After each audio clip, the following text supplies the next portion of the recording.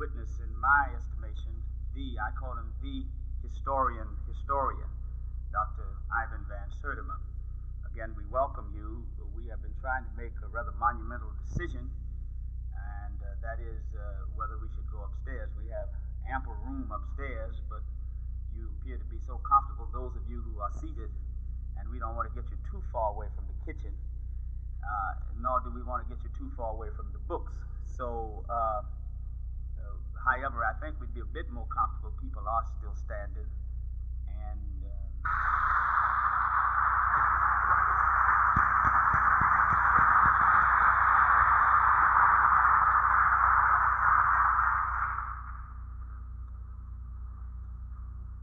the new book which the Journal of African Civilizations has just released, African Presence in Early Europe, is the second in a trilogy, a three-part series of works: African Presence in Early Asia, which appeared in the spring of this year; African Presence in Early Europe, which has just appeared; and African Presence in Early America, which will appear hopefully in the fall of 1986.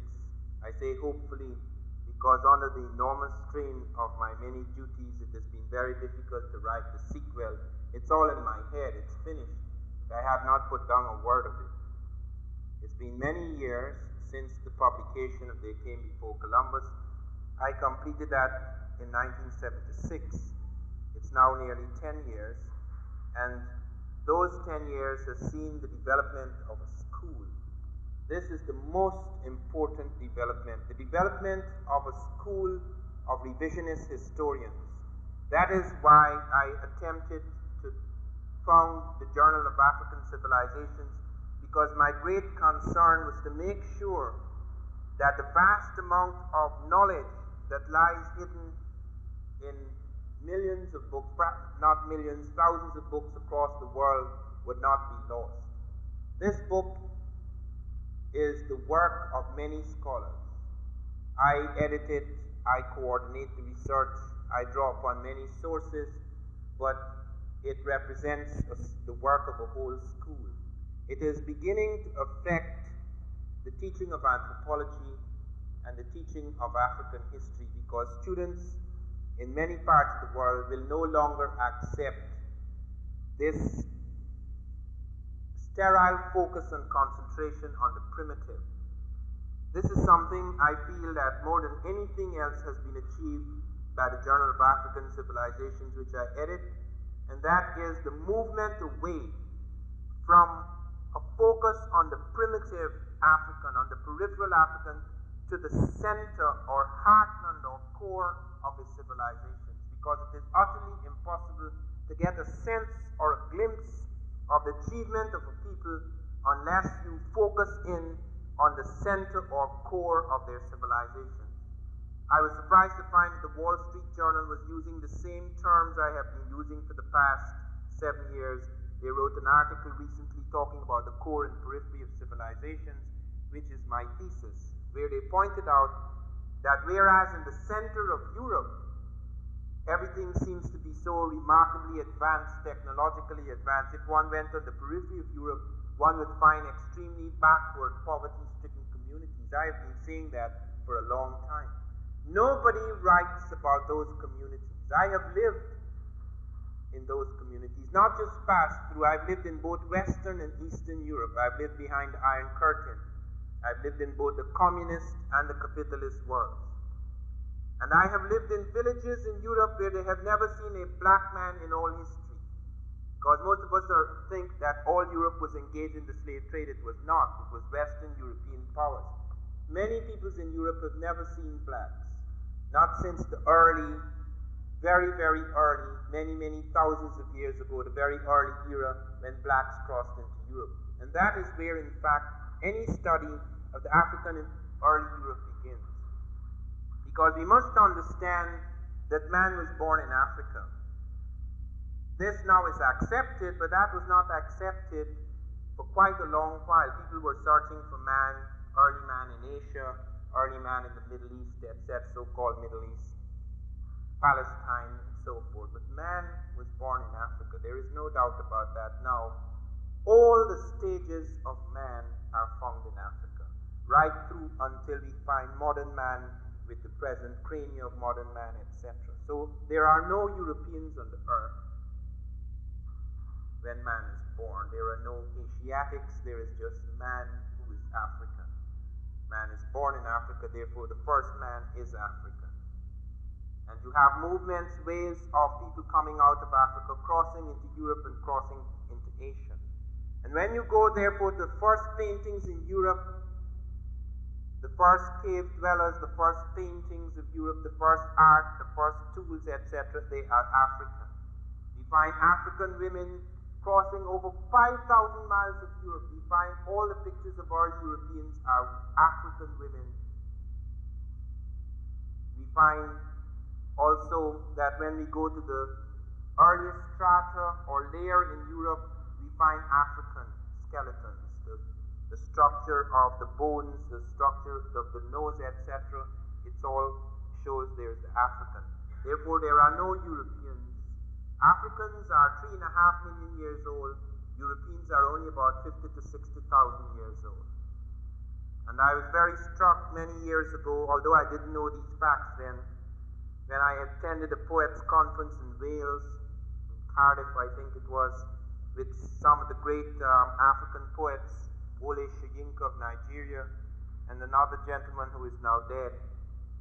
And Australians, New Zealanders, and other members of the white Commonwealth would get up and say, the younger members of the Commonwealth. I remember being very annoyed about that and saying, who are you calling younger members? In what sense are we younger?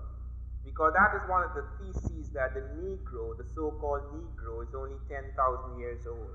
He's the last, he's the youngest, and that's why he's so stupid.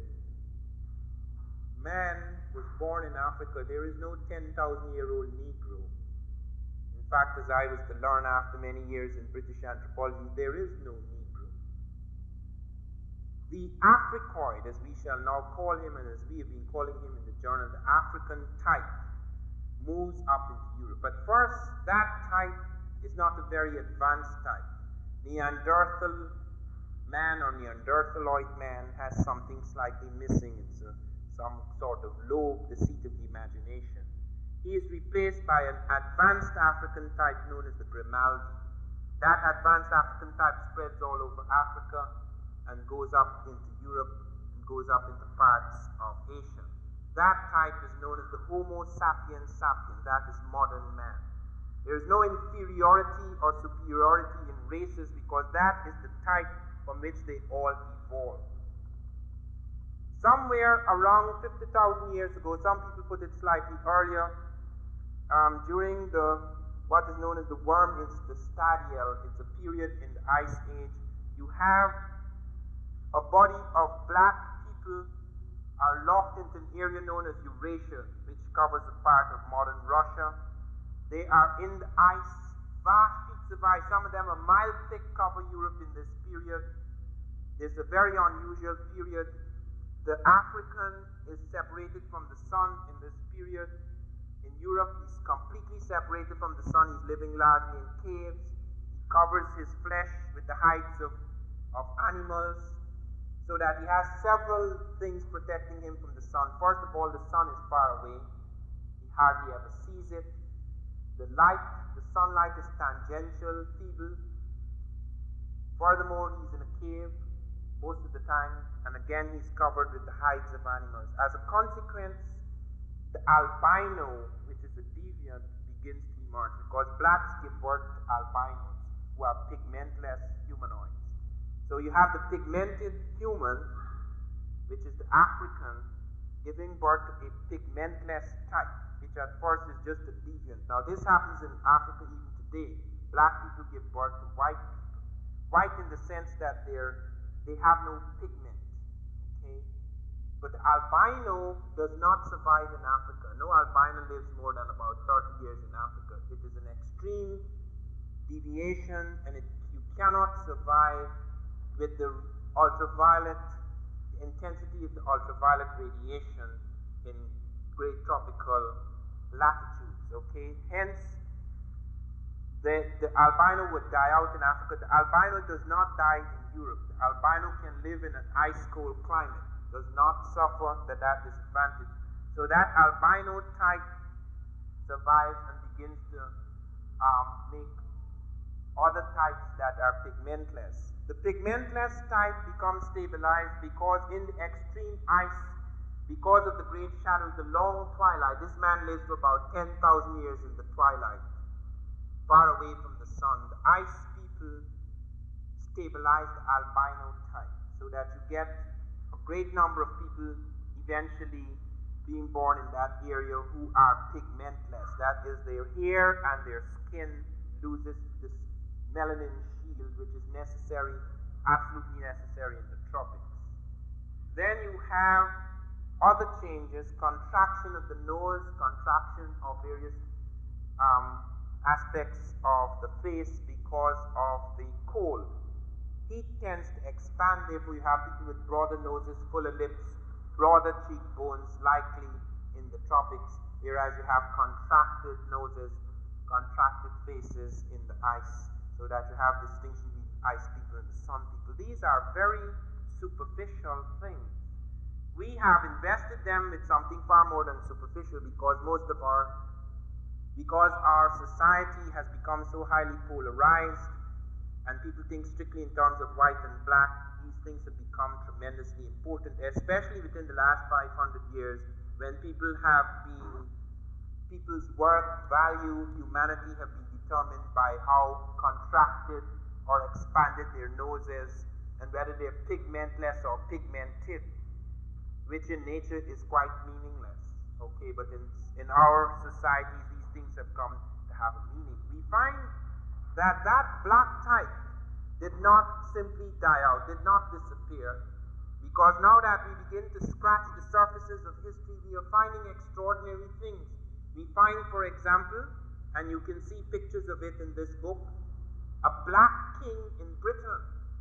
There is a picture in that book where you find a black king and a black male king and a pale-skinned white queen, a pale-skinned queen in Britain. You also find Thorstein, a Norseman, being black. You hear this tall, giant black Thorstein. You find a Viking king being black. You also find one of the kings of Ireland, Gormond, is a black king. So that you go through Ireland, you find that the Africans have taken over part of Ireland. You go into Greenland. When Eric the Red went into Greenland, he found blacks in Greenland. You find blacks in Ireland. You find blacks in Britain. Claudian, the historian, commenting on the victory of Theodosius, the Roman general in Britain, he said he defeated the blackamoors. A great number of the people living then in Britain were black. These are absorbed, as I say, and as over a period of time, these types are absorbed by the pale skin type, which becomes the dominant type in Europe, particularly during and after the Ice Age. That becomes the dominant type because that is the more adapted type in that climate. But it took a long time. It's not something that happens just like that. For example, white people in Africa don't turn black, and black people in Europe don't turn white. These are special circumstances and conditions that happen within a particular period of time. Okay, so don't misunderstand that there's a tendency, as long as you stay in Europe, to become white, as long as you stay in Africa, to become black. Okay, it's not as simple as that. Those are very special types of mutations that occur during very special periods, climatological extremes. But let us move away from that. What we do know in that period, which is known as the Paleolithic, the Stone Age, we have major contributions by Africans to Europe. The first pendants, the first jewelry, the first tools, the first burial practices. This is very important because the Cro-Magnon man who did not have more sedentary habits, that is like agricultural or tendency to settle and to have agriculture, etc., he burnt his dead as he moved on. Whereas Africans introduced burial. The burial of the dead, burial of the human dead, introduced various things. Some musical instruments were introduced in that period. We pass on to the civilization because that is most significant. While we do know the first man is African, and we have now a tremendous body of things developing to show how come the melanin shield is dropped in some certain places, producing the pigmentless type with the different hair and skin, different eyes, all of which are colorations, and then you get also other things in the climate producing a different texture of hair, a lankiness versus a tightness, and various kinds of lengths and things like that in terms of hair. All of these things can be explained in terms of climate. But when we come to civilizations, it has been said, okay, fine, all right, even if we were to admit that the black is the first man and that he did move up into Europe, after all, Europe did not have the Straits of Gibraltar then. You could cross by land. It's only 20 miles between Africa and Europe. They're very close to each other. The southernmost tip of Europe and the northernmost tip of Africa, you could walk across it within less than a day, okay? Even if you have the Straits of Gibraltar, you could easily cross over. So we do know of these waves of Africans going up into Europe, waves of Africans going up into India. But then comes the question, okay, fine. But then people say, all right, so you may have been the father of the European, but then what did you do? The European got smart, and he built all the civilizations, and he came back and civilized you. Those people who stayed, they just merely deteriorated, and those people who moved into new regions, they made all the great advances. That is not true. Because when we go into the early civilizations, and we're not talking about primitives now, we're not talking about first man now, we're talking about the first civilizations, the advanced cultures of the world, we find the black again at the beginning of those civilizations. We go into Crete, Minoan Crete, and you will find pictures there of a black in charge of the Minoan army. You find pictures there of many of the Cretans are black. And you find Crete is very important because, in case you don't know, Crete was to have a profound influence on Greece. Greece was to be the very flower and quintessence of European civilization. And there, Evans and Schliemann, these are the two greatest European excavators of Crete. And both of them are saying this is a black civilization. Both of them come to that conclusion. I remember some years ago, John Papademos, the Greek physicist, who is a very good friend of mine, he'd written a major article in the Blacks in Science issue. When he speaks, most of his colleagues walk out. They can't stand him because he has spent most of his lifetime to establish that Greek science, the so-called miraculous Greek science, is only partially Greek science. A lot of it is African science brought over from Egypt into Greece and claimed to be Greek. He has had the honesty to show how much his countrymen in history owed to the African. And he was in Crete for a year, and he wrote me a letter urgently, please tell me what to look for. I'm in Crete for a whole year, and I want to study anything that is African in Crete. And I put him in touch with various people who knew something about Crete, because this is not something I was studying at the time. And he came back with quite a lot of material. We have James Bronson, a very fine black artist in Chicago, who's given us a lot of pictures on Crete. One of the things I found astonishing about James Bronson, though, is that he always keeps his best pictures back. I was doing something for Gil Noble, it's not finished yet, an African presence in Asia. And when we came to China, all James Bronson had, for example, the Chu dynasty in China is all black. In fact, they call the Naqi, which means black man. So the Chang dynasty is black. And when we had to study that, we found we didn't have very good pictures. Just had a few primitive types or semi-primitive types. And then when I wrote James Bronson, I said, please send me more pictures. He sent me 6 pictures of African noblemen in the court of China. I said, don't you think that is important? He said, you didn't ask me for it. We have a wealth of things. You cannot imagine what incredible photographs exist, what incredible paintings exist from early times. On the cover of this book, which is just released, for example, are two African noblemen playing chess in 12th century Spain, right in the heart of Europe.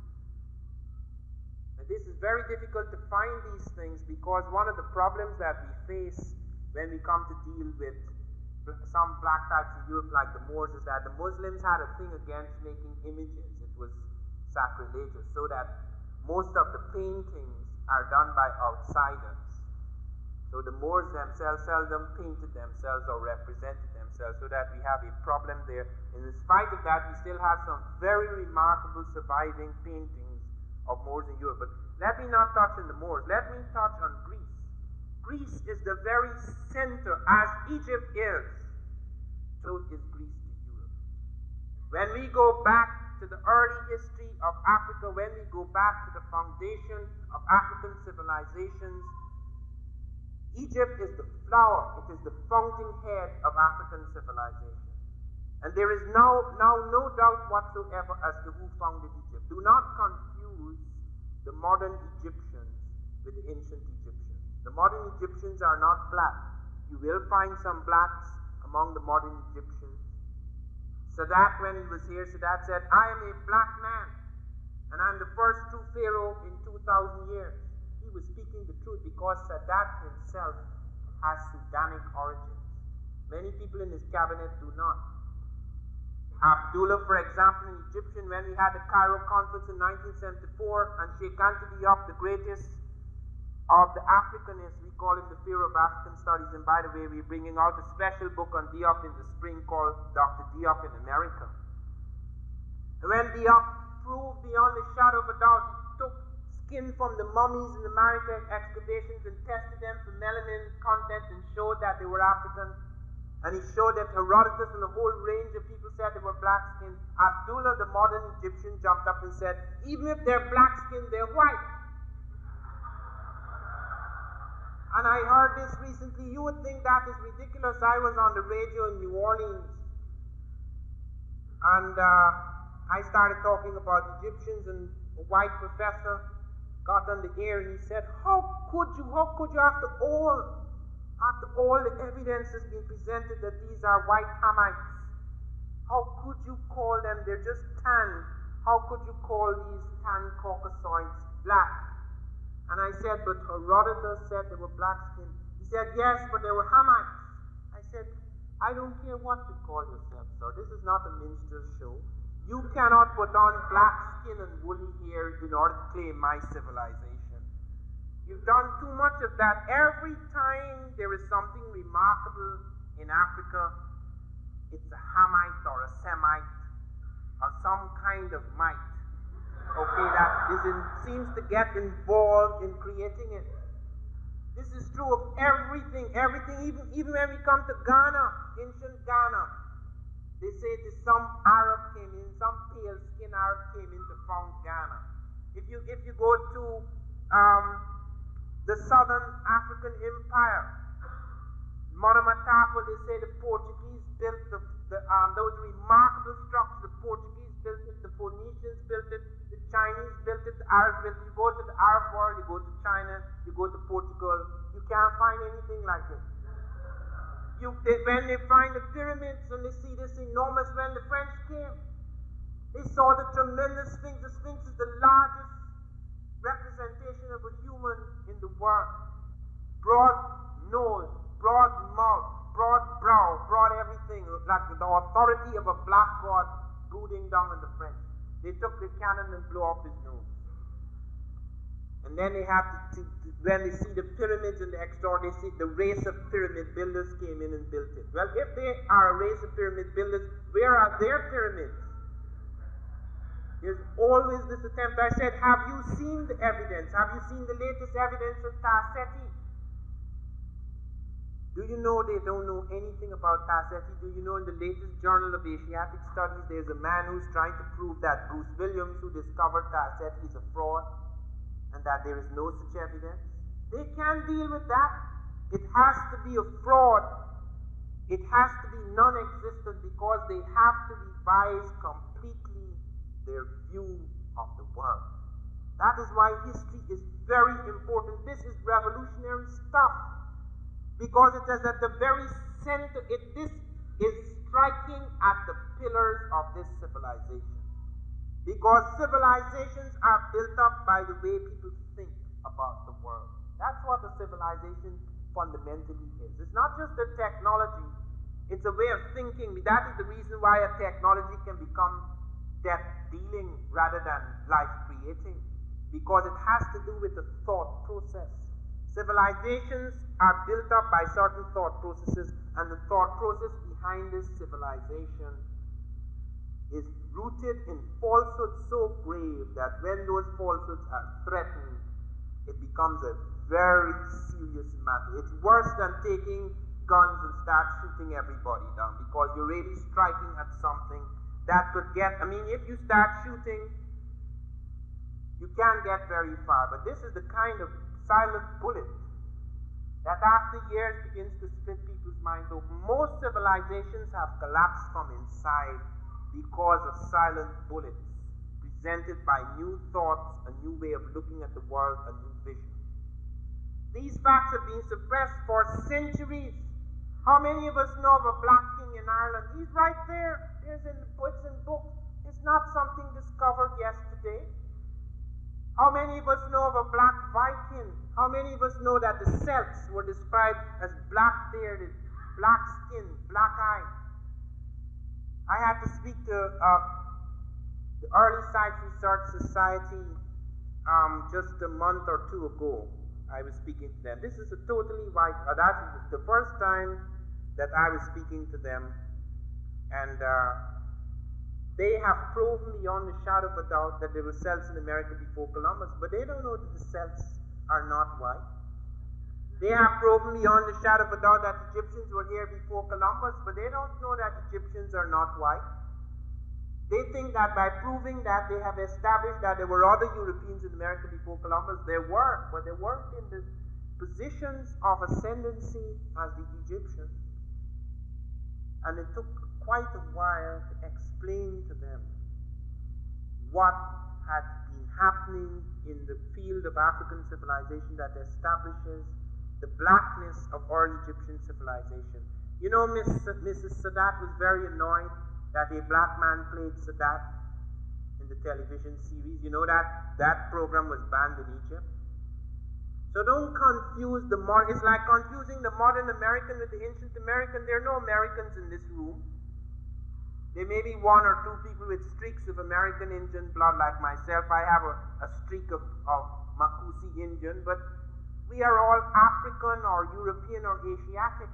The American is in the reservations or he's in parts of South America. The same thing is true in Egypt. You do have blacks still, but he's become peripheral because you have many invasions of Egypt. Egypt has been invaded by the Syrians, the Western Asiatics, who defeated the blacks around 663 and 654 BC.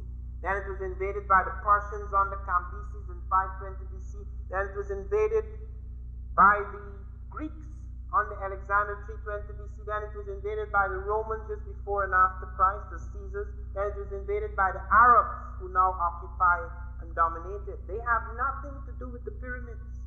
Absolutely nothing. They were startled when they walked in there and saw those pyramids. Startled by that science. And the Greeks, you cannot imagine how many of the great names. G.G.M. James, a fellow Guyanese, wrote a book called The Stolen Legacy, which is reviewed here. He points to the doctrines that the Greeks owed to the Africans. Do you know the Africans were the first to develop an atomic theory? That the greatest of European scientists, Isaac Newton, who we recently discovered was studying the Egyptian documents. Papademos had shown, for example, in a major article recently in the book I edited, Nile Valley Civilizations, that Kepler and Copernicus and all of Galileo and all of these people had read Egyptians and passed all bits and pieces down to Newton. He was able to bring about a new synthesis as a result of his genius. But now we're finding that he didn't even have to read these guys. He was an Egyptologist himself. He was reading everything they'd done, and he himself said that the Africans in Egypt were the first to develop an heliocentric theory of the universe, heliocentric theory of this solar system, that the earth revolves around the sun. They were the first to develop an atomic theory they call atoms monads. They didn't reach the state of nuclear fission, that is recent, but they had an atomic theory. They had a sense that the world, the foundation stone, the building block of the universe was the atom. All that long, long before Christ. We're only now becoming aware of that, the impact on the medicine, on the science of the world through the Greeks, because Greece was to become the foundation stone of European civilization. Through Greece, all these things were to come down. Men like Anaximander, Anaximenes, Pythagoras, Xenophanes, Zeno, Heraclitus, Anaxagoras, Democritus, Plato, Aristotle, all of these guys were drawing heavily on African materials. And the next thing you hear, they're the father of this, the inventor of this, the creator of this. They were not without genius. These men had their own genius. But they could not have made the strides they made unless they had built upon a foundation that went back for centuries in Africa. And this was not the only thing that was to happen in that respect. We have several races that are found running through the various European tribes. The Twa, for example, of Africa, we find them far up, right up into Greenland. They found people called the Skrelings, who are black. In Greenland, the Arctic Circle, the top of the world. When Eric the Reed walked into Greenland, he found black people. As I said, when Theodosius the Roman attacked Britain, they found some of the people who were fighting them were blacks. You find in the religious hierarchy of Europe a great number of blacks. And here I want to mention someone to whom this book is dedicated, Professor Edward Scobie. Professor Scobie has done more work in this field than anyone I know. He is responsible for 3 articles in this book: Black Women in Europe, The Black in Western Europe, and African Popes. Few of us are aware of the African popes. There were at least 3 African popes of Rome. All of them have been whitened and whitewashed over the years. He presents us, for example, with the original painting of Pope Miltiades. There is no doubt about the blackness of this Pope. The only thing non-black about him, it was his gray hair and the whiteness of his eyes. Yet when you see him in the Vatican, he's white. I mean, surely the church knew that they were lying. I mean, how come these things are covered up? As soon as that era of slavery entered, the black had to be diminished in order to make it work. Because the Christian conscience could not carry the horror of knowing that if the black was really equal, how could you be treating him like that? He had to be an inferior. Only then you can carry that kind of conscience. Only then you can sleep at night. You have to think that the person you're mistreating and dehumanizing is not really human. And it affected everything. People have to find reasons for things.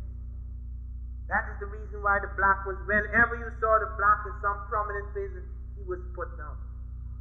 And yet in the church, the black had tremendous influence. Many saints are black. Saint Maurice, the patron saint of Germany, is black. It's only just before Hitler's time he was removed from patron sainthood. You find the Madonnas running their brilliant pictures of the black Madonnas. Now they have European faces. The child still retains its Africanness. Many of the black Madonnas have European faces, but they keep their blackness, because when you go back to the original black Madonna, Isis and Horus, you see the African mother and child. And after the death of Jesus, that is how Jesus and Mary was represented, as a black mother and child. We do not know that Jesus was black, but we know that he had African blood, because when we see his first physical representation on a coin at the back of Justinian II in the 2nd century AD, you could see he has dark brown skin and he has woolly hair like that of an African. His nose is not African. It's a Semitic type nose. It's whatever you mean by Semitic, but it's not a broad nose, but he's obviously mixed, but he's not European. The only time Christ got to confront Europeans is the day he was arrested. Yet when he appears on the cross, he is blue-eyed with blonde hair. Where did he get that from? He spent his boyhood in Africa, at least until he was 12. He's there sitting among the doctors in Egypt. He was sent there. Hosea says quite clearly, out of Egypt shall I call my son. He was brought back out and brought in to serve his ministry. And even if in the search of Jeremiah's search for the historical Jesus and other works that have been done, they still come back to an Egyptian source. Jesus is the last and the most powerful and the most remarkable of the Christ. But you have the Christ figure appearing in Egypt, in Africa, before Jesus is born.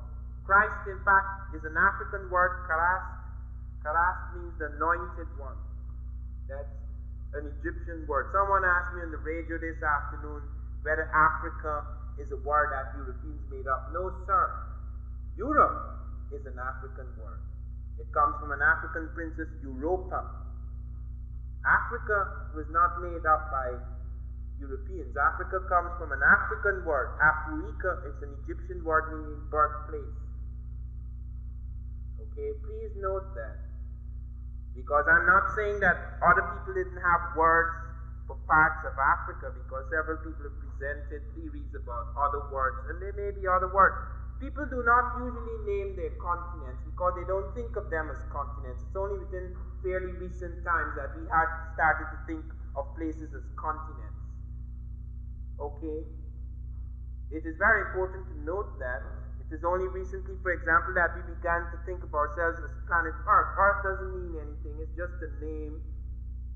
Okay, so that you can't call yourself Africa because you can't conceive of all Africa. Those are recent events. You can't conceive of all Europe. You can't conceive of America. So Americans can't call themselves Americans because they can't see the whole continent. Okay, so they're usually people from outside give a name and that name sticks. Okay, like Egypt, for example, is not the name given by the Egyptians. The name given by the Greeks, but it sticks because the Greeks were to become very important, etc. So there are other names for Egypt. You don't get involved in the names because it's still the same place once you know what we're talking about. It's very important to note about the popes. In Scobie's article, we learn of 3 great African popes. They are not just African, they did have significant impact because St. Victor, for example, who's from 189 to 197 AD, he was the person to force an observance of Easter on Sunday by both the European Christians as well as the Asiatic Christians, because I think one of them observed it on another day and he had to bring it in line. Then St. Miltiades, whom I just mentioned, from 311 to 314 AD, he reigned as Pope during the most significant moment in Christianity. This is when the Roman Emperor Constantine became converted to Christianity and gave back a lot of the property of the church back into the hands of the African who restored it. Today the Vatican and how many of those places were given back to the church. And then there's St. Gelasius, who is responsible for candle mass, many hymns and collects, the feast of the purification and things like that. So you do have African popes, and you do have a profound influence on the Madonnas. The most saintly figures, the most worshipped, the most venerated figures in Europe are black Madonnas. And this brings us to something that is very interesting, the strange contradiction of the European imagination in relation to the black. Okay, particularly black women, where you find that black women are worshipped from very early by Europeans. The goddess of wisdom is black. Minerva, the goddess of chastity, is black. Artemis. Circe, the great enchantress who drew Odysseus and his crew, she is black. You find Andromeda. Some of you may have heard of the great Greek myth of and Perseus and Andromeda. Perseus is the great Greek hero, and he marries Andromeda. When you see it on TV, of course, she's white. But Andromeda is black. You will see it in the book Black Women in Antiquity. You will see how they are represented by the early Greeks. In fact, the early Greeks never contested that blacks had a profound influence on them. Martin Bernal, who is a classical scholar at Cornell, wrote a brilliant article called Black Athena, the African and Levantine Roots of Greece, where he showed that there was first of all what is known as the ancient model. The Greeks said that Africans gave them most of their gods. Africans influenced them in many ways, and Herodotus and the whole range of them, Euripides, Aeschylus, etc., all admitted that Egyptians had profound influence on them.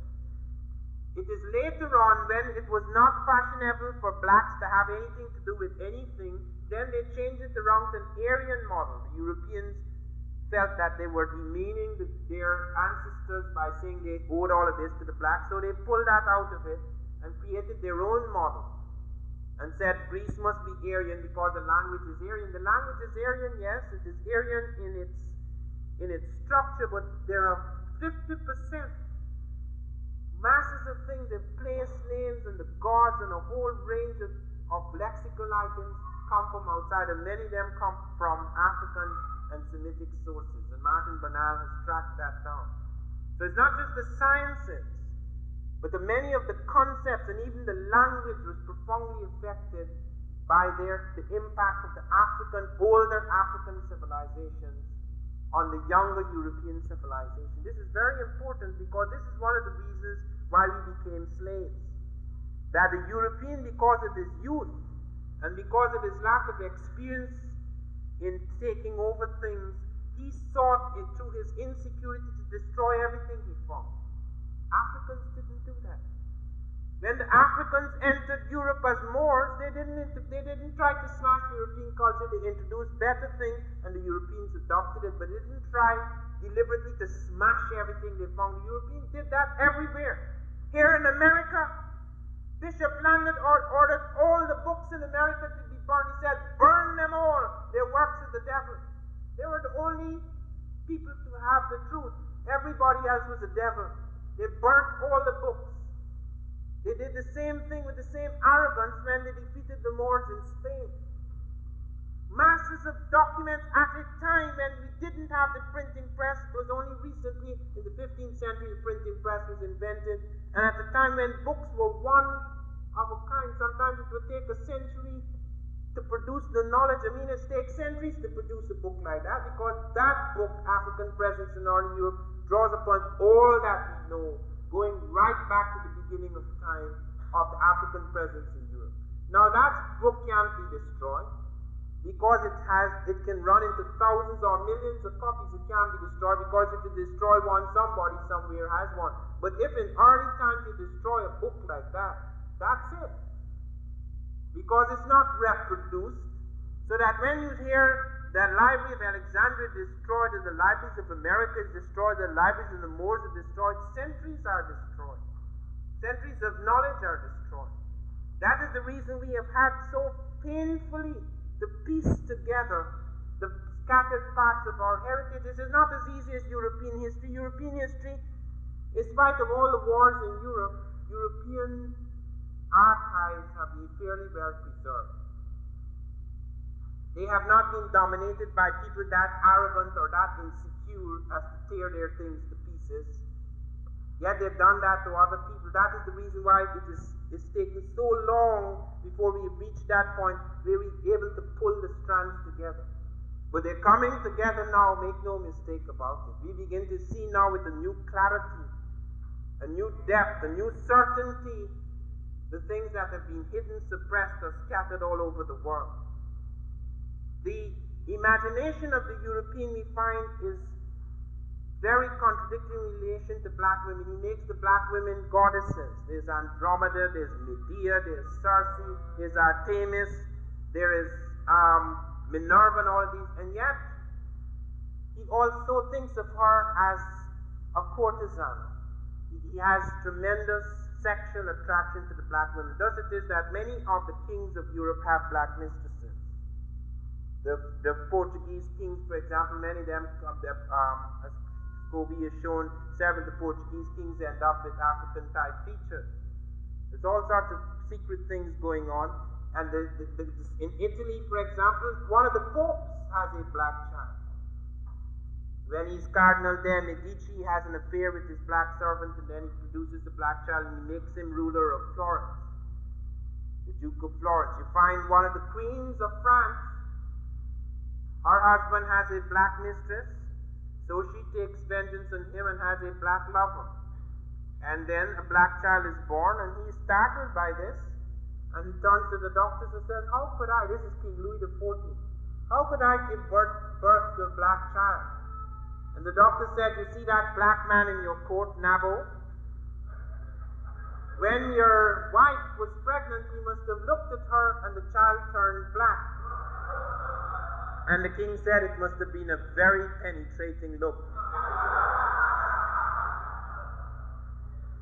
Well, that led, and there are brilliant pictures of the black nun of Moray. That led to the nun of Moray. She was put in a monastery to protect the royal family from scandal, and she was kept there for most of her life. The Duke of Chartres fell in love with her and tried to smuggle her out of the monastery, but he couldn't get the permission of the king, and so eventually he had to return her, and in the monastery she died. You have also quite a number of famous individuals who were adopted by European kings. By the way, many of the poets also were in love with black women. Shakespeare had a black mistress, Lucy Negro. Baudelaire, the greatest French poet, had a black mistress. In fact, I think she inspired a great deal of his work. And you also find the traction. Napoleon once said the only way to solve the racial question is that you should have a white wife, a black wife, and a mulatto. Well, he could have neither black wife nor white wife, so he picked a mulatto and made her queen. He picked a woman from the Caribbean. So you have a lot of this going on, and it affects the royal family. You have one of the queens of Britain, Queen Charlotte Sophia, who has black blood. You can see quite clearly in her features. You also have a number of the European kings adopting black children. So, for example, Abraham Petrovich Hannibal, not to be confused with the Hannibal of Carthage. He's given this name. He's a slave in Constantinople, and the Tsar of Russia adopts him, and he becomes very important. He becomes one of the generals in the Russian army. He also becomes an architect. He also becomes a diplomat. He has diplomatic mission with Sweden. He also helps to build various things. And then his grandson is Pushkin. Pushkin was the greatest of authors, the greatest poet of his day. He had a profound influence on the Russian language, and he was the black descendant of Abraham Petrovich Hannibal. Many of these people are mentioned, but I want to come to something that interests me most of all, because it was to have the profoundest impact on what we know today as the Industrial Revolution. Few of us are aware that the greatest influence blacks have had on Europe came with the Moors. Who are the Moors? When did they enter Europe? What did they do? What was their impact on Europe? First of all, the word Moor was used by the Romans, mores, dark or black, coming from moros, meaning dark or black by the Greeks. And they used it when, in 46 BC, they came into West Africa and they saw black people and they called them Moors. So, but that doesn't answer our question fully. It shows the origin of the word, but that word was used for various ethnic types. We do have two types of Moors. We have the black Moors, which to a large extent originate among the Garamantes, who appear around 6000 BC. They spread over a great body of northern Africa. They are black types. But we also have a fair-skinned Moor. The Libyan, because some of the Libyans, James Bronson is shown to be dark-skinned. Some of the Libyans, Chandler is shown to be fair-skinned. Like you do have a type that is known as Tamahu. Tama means people Hue means like ivory. That is the color of the skin. White people or people of ivory skin. So you do have some Libyans who are surrounded by black populations and intermix with them. So that you have Moors, white Moors that intermix with blacks. They're known as the tawny Moors, and you have the black Moors. So you have a body of people like that. When the real story of the Moors begins seriously when Muhammad is born. Muhammad is an Arab. He preaches a new doctrine which attracts a great number of people. One of the things remarkable about Muhammad is that he did not seek to destroy the Christian thing. He embraced Jesus, he embraced Moses, because Muslims can embrace Jesus and Moses. It's not a religion that seeks to destroy the other religion or to deny it. So Jesus and Moses are in the Islamic thing. The Islamic pantheon, they considered as important prophets in the Islamic pantheon, so that he didn't have to destroy the Christian thing. Also, Muhammad preached equality and brotherhood, etc., and that had quite an effect. But like Christ, Muhammad was a revolutionary, and he faced the hostility of some of his own people. Christ was not liked by the Jewish high priests, because many of them believed certain things which Christ placed into question. Okay, Jesus said things like Mosaic law, or Moses says an eye for an eye and a tooth for tooth, but I say, if my brother offends thee 70 times 7, forgive him. Various things like that, which brought a new vision of the human. Jesus transcended race. He transcended the limitations, the tribal pettiness of the Judaic sect. Okay, therefore, Jew or no Jew, he transcended the Jew. Muhammad is the same, Arab or no Arab, he transcended the petty, warring, semi-primitive Arab tribes of his time. The greatness of these men lies in their universality of spirit, their ability to stand above littleness of their time or the littleness of their people, to rise above those things and to establish an idea, a vision that would embrace the world, that would give man a new chance to become something, to become a new man, to build a new world. So that even though Christ was crucified and Muhammad was chased out. For example, Muhammad, the years of the Muslim world begin with the Hijrah, the flight of Muhammad. In both cases, both prophets were embraced by the blacks. Jesus fled to Egypt when he was threatened by Herod. He spent 12 years in Africa in a village called Marathia near Heliopolis. And in fact, the first converted people who built the first great Christian churches are in Ethiopia. They're not in Rome, not in Europe. Europe came after. Europeans, in fact, although it wasn't, as Pontius Pilate said, it wasn't his fault, he washed his hands of the whole affair, because when he said, "Look, I have found this man innocent, here is Barabbas," the crowd said, "No, we want Jesus." So that in a sense, the Romans were not fully responsible for the execution of Jesus, it was his own people. But nevertheless, Rome did not come to Christ easily. It is the Ethiopians who built the first Christian churches. Let us remember that. When we see all of these blonde-haired and blue-eyed Christs, which were created afterwards. There is no harm in creating God in your own image. That you have all right to do. The sin lies in trying to push that down other people's throats as though it's the literal truth. To make us believe that Jesus is white. To make us believe that we have to bow down to a white image of humanity. Because this was part of the way of keeping us in our place. And this must be understood. With Muhammad's death came the Great Crusades. However, with his death came a division among the Muslims, which is very tragic and which in fact is going to haunt them for a long time. Because the Sunnites and the Shiites began to fight among each other. There were those who believed that Muhammad should be succeeded through an election. Those who believed he should be succeeded through that who was nearest in blood.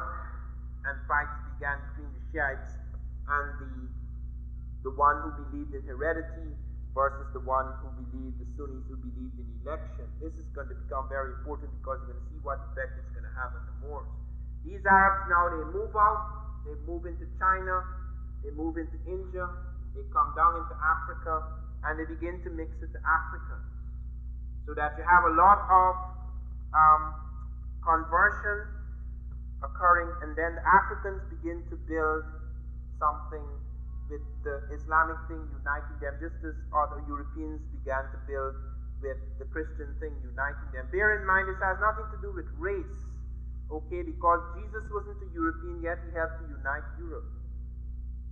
Muhammad was not an African, yet he helped to unite Africa. Because these things, these ideas are universal, they have universal application.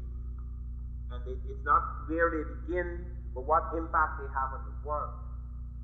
Very important to understand that there was something growing up in Africa, that the Muslim thing was spreading all over the world, and then the North Africans under Musa bin Nasir, they were consolidating themselves, but they could not take all of North Africa because there was a tremendous fortress defended by Count Julian. And Count Julian was a friend of the Visigoths in Spain. These were Christian, so-called Christians, Visigoth Vandals in Spain, who were ruling at the time under King Roderick. However, Count Julian shifted and gave the Africans and Arabs his support because he sent his virgin daughter to the court of Spain, and Roderick ravished her. And to take revenge, he then gave boats to the Africans, and they crossed the straits and they marched up. First, Tariq went up. That word is remembered in our language whenever you hear of tariffs, duties on goods. That comes from an African named Tariq, who was the first to lead the troops into Europe. He came back, and then came Tariq, and Gebel Tariq, the rock of Tariq, which later became known as Gibraltar. And then in 711, many African troops, along with Arabian types, but the majority of the shock troops were African, moved up into Europe, and they established their bases in Spain and part of Portugal, etc. They were repulsed by General Martel in parts of France, but they established a center in Europe. And the Africans were able to establish a dynasty with the Arabs. And when I say Arab, I have to use this word carefully because an Arab could be black or he could be blue-eyed. Okay, it's not a race, it's just like the Jew. You have black Jews and you have white Jews. At the beginning, it is almost all black Jews. Within recent times, most of the Jews are white. Okay, so that it is not a race. Okay, but nevertheless, many people speaking Arabic are called Arabs, but we can make a distinction between the Arabian type and the African type. In the first dynasties, the Umayyad dynasty, for example, the Arabian type is dominant, or no, not dominant in numbers, dominant politically because he has his base outside, and he has his thing stretching out into China, India, etc. But in other dynasties, the African is very dominant. He isn't just there, but he's dominant. There are 4 major dynasties in Europe which are called Moorish dynasties. There's the Umayyad dynasty, which is followed by the Abbasid dynasty, which is followed by the Almoravid dynasty, which is followed by the Almohade dynasty. Almoravid dynasty and Almohade dynasty are African. Almoravid and Almohade are predominantly African.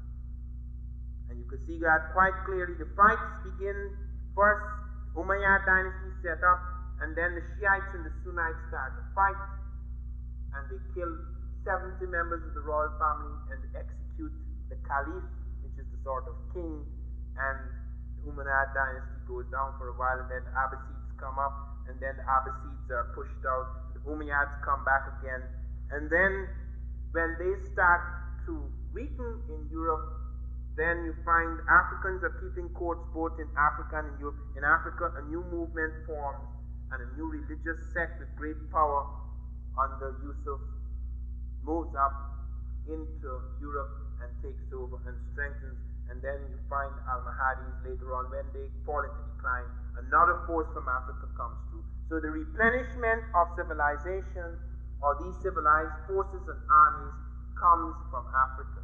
Now what did they do? Many people have written books about the Moors, and they could tell you all about these dynasties, but they never tell you how African they were. I mean, in the Almohade and Almoravid dynasties, you have ranges. I mean, there's a period in African history, in European history, where there are tall Senegalese sitting on white steeds, charging in Europe. Europeans charging down. Europeans fled like if the devils were after them. Very few of us learn of those battles. Few of us know of that, and it was a profound influence on Europe. It was so profound that the Industrial Revolution, the thrust of Spain and Portugal, because America was largely Spanish, even today, and Portugal controls Brazil, those things were possible because of Africans. No other part of Europe made those first thrusts. Those things were possible because of movements by Africans into Europe, because Europe was suffering tremendously there was tremendous twilight on the science of Europe. Many things that had been learned by the Greeks and Romans were lost.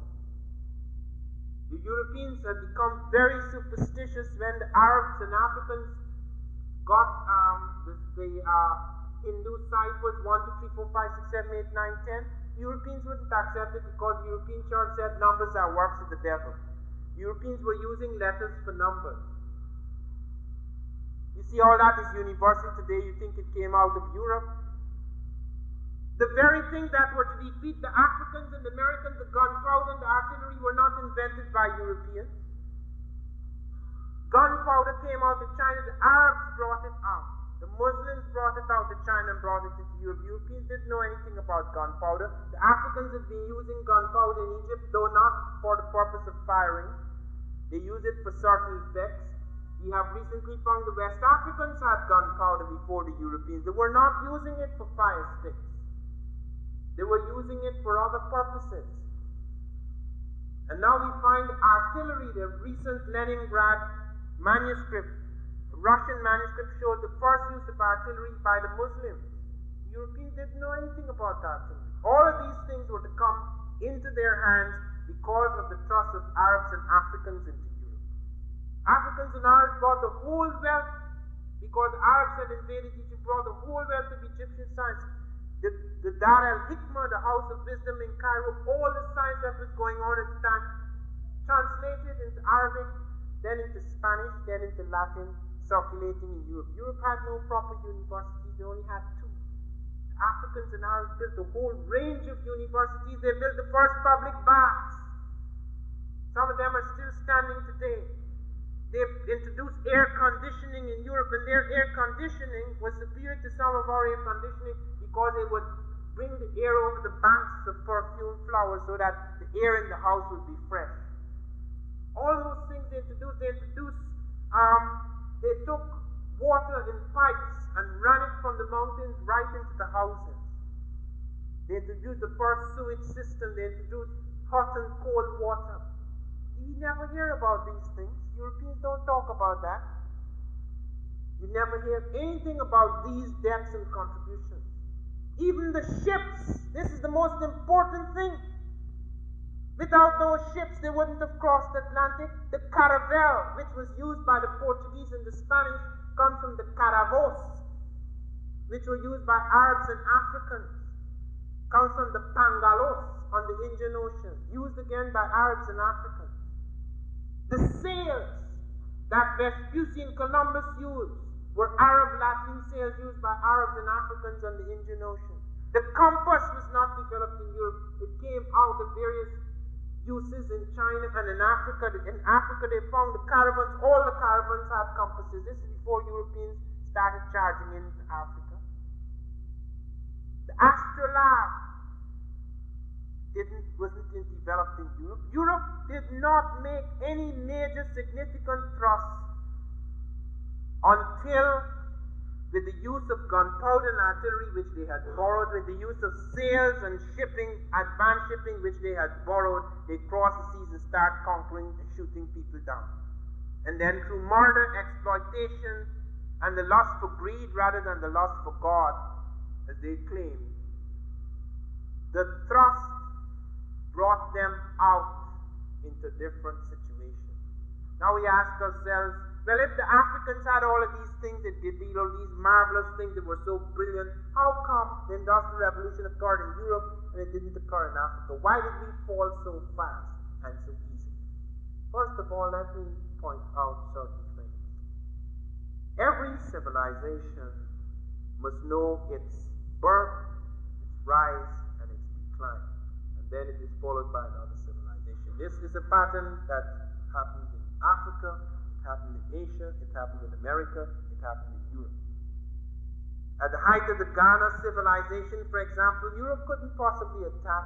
10,000 troops under Cromwell defeated the Britons at the time when the Africans could throw 200,000 troops in the field. Nobody attacked the Africans then. Then Ghana went into decline. It was attacked by other forces, not Europeans. And then the Mali civilization came. The Mali civilization was so strong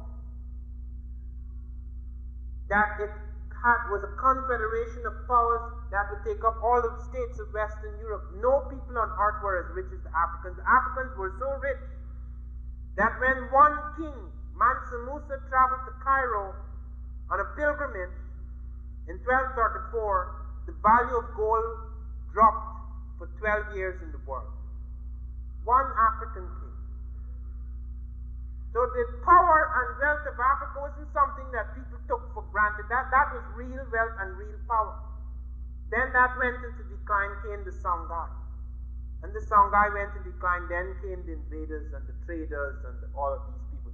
We were attacked during a twilight period. When Europe was attacked, she was in twilight too, but their twilight was illuminated because we gave libraries, we gave public baths. The first lighted streets in Europe are right there where the Moors were.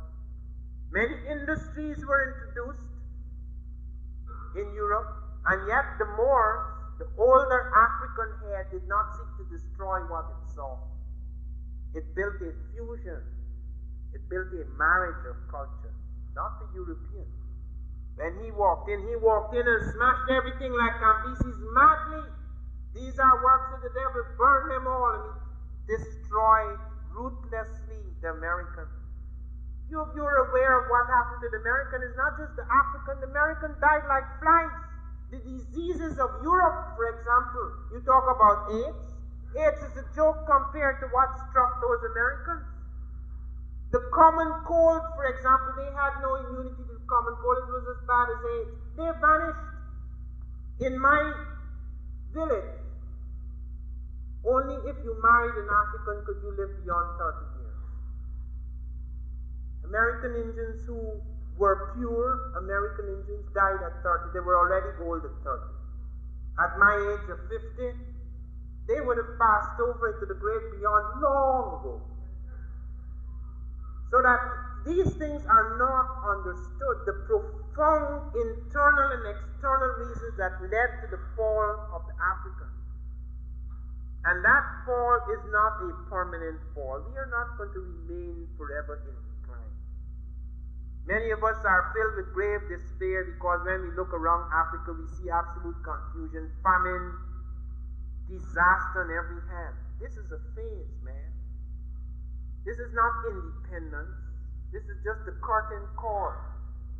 This is not, as Churchill said, this is not the end. This is not even the beginning of the end. This is just the end of the beginning.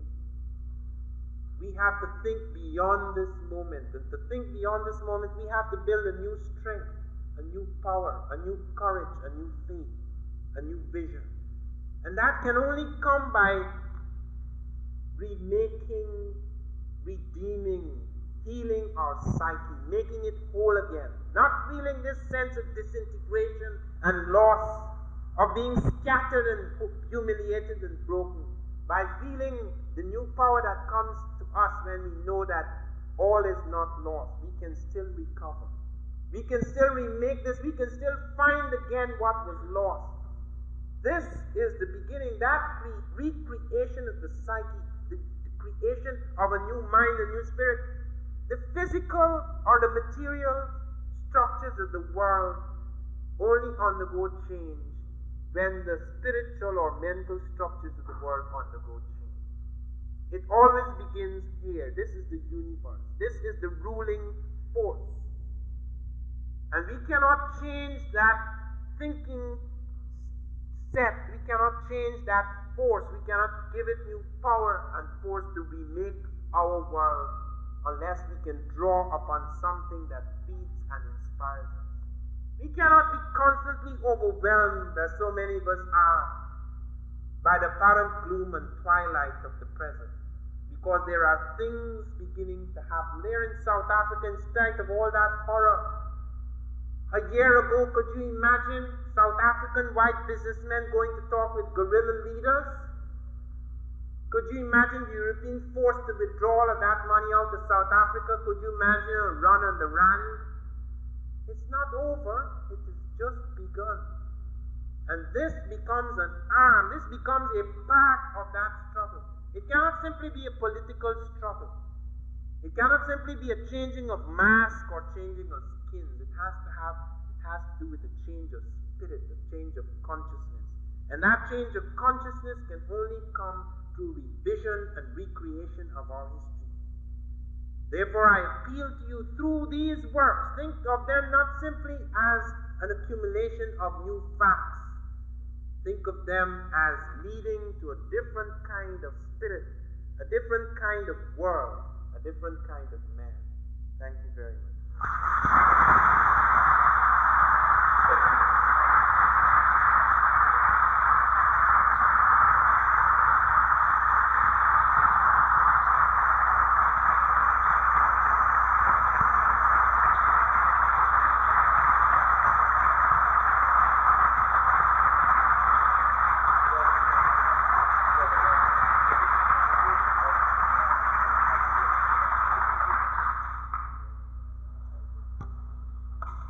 Dr. Ivan Van Sertima, let's give him another round of applause.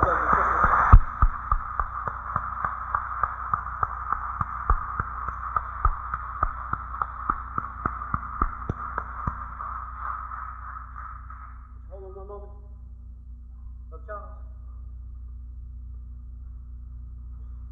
To relate to us has added to your storehouse of knowledge and has inspired you to dwell a little bit deeper into the subject of the African presence, not only in Europe but everywhere around the world. I also want to thank you as an audience for being so well behaved and orderly tonight. For February 15th.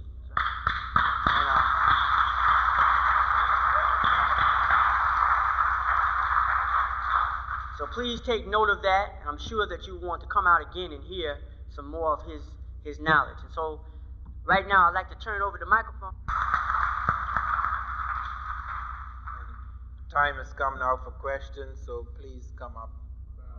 You see, because you have counters. If a race or a group develops an advantage, they also develop a disadvantage.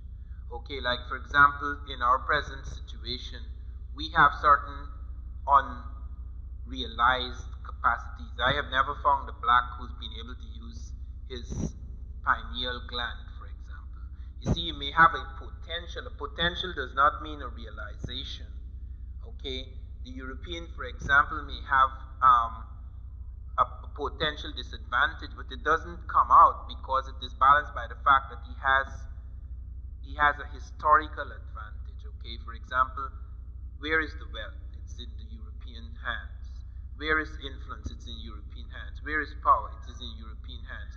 Where is the technological initiative? It is in European hands. So that even if you may have an advantage, it doesn't make you superior because it is balanced out.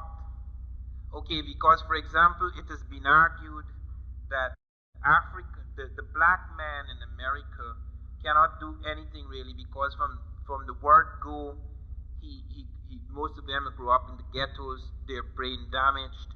They have they get poor food. They operate in very bad ghetto conditions. Therefore, they have brain disadvantages. Now, we don't accept those theories because we know that those things are countered out.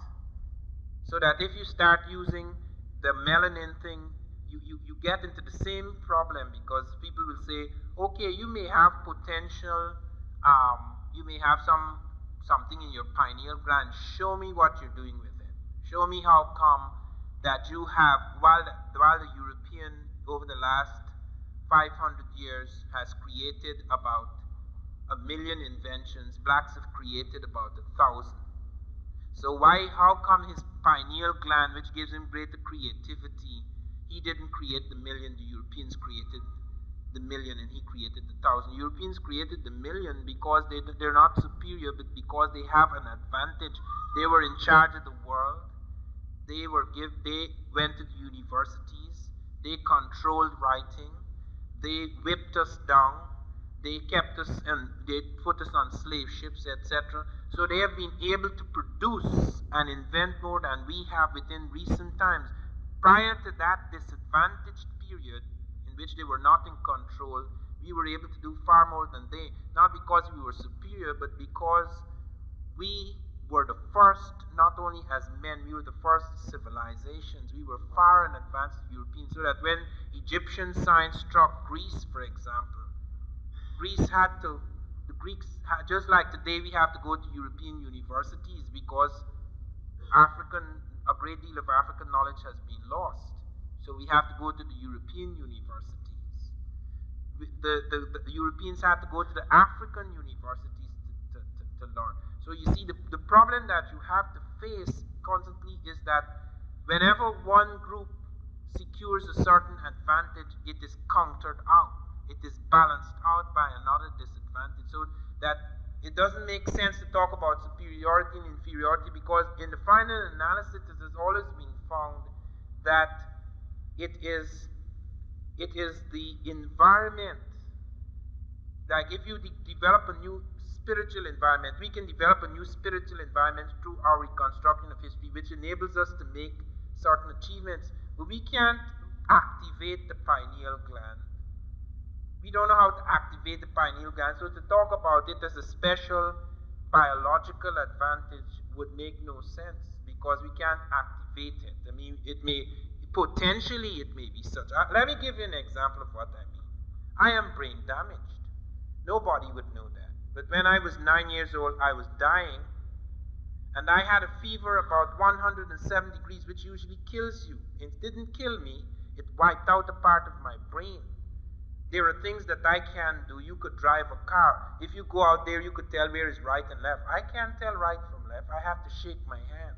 I have to make like this to know that this is the hand I write with. Therefore, this is the right side. If you put me on a highway and you let me go, I can't find my way back. I go to lectures sometimes, and I ask people to take me to the bathroom and not to go away because I can't find my way back to the lecture room. I am brain damaged.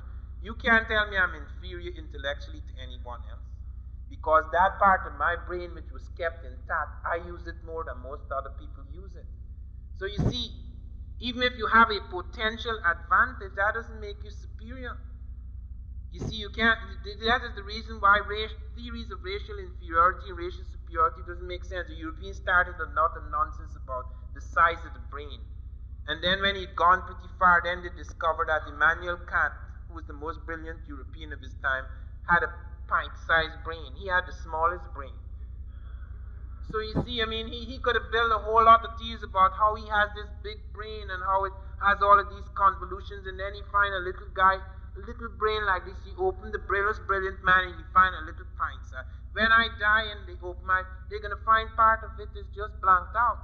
I don't carry as much brain as most other people, but I make full use of the piece that I have.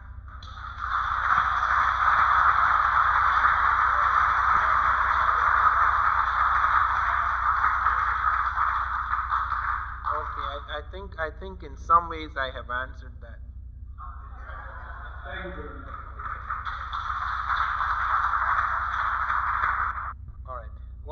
I translate what you're saying is that since initially all men were African, um, one, there is a need, in a sense, almost to return to African values, okay, to something that has some sort of root in Africa, okay. I think that the reconstruction of African history helps in that sense because the Europeans came to that conclusion, by the way, after the war. Some Europeans in France and so forth, many European intellectuals started to talk like that. Sartre and various other people, they felt that if Europe was to recover itself, if it was to heal itself, if it was not to destroy itself, which it is doing now, that it had to Africanize itself. In other words, it had to go back, it had to move away from those values that led to destruction and give a new power and healing, a new redemption through that which is African. I think that that can come partly through an emphasis on the African contribution. That can bring people closer to moving away from things that they seem to think are the only values to a different kind of value. My book, They Came Before Columbus, deals with that much, much earlier than the Aztecs or the Incas. My book shows that among the Olmec, the first North American civilization, and when I say North American, I include Mexico, because Mexico was not what it is today. Mexico included parts of California, it included Texas, it included Colorado and all of those places. So all that is Mexico, America then. It's not just Central. Okay, they have found now 14 stone heads. At the time I was writing, they would only found 11. They now have 14. They have found 14 stone heads with African-type features that belong to a civilization known as Olmec, dated somewhere around 800 BC. It's actually 948 to 680 BC. They have found skeletal types in the populations of the Olmec at Tlatilco, at Cerro de las Misas, at Monte Alban. They have found a significant proportion of the ruling class, not the common people, the ruling class to be African. As much as 13.5% at Tlatilco, going right down 200 years later at Monte Alban, it comes down to 4.5 as Africans begin to intermarry with Native American women. Then they have found the terracottas, a vast range of terracottas, clay sculptures of Africans with African-type beard, coloration of skin evoked by the oxide dyes in the clay, African-type hair, etc. This is in the private museums. I spent a lot of time in Mexico in August, just before the earthquake. I spent a week with von Wutenow, and last year I took 40 Americans with me. Minister Brown was one of them. He came with us to film the lectures. We went and looked at the terracottas, the clay sculptures. These are before Christ, showing African types in America. So you have clay sculptures, that is terracottas, stone heads, as well as skeletal types and skulls that have been established as African. This is very, very early. There have been other visits by Africans that are much later, like there are visits by the Mandingo, which affect the Aztecs, some of them. And you have visits to South America, which seem to have affected the Chavin Kupisnik culture, which is the same level as Olmec, and also later through Chavin have affected the Inca. And we're finding new things in South America. We find, for example, not much work has been done on that as yet, but there are other people in South America who has been affected by the Africans. They're now digging up and finding African heads. There's a remarkable, one of the things I found in Mexico when I was there in August, a stunning head. It is so realistic. It looks like a living person whose head has just been chopped off. Pure African. This is right in Peru. You know, and I remember a few years ago, 10 African archaeologists came to this country, and I took them to see Barry Fell's studio. Barry Fell is who wrote this book, America BC. While I was dealing with African, he was dealing with Europeans in America, although he didn't realize that some of his Europeans are really black, like Egyptians, Celts, etc. But he has had a remarkable museum, and one of the Africans who is chairman of the anthropology department in Khartoum in the Sudan he came down and he looked in the wall and he saw a plaque of beaten gold. And he looked at it and he read in English something written in an ancient Egyptian language. And he says, which part of Egypt did you get this? Only 3 people in the world can read this. I'm one of them. And Barry Fell says, that's not from Egypt, that is from Peru. He says, I don't believe you. This could not have been in Peru. And we had to spend half an hour to convince him. You know, he nearly got a heart attack. It's absolutely amazing. This incredible. I mentioned last year in New Mexico, I mentioned to the Western Epigraphic Society, I mentioned that Minister Brown and I think we took a photograph of some markings on top of the head. You know, that started a whole new investigation. And when I went back to the Early Science Research Society in Massachusetts at Salem, I found that they have a new book out. They're starting to take photographs and draw the markings, and now they're trying to decipher them to see what these people were saying on the top of the head. So the evidence there is absolutely overwhelming. I'm now doing a sequel to They Came Before Columbus, which deals with that. I'm not saying that to be funny, but I have cut off. There are many historians who are experts on slavery, but I don't know anything about slavery. I have lost all interest in slavery. I'm only interested in what great things blacks did. Okay, there are millions of books on slavery, and slavery is not to be forgotten and it's not to be ignored. But I am the person who's come with a mission to give another picture to balance that one out. There are many historians who deal with slavery, but I don't have time. I have 25 years to live. And I don't have time to deal with slaves because they have 25 million historians dealing with that. I am dealing strictly with what Africans gave to the great civilizations in the world before they became slaves. Note that. I am interested in what Africa gave to the world before it was enslaved so that it can be free again.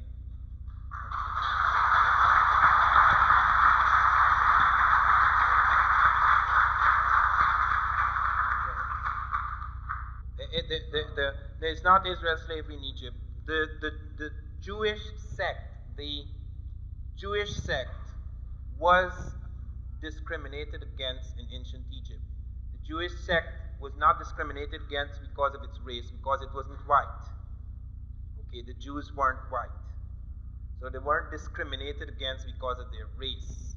All peoples at all times have some measure of discrimination because you have always quarrels between groups, quarrels between denominations and sects. That goes on today too. I mean, that is natural.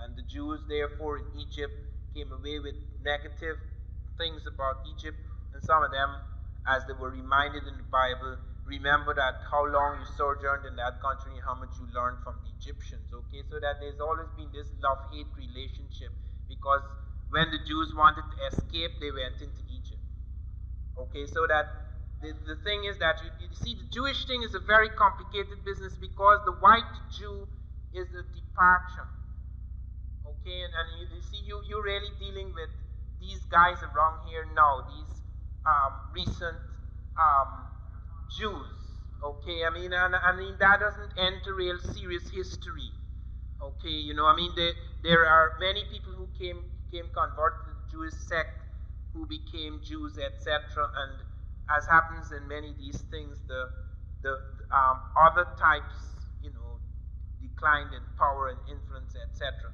But I am not a master of the Jewish question, you see, because quite honestly, it takes so much energy to deal with the historical aspect. The only thing I know about the Jews in relation to blacks is that the blacks saved the Jews at the time when you had both black and Semitic Jews, but they were close enough. They were close enough for the blacks to go to protect the Jews. Taharqa, one of the greatest of African kings in his time, in 701 BC, sent an army, a Nubian and Egyptian army, into Jerusalem to save the Jews from the Asiatics. The Bible says there was a plague and Assyrian forces were cut to pieces. But it wasn't a plague. It was the malaria, okay, which fell upon the Asiatics and really destroyed that army. So the blacks protected the Jews under Hezekiah against the Asiatics. And the reason why the blacks went to protect the Jews is because they were brothers. At that point in time, they were brothers. The Jewish thing has become very complicated because there's a whole range of things that has happened since then to do with European Jewry, etc.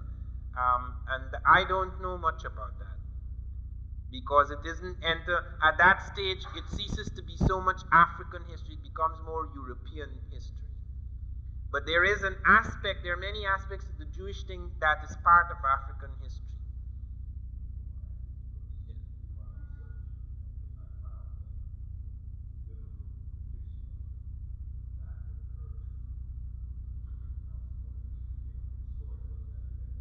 Well, there are experts in the Bible. One of the things you should read, which is very interesting, there's a man called Kofa, whom I met last year, who is an expert on this question, who could help you considerably. He's written an article in a book which I edited, Nile Valley Civilizations, in which he deals with the Jews and Egyptians. I can't remember it, but he deals with every reference to Egypt made in the whole Bible. Every possible reference, what is negative, what is positive, what is the relations of the Jews to the Egyptians, who are the Israelites, Judahites, Jews, etc. And I think he has written a lot on the subject, so he has references. So that is very helpful to follow up that question, because I know this is a burning question.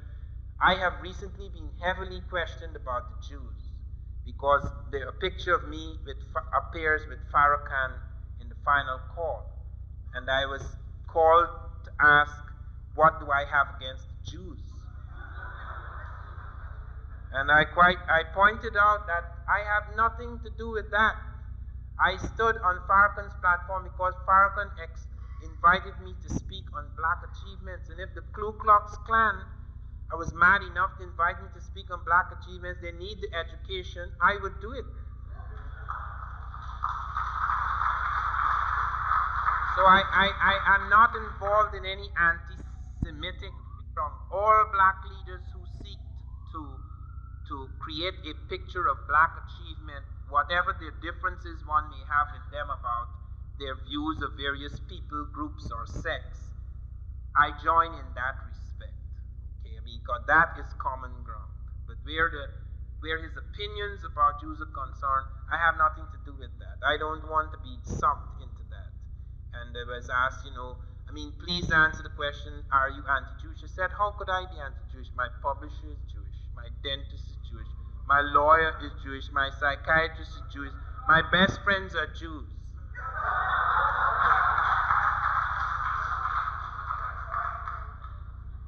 Okay. All right. No, let me answer that. The reason why the tendency towards albinism occurred, and that has nothing to do with leprosy, though it is a deviation, is because the mineralization of the bones requires the synthesis of vitamin D. In the tropics, it is necessary to be black or to have some melanin shield, because ultraviolet radiation, this shield protects you, but there's such abundant sunlight that you could still synthesize vitamin D. In the extreme cold that occurred during a particular period in Europe, that became a problem because there wasn't abundant sunlight. There was weak and tangential sunlight. There was the cave dwelling. There were the hides of animals, etc. So that vitamin D synthesis with a melanin shield became a difficult problem. Hence, when there were tendencies to albinism, that albino was likely to stabilize itself because it became a selective advantage. Okay, that doesn't make that type inferior or superior. It only makes it more suited to a particular crisis in the ice. Okay, so that after a while, that deviant becomes stabilized and it doesn't become, therefore, a mutation in terms of inferiority or superiority, merely that type becomes more the type that is stabilized. But to say that leprosy produced whites, you would then have to deal with the problem about all whites are diseased, and that can't be established, because if you did medicine, you would find that is not true. No, no, theories have to be built not on assumptions. Theories have to be built on facts. A theory can be right or wrong, but whether it is right or wrong, you have to show a body of scientific fact. If the theory is built on a mere assumption or a fantasy, then it's not really a theory, it is a fantasy. A theory must have a body of scientific fact. If the moment it is questioned, the scientific fact falls away, then it's not really a theory, it is a fantasy.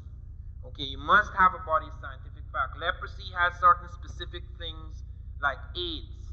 And unless you can establish in a laboratory that this is leprosy, you can't proceed any further because you have to have the medical knowledge to say, well, leprosy has A2, B2, or what have you, such and such factor, Kell factor, or what factor, and you can't find it in the laboratory. You have to abandon it because whatever any book may say, books are written by ordinary people, okay, whether they're inspired or uninspired.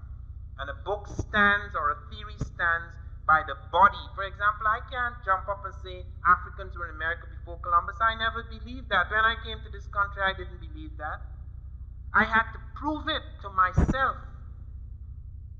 In other words, it's not an opinion or a theory. My thesis about Africans in America before Columbus is not a theory. It is a proven fact.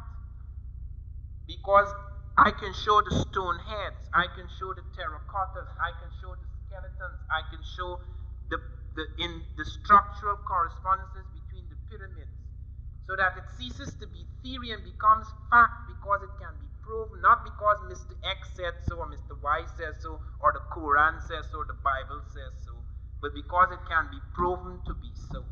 And if something cannot be proven to be so, then you have to abandon the thesis. It's like Atlantis. Probably there is Atlantis. I don't know, but I can't prove it. Therefore, I don't talk about Atlantis. Okay.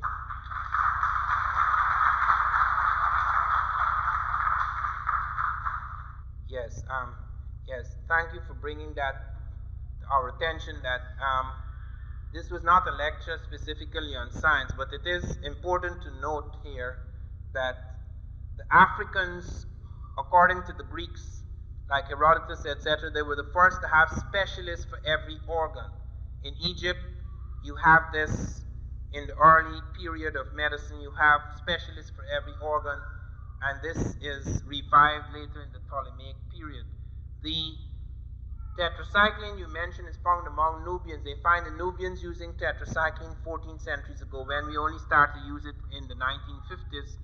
And we find also very complex things among the Africans. Africans using aspirin before us, using Salix capensis, which yields salicylic acid, the main active ingredient in aspirin. They were using other things before us, like we have got from the medicine press, urbane, capsicum, physostigmine, which deals with glaucoma, cola and calabar beans. They were the first to pioneer in the use of drugs to treat hypertension, like reserpine, which comes from them, carpectate comes from them, Annona senegalensis, which is used now for cancer, that comes from the African medicine chest. Also, they have one of the most effective skin remedies for certain skin diseases, etc. They also developed complex surgical operations. They were the best bandages in the world. The Africans are the only people in the world until recently who have their leaders mummified. You can still see Africans, you can still see the faces of Africans who died thousands of years ago. You can't see any European who died thousands of years ago. Okay, they brought chemistry of mummification to an extraordinary point where recently in 1964, I think it was in the University of Oklahoma, they found that the Africans had so well preserved Princess Mini, one of their princesses, that the cells in her hand were still intact. Okay, it is almost as they're taking it in a solution, like how we put organs in a solution in the hospital. That is the level they had reached. We also find certain medical operations like the cesarean section. That's not Egyptian. That was done by East Africans, the Banyuru surgeon. They noted East Africans performing the cesarean more than a century ago, at a time in the 1870s when the cesarean was experimental in Europe. And when every attempt at the cesarean in Europe led to the death of the mother, they could only save the child, whereas the Africans saved both child and mother. And the Africans were found to be using both anesthetics and antiseptics in the operating theaters. Why it's important to note this, they were also the first to invent the vaccine. Why it's important to note this is because when you look at TV today, all you see is sickness, disease, and famine in Africa. Nobody inquires what is the background to that, how did that happen? They say these are backward people, the Africans can't protect themselves. So people don't usually inquire into background, they just see the living present and that is thrown at them.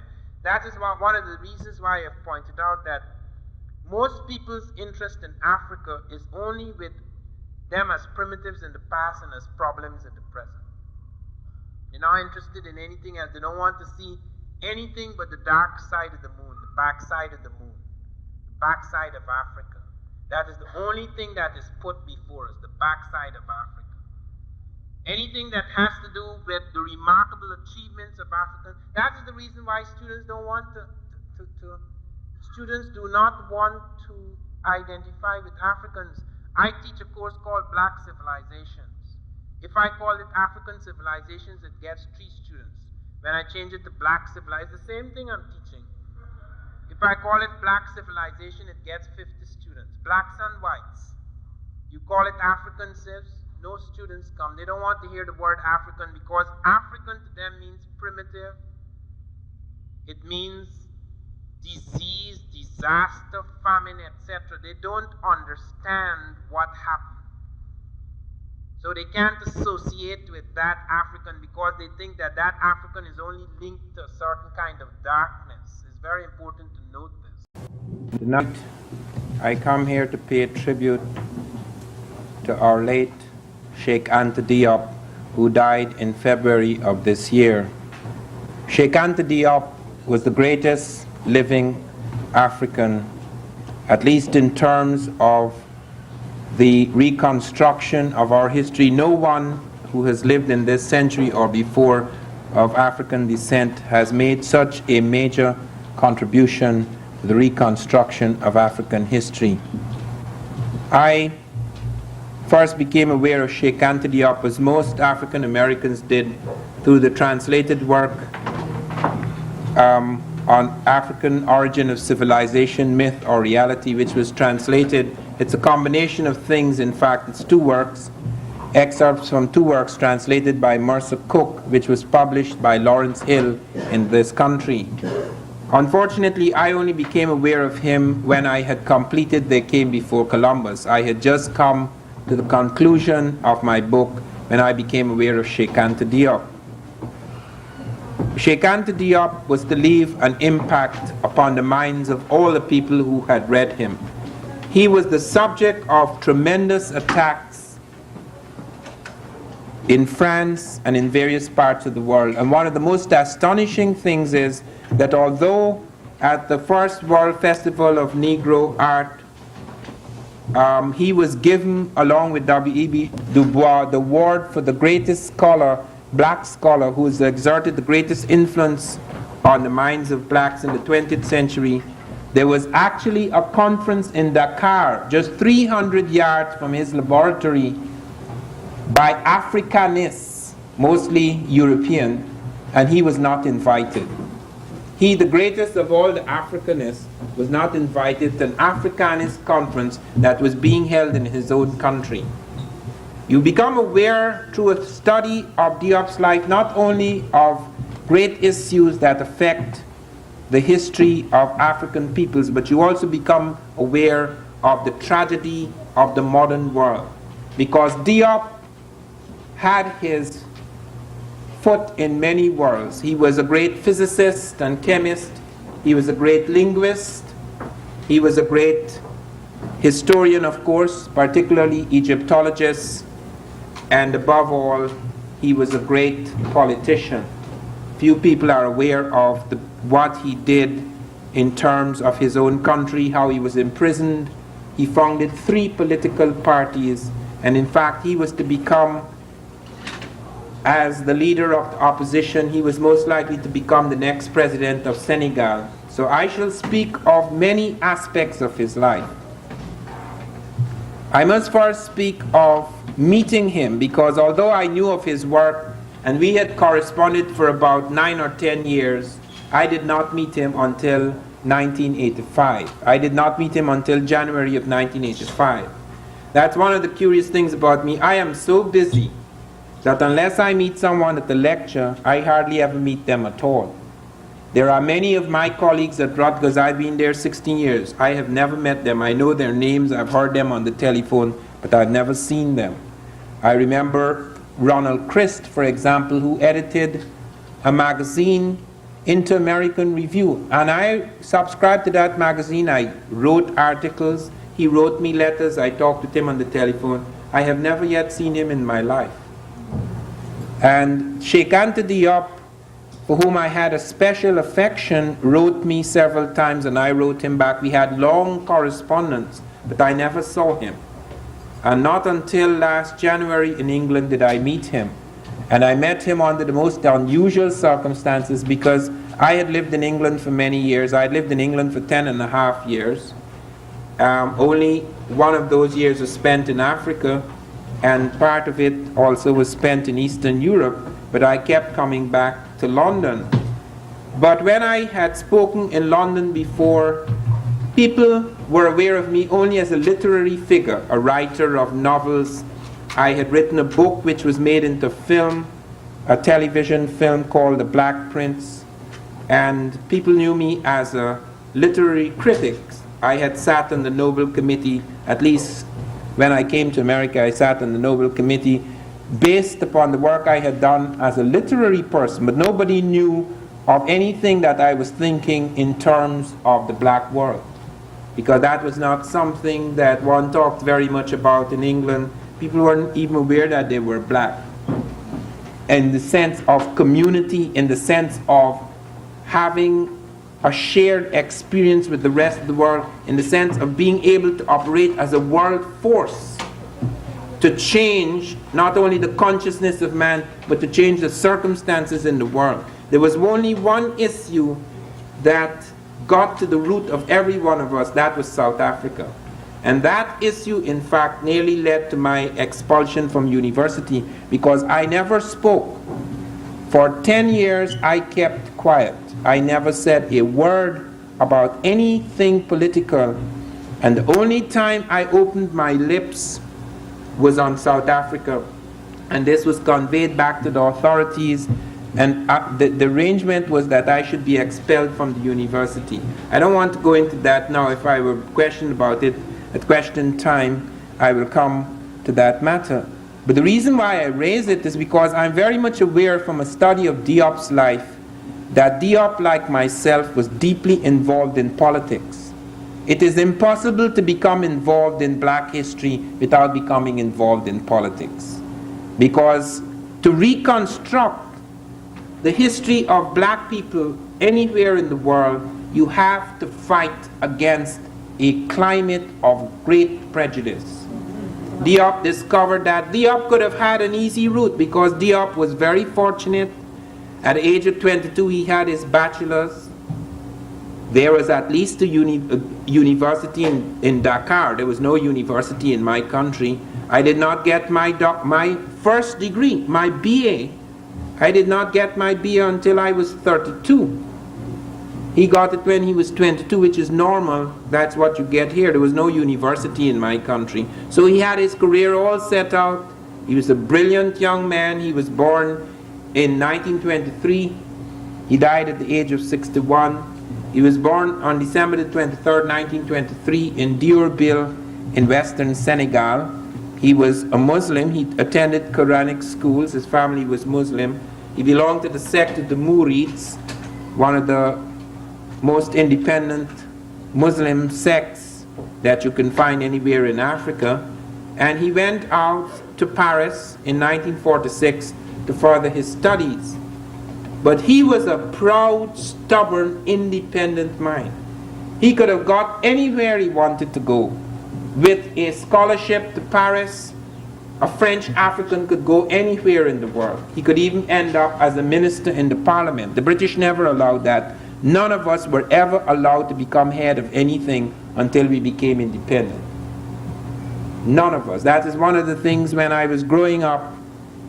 I remember when I was about 20, I entered the civil service. About 19, I entered the civil service in Guyana. The first thing I heard, I was at the meeting with the director of the audit department. They put me in the audit department, and he sat down before all the Asians and Africans and other people, and he said to them quite nakedly, "You can aspire to any position in this department except my own."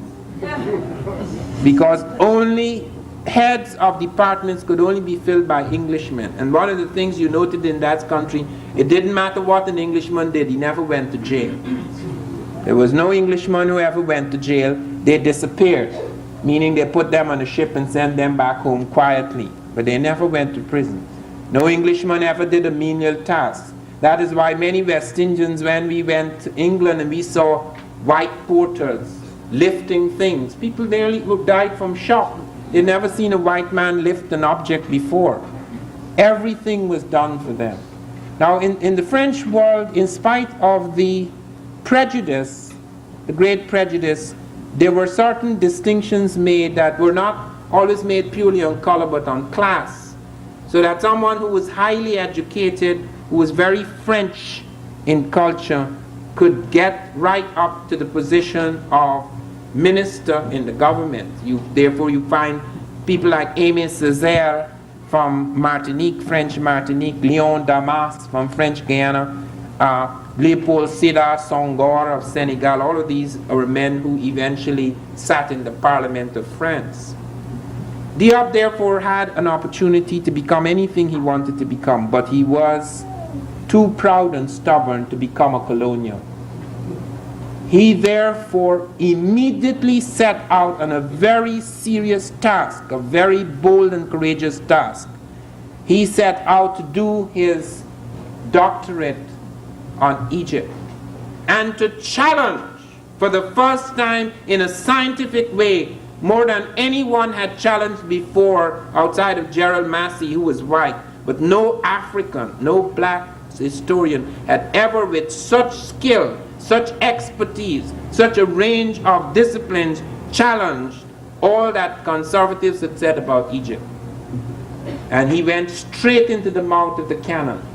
And of course the university rejected it. They said this is unfounded, because he tried to show that Egypt created the first major civilization, and that Greece, the fountainhead of European civilization, fed upon the Egyptian, which was the quintessence of the African civilization. And that Egypt was not possible without what came out of Ethiopia, which was not possible without what came from the interior cradle land of Africa.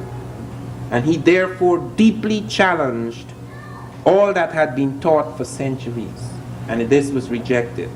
Diop did not give up. Diop spent years trying to get his doctorate. He came back again and again. On the third time, he came with a battery of scholars, and he came with massive evidence and supporting professors. And they were forced to give him his doctorate. They were shamed into giving him his doctorate.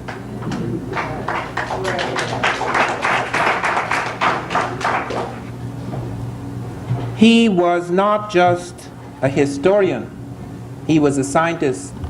Diop came first in mathematics in his school, and he entered one of the most advanced laboratories in France.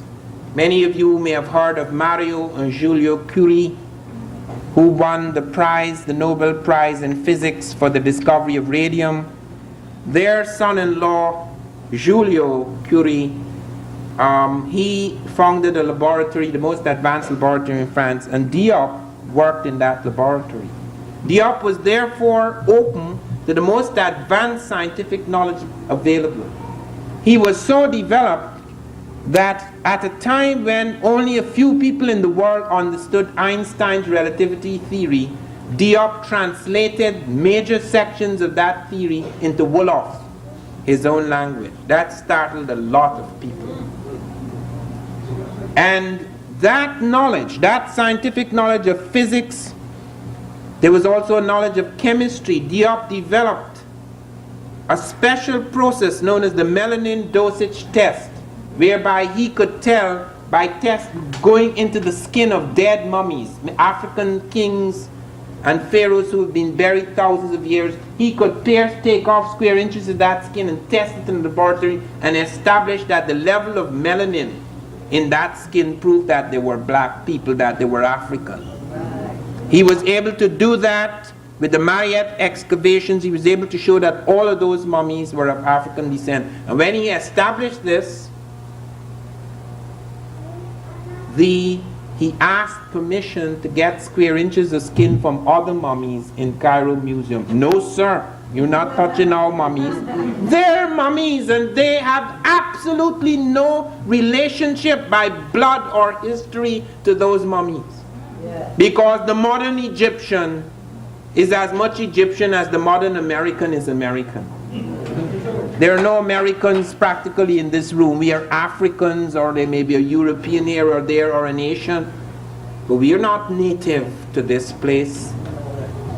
So that many Egyptians are not native to Egypt at all. Many of them have no claim whatsoever to those pyramids and those mummies and the marvels of early Egyptian science and philosophy. When Sadat was here a few years ago, Sadat said, "I am a black man, and I'm the first true pharaoh in 2,000 years." What Sadat was saying, I'm not like them. I am for real. I am truly Egyptian. My mother is Sudanic. Many of them are not there. When I come to deal with the Cairo conference in 1974, you will find that the most reactionary of the delegates to the UNESCO conference were the Egyptians. Let me tell you about that conference. Let me read you my report on that conference in the introduction to this new Diop book. I have to point out that the Diop book does not come out until July the 7th, but I urge you to subscribe to it now, so that as soon as it comes out, I could send you a copy of the book. It is 400 pages. We have never attempted anything like that. It is delayed because we never knew that the material would pile up to a point whereby it would become almost twice as large as most of our journals. It's larger than African Presence in Europe. It's more than 100 and something pages larger than Blacks in Science. So it is the most ambitious thing that we have attempted. And now in France, strangely enough, here we are in the English-speaking country, and we've already done a tribute to Diop, the greatest of African scientists and thinkers. And now France has become aware of my work, and they're writing letters asking me to send an article to be published in their tribute to Diop. Their tribute to Diop may not come out this year at all, because they're not ready. It's a strange thing. A prophet is not without honor save in his own country. Diop went to this conference on the peopling of ancient Egypt. Now I want you to listen to this very carefully. After many years, more than 2 centuries in which European universities and academics have stated that Egypt is Caucasoid, or it is Semitic or Hamitic or Afro-Semitic or Afro-Hamitic, eventually they invited Sheikh Anta Diop and Theophile Obenga. This is the first time at any international conference on an intellectual matter that Africans are invited to deal with their own story.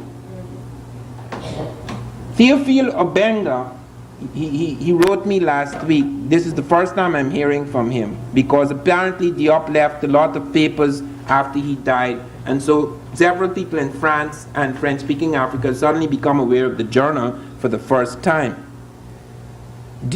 Theophile Obenga is an expert on Bantu. He's head of the Bantu Research Institute in Brazzaville.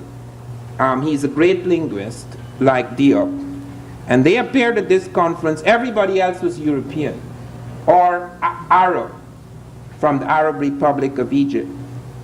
And at this conference, everybody came unprepared except the two Africans. Could you imagine that? This is a conference meeting, an academic conference meeting to discuss the peopling of Egypt, and these guys arrive empty-handed, talking from their heads. The Africans arrive with heavily researched papers.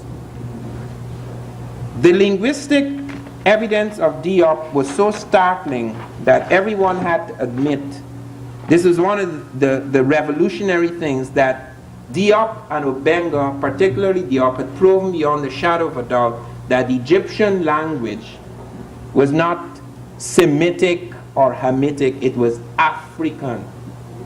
But there is where the agreement ended, because when Diop tried to show that not only the language was African, but that the people were African, everybody got upset. And those people who couldn't say that it is not so, they said, we mustn't talk about race anymore. We are all human beings here. Let's stop talking about race. So let me read you the passage from my introduction which deals with this. A summary of this conference is of interest and value to readers, since it reveals the state of Egyptology at the moment and the defensive reaction to the question of blackness or Negroness. Professor Galab of the Arab Republic of Egypt declared that the human race during the Paleolithic era, which is the Stone Age, was more or less homogeneous and Caucasian, meaning to say all human beings were first white. This is an Egyptian, you know. And that Negroes only began to appear much later. A Negro culture, he claimed, did not appear prior to the Neolithic, that is the age of agriculture. Professor Di Bono of Malta spoke of a race of pyramid builders coming into Egypt, a race with Libyco-Asiatic affinities, without even deeming it necessary to show where on this earth stands the proto-pyramid that this race constructed before it migrated to Africa. How could you have a race of pyramid builders who never built pyramids anywhere else? Several participants, finding it difficult to demolish Diop, decided instead to demolish all talk about race. Professor Saf Soderberg of Sweden, while demonstrating that the majority of Neolithic cultures in the Nile Valley belong to a techno-complex of Saharan and Sudanic cultures, said the concept of race was outmoded and should now be abandoned. After he showed that the technology of the early Egyptians is Sudanic and Saharan, which is African, he said, don't talk about race. Race is outmoded, must be abandoned. Professor Vorkut of France, insisting that there was no way to tell how many of the Egyptians were white and how many were black, felt the evidence nevertheless showed that Egypt at least was African in its way of writing, its culture, and its way of thinking. Now just imagine that. You can't tell how many white people are there, yet everything they're doing is African. In other words, they're white Africans. These white Africans, their language, they said, is African. Their culture is African. Their science is African. And yet you can't tell whether they're white or black. Professor Shinny of Canada said that Herodotus and all the Greeks and Romans who had called Egyptians black were merely being subjective like Dr. Diop. Race was not a scientific concept. Professor Mokhtar of the Arab Republic of Egypt said the problem of race was unimportant. Professor Abdullah of the Sudan, after chiding Diop for adopting an Africanist approach to this problem, went on boldly to assert that the Egyptian language belonged to a family of Proto-Semitic languages and that there was abundant evidence to prove it. He had not come to the conference, however, with his abundant evidence. This, in fact, was one of the remarkable revelations of this international conference. In its final report, UNESCO pointed out, quote, listen to this, although the preparatory working paper set out by UNESCO gave particulars of what was desired, not all participants had prepared communications comparable with the painstakingly researched contributions of Professor Sheikh Anta Diop and Obenga. The Africans at last had done their homework, and those theses, which had once seemed formidable, now shook with the fragility of leaves in the new intellectual wind blowing from the continent. All the time they had had their own way until they had become intellectually flabby. This is one of the things that I have noted. When I was in Arizona some years ago, I had to fight with someone they called an expert on Mexico. And when I opened up on this guy, I realized that I wasn't fighting an equal, that he couldn't fight because he'd never fought in his life. We have to fight. We have to fight for every inch of ground. Nothing is yielded to us without a struggle. But they always took it for granted. As my mother used to say, they're born with golden spoons in their mouths. And so when at last he met a fighter, he couldn't fight. When I started on him, I suddenly realized, I said, you know, animals when they fight like apes, etc., when they're about to overpower you completely and they realize that you are losing, the ape pulls back. Man doesn't usually pull back. And there is something Christian in me which said, you know, you've got him on the ground now, let him go. And there's something devilish in me that said, let him go, my foot. He has trampled us for centuries. These are the kinds of men who have destroyed us for centuries. They are still destroying us. Our children are being destroyed. Don't let him go. The time has come to kick these people. Amen. When the knowledge arises, there is no compromise here because we are dealing with something savage and brutal. It is something that is cruel. It comes on the smiles. It comes on the smiles, etc. And everyone is so sweet and kind and nice. But there are people being destroyed in every aspect of our life. People are being destroyed. You cannot look at some of our children today. You cannot go into those universities to teach without realizing that somebody is taking a gun and shot out a piece of their brains. You have to rebuild the whole world. You have to rebuild the whole intellect now in order just to get a few facts through.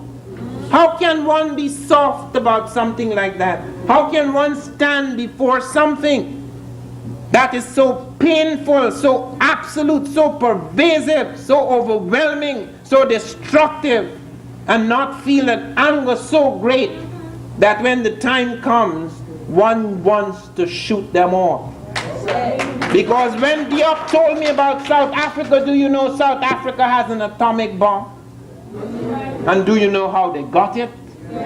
They have the finest atomic bomb. When you read the book I have brought out, Great African Thinkers, read the section where Diop talks in South Africa, and he's a physicist, he knows about uranium in detail.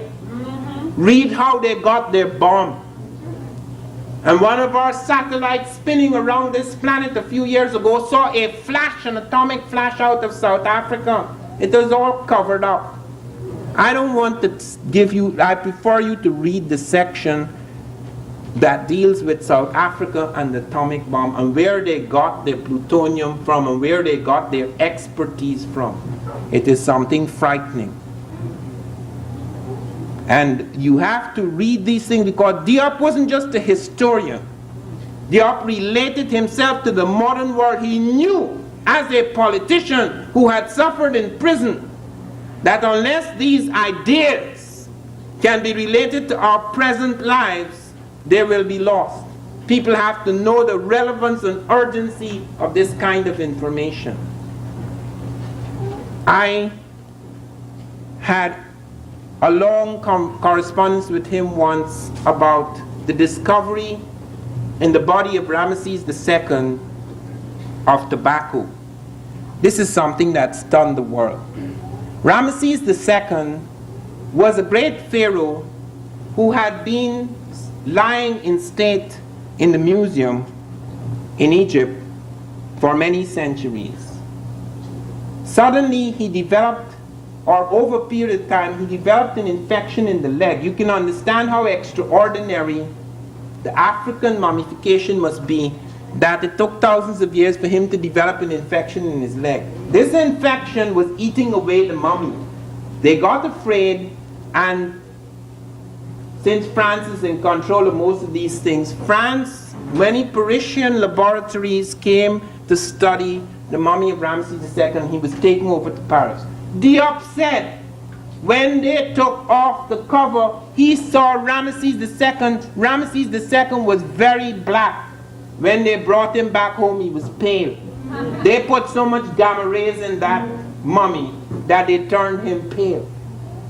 Diop said in spite of all of that, it would still be possible to test him, to give him the melanin dosage test. But some strange thing happened. And I unwittingly had something to do with it, because Diop wrote me and says, they have found tobacco in the belly of Ramesses II. And he said to me in a letter which is published in this new journal, that proves that you are right. Not only the Egyptians come to America, but they came back bringing the tobacco. And I wrote him and says, no.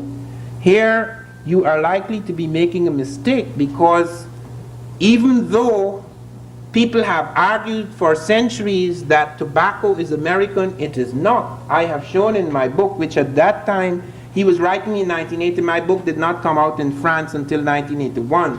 So he had only read pieces of my book. He had not read the French edition of the book.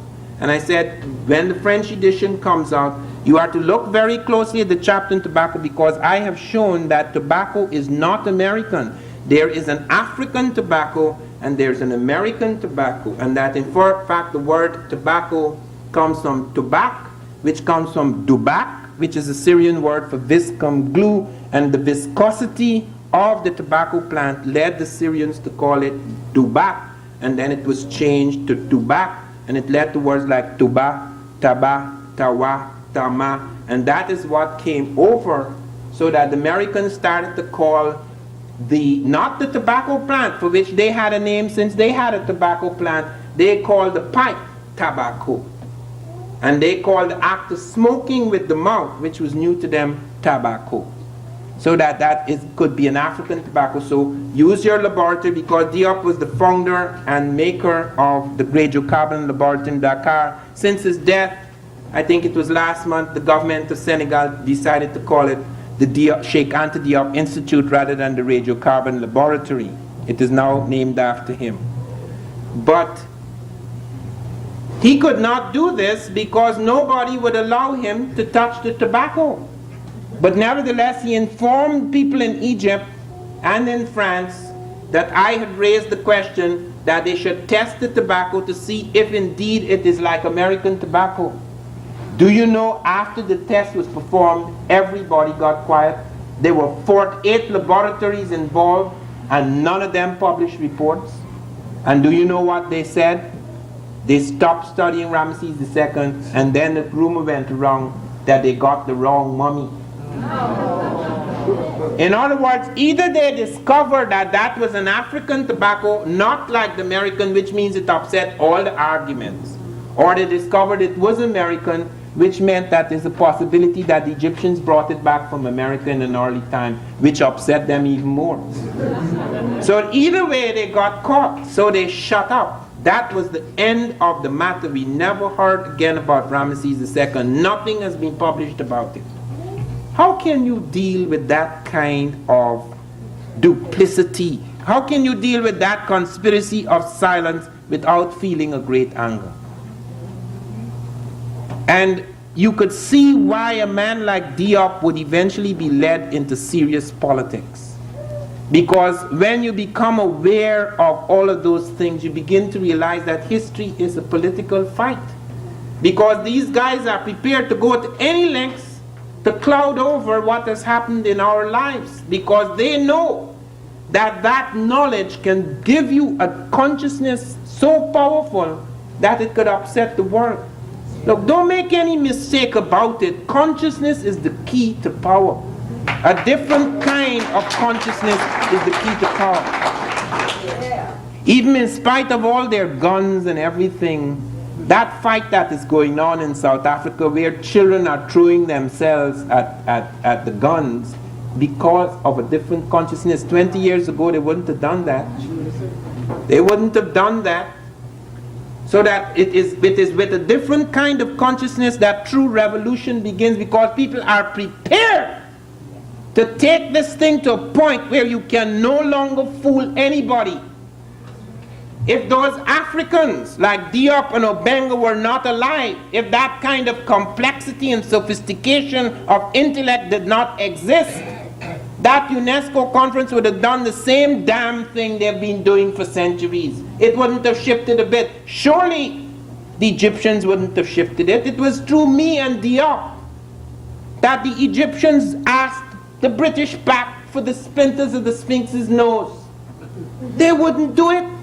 They wouldn't dare think of that. So colonial Mokhtar, this man at UNESCO, forced me to write almost an apologetic note in my journal saying that I have been given permission to print this essay by Diop, but not all the participants of the conference at the conference agree with it. How could they all agree with it when it stands in contradiction with all the lies that they have been preaching? And Diop's special scientific knowledge, not only his knowledge of linguistics, his knowledge of physics led him to question something very seriously. There's an article in this new book called Iron Metallurgy in the Ancient Egyptian Empire. Several French investigators said that although they found iron, listen to this, smelted iron was found in Egypt in the Great Pyramid, a niche in the Great Pyramid. And they said, well, it is an accident. It fell from a higher strata, meaning a later period, because the Egyptians couldn't have smelted iron, they said. And they said it was decarbonized iron, soft iron. Diop showed, because of his scientific knowledge, that soft iron is more advanced than hard iron, because you'd have to take the carbon out of it to get to that stage. And iron smelting advances and advances until it gets less and less carbon, so that this kind of carbon they found, stratum iron, is advanced iron. And then he showed that it couldn't have fallen from a higher strata because the people who found it went to great extent to establish that it was an untroubled strata or level in the pyramid, that nobody had touched that when they found it. So all these things were cover-ups and lies. And then he showed that King Tut's bed, the posts of King Tut's bed were made out of smelted iron. When he went in the Cairo Museum and he pointed out to the curator, he says, "This is iron, isn't it?" And the curator said, "Yes." He says, Diop said, "Well, could you write me a note saying that it is iron?" Not me. No, sir. They're not going to write any such note. They'll lose their job. And when he showed that the Eye of Horus was made of smelted iron, so that it's not only in the Great Pyramid, but periods long before the smelting of iron, you have objects of real iron, not meteoric iron which falls from the sky, but iron done through the smelting process. And he showed with great persuasiveness, based on his scientific knowledge, that this was so. Now years passed before I met Diop, and I want to read to you the beginning of this introduction to the book, because this describes how I felt when I met Diop, and it also says something about his death. I felt a strange sense of awe in his presence. It was the aura of nobility and graciousness, perhaps, the quiet air of intellectual authority, the legend of his life and his work that had preceded him. His eyes never left me as he spoke, but though his gaze and his grip were firm, his voice was surprisingly soft. The sibilances of his French rose and fell upon my brain like waves of whispers. "Monsieur Diop," was all I could say. "We meet at last." It was a cool blue London day, the light of a premature springtime loitering like a stranger on the streets of a winter morn. January 13, 1985, about a year and a month before his death. We had exchanged long letters. We had spoken on occasion on the telephone. I had read his work in English, he my work in French. He had followed avidly the issues of the Journal of African Civilizations. Yet nearly a decade was to pass before we met face to face. That week in London, we talked to packed houses. We dined, we discoursed, we debated. Diop's great friend of many years, Carlos Moore, made us feel at times as though we were conversing in the same language. But in spite of the growing familiarity, my sense of awe and reverence in his presence persisted. I saw him more as a father than as a comrade in arms. I felt the long road that I would still have to walk, I could not shake off the impression of being in the shadow of an elder spirit. It is not for us to say that the death of a man comes too early or too late. Fate is far too complex. But let us venture to say that we in America needed a guide and a teacher like Diop. Africa, above all, needed a leader like Diop. Had he lived to become president of Senegal, he might have piloted some of the nations of West Africa into the first stages of a federated state. His passing, therefore, is a very great blow to us all. Yet history teaches us that men like these do not die at the time of their deaths. Often it is that the fall of a great teacher or prophet is the beginning of the rise of his ideas. So let it be with Diop.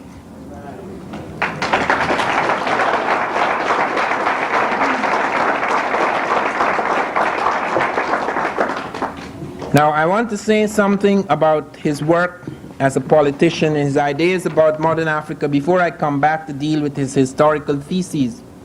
Now, Diop was very determined to change Africa. He was deeply depressed by the state of modern Africa. He was well aware that Africa is only in the first stage of its independence. Lots of us are very unhappy about the state of modern Africa. We have seen tremendous disasters occur in Africa, in Uganda with Idi Amin, in the Congo with Lumumba, in South Africa, of course. That is the darkest, the most terrifying chapter of African history.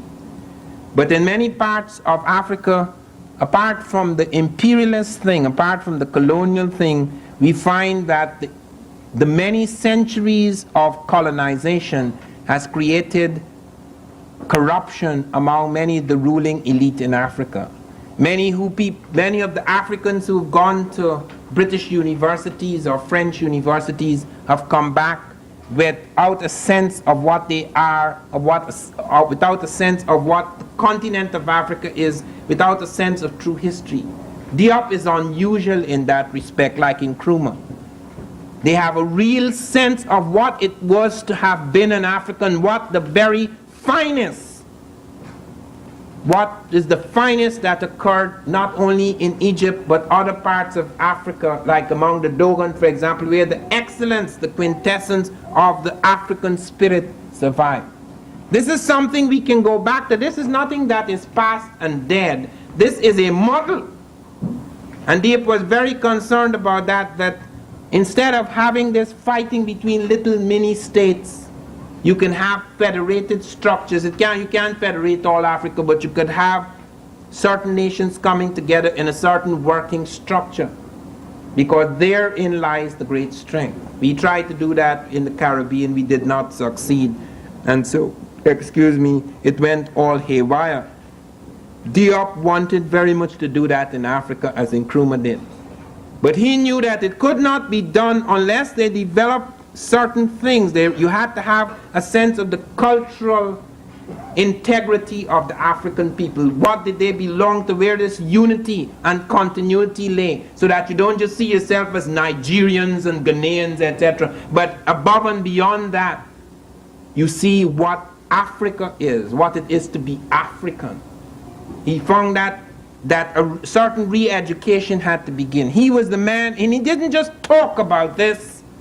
Diop actually founded the first World Black Researchers Association, in which he was to bring scientists from all over Africa and other parts of the black world, so to make sure that whatever was being developed, that technology transfer would occur. It would be carried into Africa.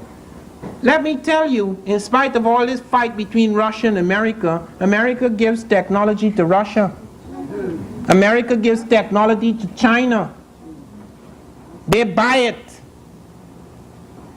America gives all of its military technology to Israel.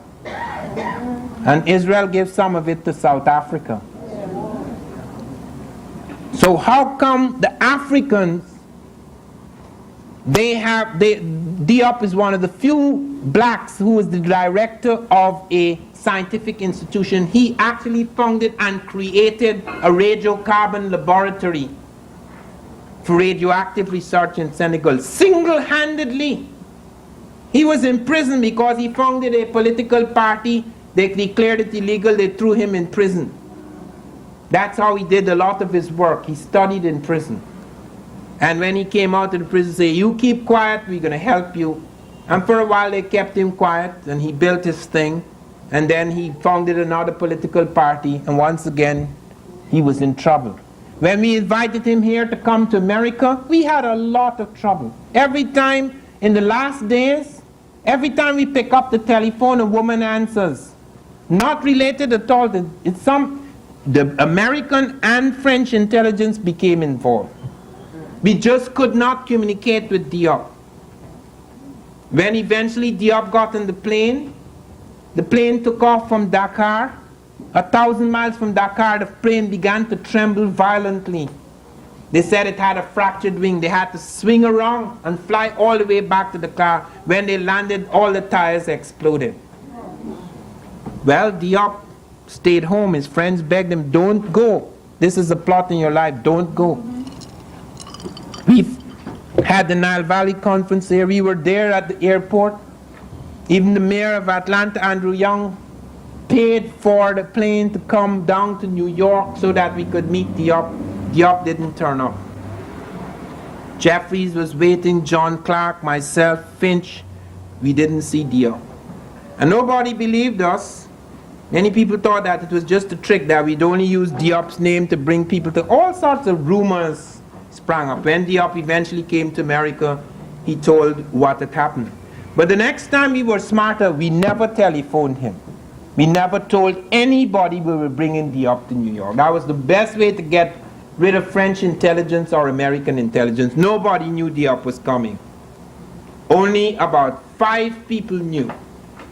Myself, Dr. Charles Finch, the president of Morehouse, the dean of the Martin Luther King, and Andrew Young. Nobody else knew Diop was coming. We couldn't inform anyone. We couldn't take any risks, because we couldn't take any chance that intelligence would pick it up.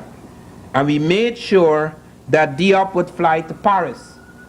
So Diop flew to Paris as if he was just going to meet his wife and his friends in Paris.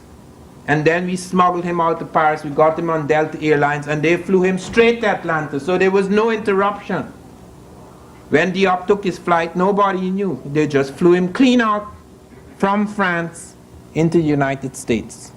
We met him at the airport, and then the whole range of things began, his talks, etc. When he landed in Washington, D.C., myself and Diop had to speak before NAFIO. This is heads, black educators, heads of black schools and things like that, so forth. And even Howard, who had to provide a translator, didn't know who was coming. They were told it was a prominent Senegalese. We couldn't even tell Howard University. I don't need to say why.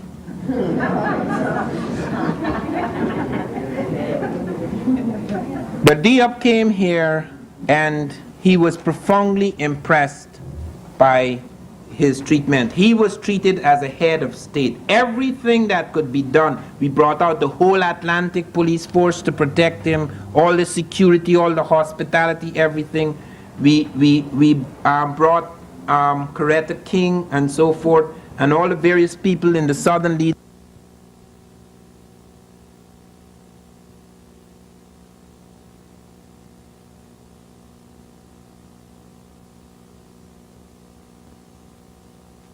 That started a whole series of lectures. Now there are 2 or 3 main elements in the Diop lectures. One of them is the beginnings of man.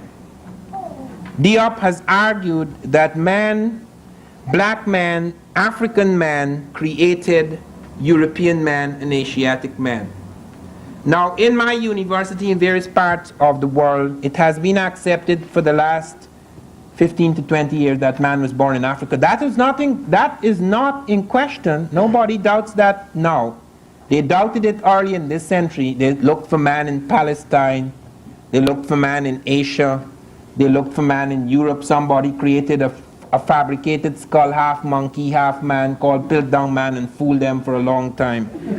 But since Leakey's work, it is accepted throughout the world that man was born in Africa, but that didn't solve anything. Because what they're saying is, okay, man was born in Africa, but then he came to Europe and got really advanced and evolved, created civilization and brought it back to that backward half-ape living in Africa. Diop showed that there were 6 stages of man, and that 3 of them never left Africa. The other 3 not only wandered all over Africa, but wandered into Europe and into Asia. In that period of time, the Straits of Gibraltar did not exist. It was possible to cross from Africa into Europe on dry land, because Europe is only 20 miles away from Africa. The northernmost part of Africa is only 20 miles from the southernmost part of Europe. Also, Asia you could have crossed because you didn't have that cutaway you could cross. Also, you could cross easily by boats because the distance is not great. So that man then spread out from Africa and spread into Europe and spread into Asia. Now this was, while Europeans accepted this, they're saying, yes, okay, fine, he came out of Africa, but he came out at the most primitive, backward stage. His brain was not properly developed. But when he got into the ice, then he started to evolve. Okay, and so European man is a highly advanced type, but African man is a backward type. Now, strangely enough, the most ironic thing to happen in this whole story is that the day before Diop died, a battery of 11 scientists, most of them from Oxford, England, the most conservative place you could find in the world, came out with proof that not only was man born in Africa, but modern man was born in Africa. Okay, I want you to note that there's a big distinction. This is the end of the argument. Not only have they shown, as Leakey did, that man was born in Africa, that has been accepted for quite some time. It doesn't prove anything. But they have proven that the last man, the most advanced type of man, the last phase in the evolution of man, the most modern man, the man with the brain case of the European, the Asiatic, and the African, was born in Africa. Let me read that section to you. It appears in Nature, as I say, the day before Diop died. It's entitled Evolutionary Relationships of Human Populations from an Analysis of Nuclear DNA Polymorphisms. It's the work of 11 scientists, most of them from the University of Oxford, England, and it appears in Nature, Volume 3, February the 6th, 1986. The team of scientists concluded, quote, the earliest fossils of anatomically modern man, which is known as Homo sapiens sapiens, have been found in Africa, at Omo in Ethiopia, Border Cave in South Africa, and at Classes River mouth in South Africa. The data from the last site suggests that Homo sapiens sapiens was present in South Africa more than 100,000 years ago, and an adult mandible from Border Cave has been dated to about 90,000 years before the present. Hence, it has been argued that the evolution of modern man took place in Africa. Our data are consistent with such a scheme in which the founder population of the modern world migrated from Africa and subsequently gave rise to all non-African populations. In other words, it has now been established by the analysis of DNA polymorphism that the European is an African. He springs out of the African, the Asian springs out of the African. The Asian is partly Africoid and partly Caucasoid, because the Caucasoid, the Asian, appears later. The Caucasoid comes out of the African. It's a shift. It probably comes from albinism, where the African gives birth to a pigmentless person. This is possible even today in Africa, though a pigmentless person does not survive in Africa. An albino only has about 25 to 30 years of life, but in the ice, an albino would survive.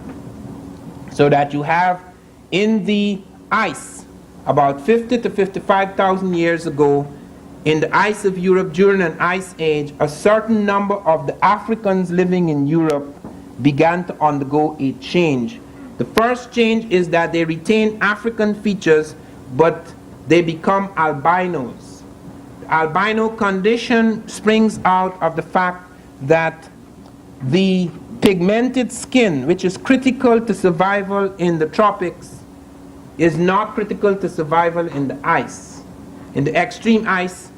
And I'm not talking just the temperate zone. We are living now in the temperate zone. That's not ice. Okay, it has a certain amount of cold period. I'm talking about an extreme ecology in which great parts of Europe were covered by ice 1 mile thick. And the African population got into trouble because they were removed from the sun 3 times. A, the sun was no longer direct and abundant as in Africa. B, the sunlight was not only weak and tangential, but it was further removed because they had to cover their skin from the cold they had to cover their bodies from the cold in the skins of animals, which further removed them from the sun. And third, they had to live for a long time in caves. And the light of Europe, a great part of Europe, was twilight. It did not have the brightness of Africa. It was a twilight. Hence, you find a shift in terms of the melanin in the skin, which is critical to survival in the areas where man was born, in the latitudes of the tropics, that the melanocytes started to become inactive, and you have the calcification of certain things that are which feed on melanin. Like, for example, it has been pointed out by doctors recently that there is a certain part of the European that is calcified. It's the pineal gland which feeds on the melanin. Okay, so that you have shifts occurring at first, and then shifts occur not only in color of eyes, color of hair, color of skin, which is one shift. Because as soon as you lose pigmentation, eye color changes, skin color changes, hair color changes, but then you also have contraction change. That is, the bones of the face undergo a slow shift because the nose gets narrower, because the narrow nose in the ice is natural. Okay, you have a contracted nose as against an expanded nose, so that you have movements that affect ecologies that affect the structure of the face. Now, these things have been established on a scientific basis. While it has been speculated on before, it has not been established before. Now it is clear that the European is my brother, but he is my younger brother by several centuries, which is the opposite to what that great South African, what was his name, that great liberal South African, Schweitzer, said, the Negro is my brother, but he's my younger brother by several centuries. It is just the opposite. Now, this doesn't establish inferiority and superiority of races. What it establishes, however, is that it is wrong to suggest that the African is late in time. He is not late, he's the elder. It is also wrong to suggest that any defects or disadvantages that may appear in black people any part of the world as a result of the sociology of their situation is not due to any biological defect, because biologically they are the original people of the world. And they're not just original in terms of being the birthplace of mankind. They are also the most advanced. That type, that is the most advanced type, that has the brain case of modern man, is African. In other words, there are pre-sapient types. There's the Neanderthal type, which also came out of Africa. We're not talking about that. That type disappeared. Some people think that some Europeans are still in the Neanderthal stage. I don't want to comment on that. But the point is that that Neanderthal type was not complete. It was missing a lobe in the brain. And that the Homo sapiens sapiens, which is the last man, he is complete. He is what we all are, regardless of our race, which is superficial, but which has become tremendously important because we are living in sociologies, we are living in a historical condition which has made it terrifyingly important.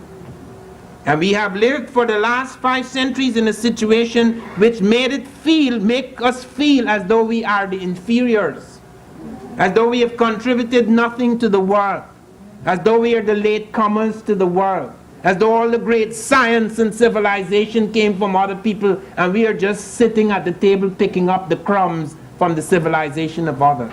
This is the main thesis of Diop, not just the beginnings of man, but the beginnings of civilization, because his contention that Egypt was African is not only proven by a great range of things, but it is critical because it shows that European civilization would not have been possible. The Greek miracles would not have been possible without the contribution of the Egyptian. Every major Greek scientist went to Africa, or some of them who didn't get a chance to go claim they went so as to give legitimacy to their scholarship. Thales of Miletus, Democritus, Pythagoras, Eudoxus, Heraclitus, Anaximander, and Anaximenes. There's a whole list of them. One Greek scholar said you could fill a whole book up with the names of the Greeks who went to study in Africa. Every major development came out of that African world. The Europeans developed certain things, yes, they refined certain things, they defeated the Africans and were able to take things over. When you look at the medicine of early Africa, you are amazed at the developments and sophistication they produced. Many medical treatises, 10 of which survive in spite of the massive destruction of books. 10 medical treatises survive in Africa. 2 of them are very famous, the Ebers Papyrus and the Edwin Smith Papyrus, named after the people who stole them. And parts of that survive in the New York Museum, one of the medical museums in New York. I think it's the New York School of Medicine. They have chapters, listen to this. Those 2 manuscripts, the Ebers and the Edwin Smith, are 2,600 years before Christ and 1,500 years before Christ. And the one that is 1,500 years before Christ, which is 3,500 years ago, has chapters on helminthiasis, ophthalmology, gynecology, pregnancy, diagnosis, treatment of abscesses and burns, diagnostic percussion, studies of the pulse, notes on circulation, 3,500 years ago. These are our ancestors writing books about that 3,500 years ago. Yet you hear about the father of modern medicine is Hippocrates. When even his theory of harmony and opposites comes out of the Egyptians, you hear about the great geometry of the Greeks. Geometry was created by the Africans along the Nile. They had to create geometry in order to deal with the fluctuations in the Nile tides. Pythagoras spent 22 years. I put it at 7 because I'm conservative. Even the greatest of European scientists stated that Pythagoras spent 22 years among the Egyptians, and the greatest of European scientists pointed out that we owe the Africans 3 things. He said the Africans developed the first atomic theory in Egypt. They call atoms monads. Now they haven't reached the stage we've reached today, atomic fission or anything like that. But do you know what it is to be aware of atoms as the building block of the universe? The atom has to be magnified 1 billion times for you to see it. And yet they were talking about these monads, these unseen, invisible things that were the building block of the universe. Isaac Newton, the greatest of European scientists before Einstein, said that the Africans had a heliocentric theory of the solar system. That was not true in Europe. Europe believed the earth was the center, not the sun. That is why the Egyptians worshipped the sun. They saw the sun as a center and the earth and other planets revolved. They hadn't found all 9. They'd found about 5, but they saw it revolving around the sun. He also pointed out that they were the first to have ideas about gravity. They developed this business about the harmony of the spheres, these orbits moving in a certain order, having a certain harmony. These are new to Europe. We take all this for granted because all knowledge now comes from Europe. All books are made in Europe. All the teachers are in Europe. All those who get degrees and so forth, you have to go to Europe. So we have assumed that all this began there. It didn't begin there. The Greeks had to go to Crete as well as to Egypt, and Crete has been established both by Schliemann and Evans as largely an African civilization. And that long precedes the flowering of the Greek thing. Even the gods. You know how many of the gods and goddesses of Greece are black? And Tommy talk about the goddesses. Artemis, the goddess of chastity, is black woman. Minerva, the goddess of wisdom, is a black woman. Circe is represented in Grecian vases as a black woman. She is the temptress in the Odyssey that turns Odysseus' crew into pigs. Jason, searching for the golden fleece, the great hero of the Greek legend, is helped by Medea, who is considered to be a black princess. Europe is named after an African princess, Europa. Most people think Africa is named by Europe. That's not true. Africa comes from Afruika, which means birthplace. It's an Egyptian word. So that the profound influence, not just on the science, in terms of mathematics, and in terms of medicine, in terms of these things, but in even philosophical concepts, religious ideas were carried over from Egypt, the seat of African civilization. When I say the seat, Egypt would not have been possible without all the things streaming from the cradle land of Africa, because Egypt is not the beginning of African civilization. They have found Tarseti in the Sudan, Kustal on the edge of the Sudan, which has kings, 12 black kings reigning 2 centuries before the first Egyptian dynasty, and all the elements that are later to appear in Egypt are already set down at Tarseti. Even the hieroglyphs,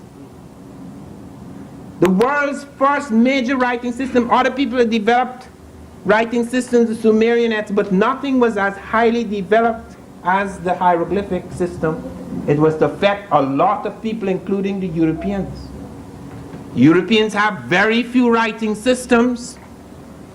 There are very few Europeans who had writing systems. The French do not have a writing system. The English do not have a writing system. The Spanish do not have a writing system.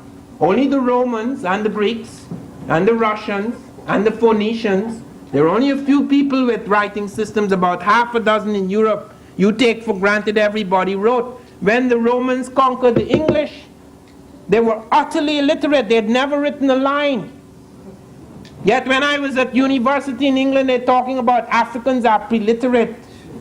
They have a part missing in the brain. They're preliterate. That is not a highly developed part.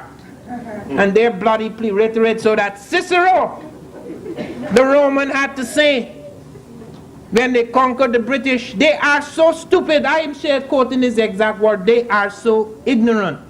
I am not sure we can even make them into good slaves.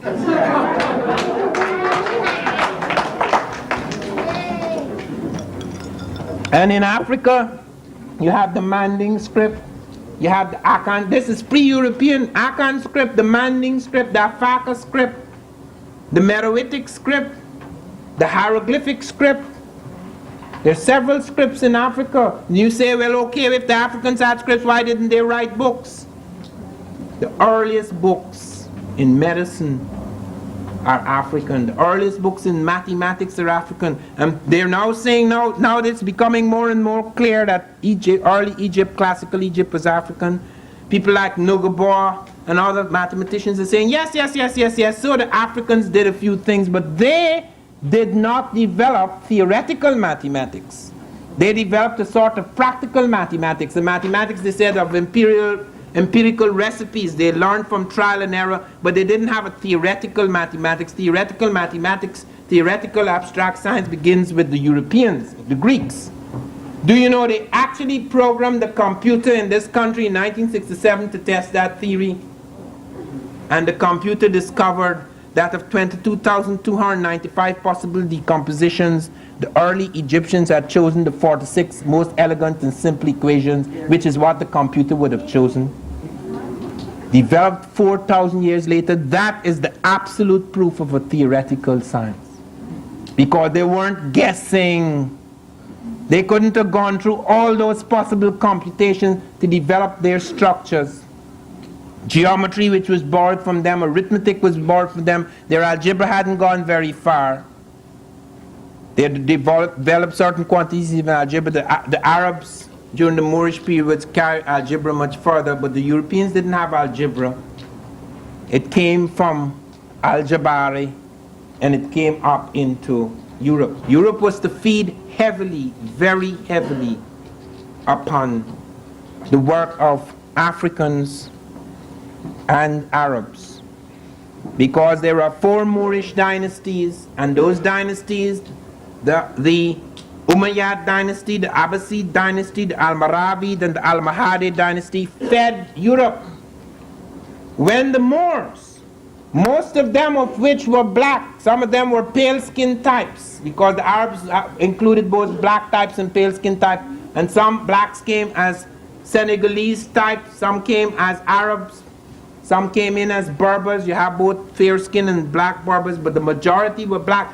I know that because the pictures, when you read African Presence in All Europe, you must purchase that book.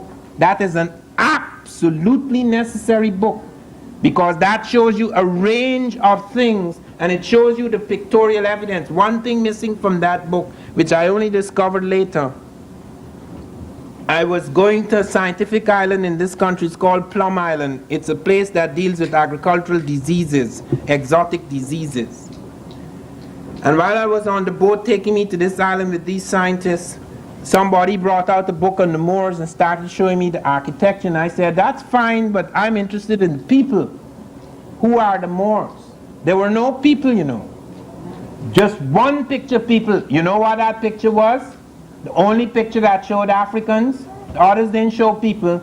The Africans surrendering. So how could they surrender if they weren't in power? What did they surrender? Suppose this country had to surrender to Russia. Is the blacks going to surrender, or Reagan's people? If we are not in power, how could we surrender the country? There are the blacks in the Almohade dynasty in 1492 surrendering Granada to the Spanish. Now they got them at last because they're in a lowly position, they're surrendering. But how could they surrender if they weren't in power? How could you surrender a major part of Spain if you're not in charge? What are you surrendering? I found that in books by the English, like one by Charlotte Young. There were no Africans. All the Moors were fair-skinned and blue-eyed. But the moment they started to defeat them, they turned black. The battlefield was littered with Africans. Where did these Africans come from? They just come to be defeated?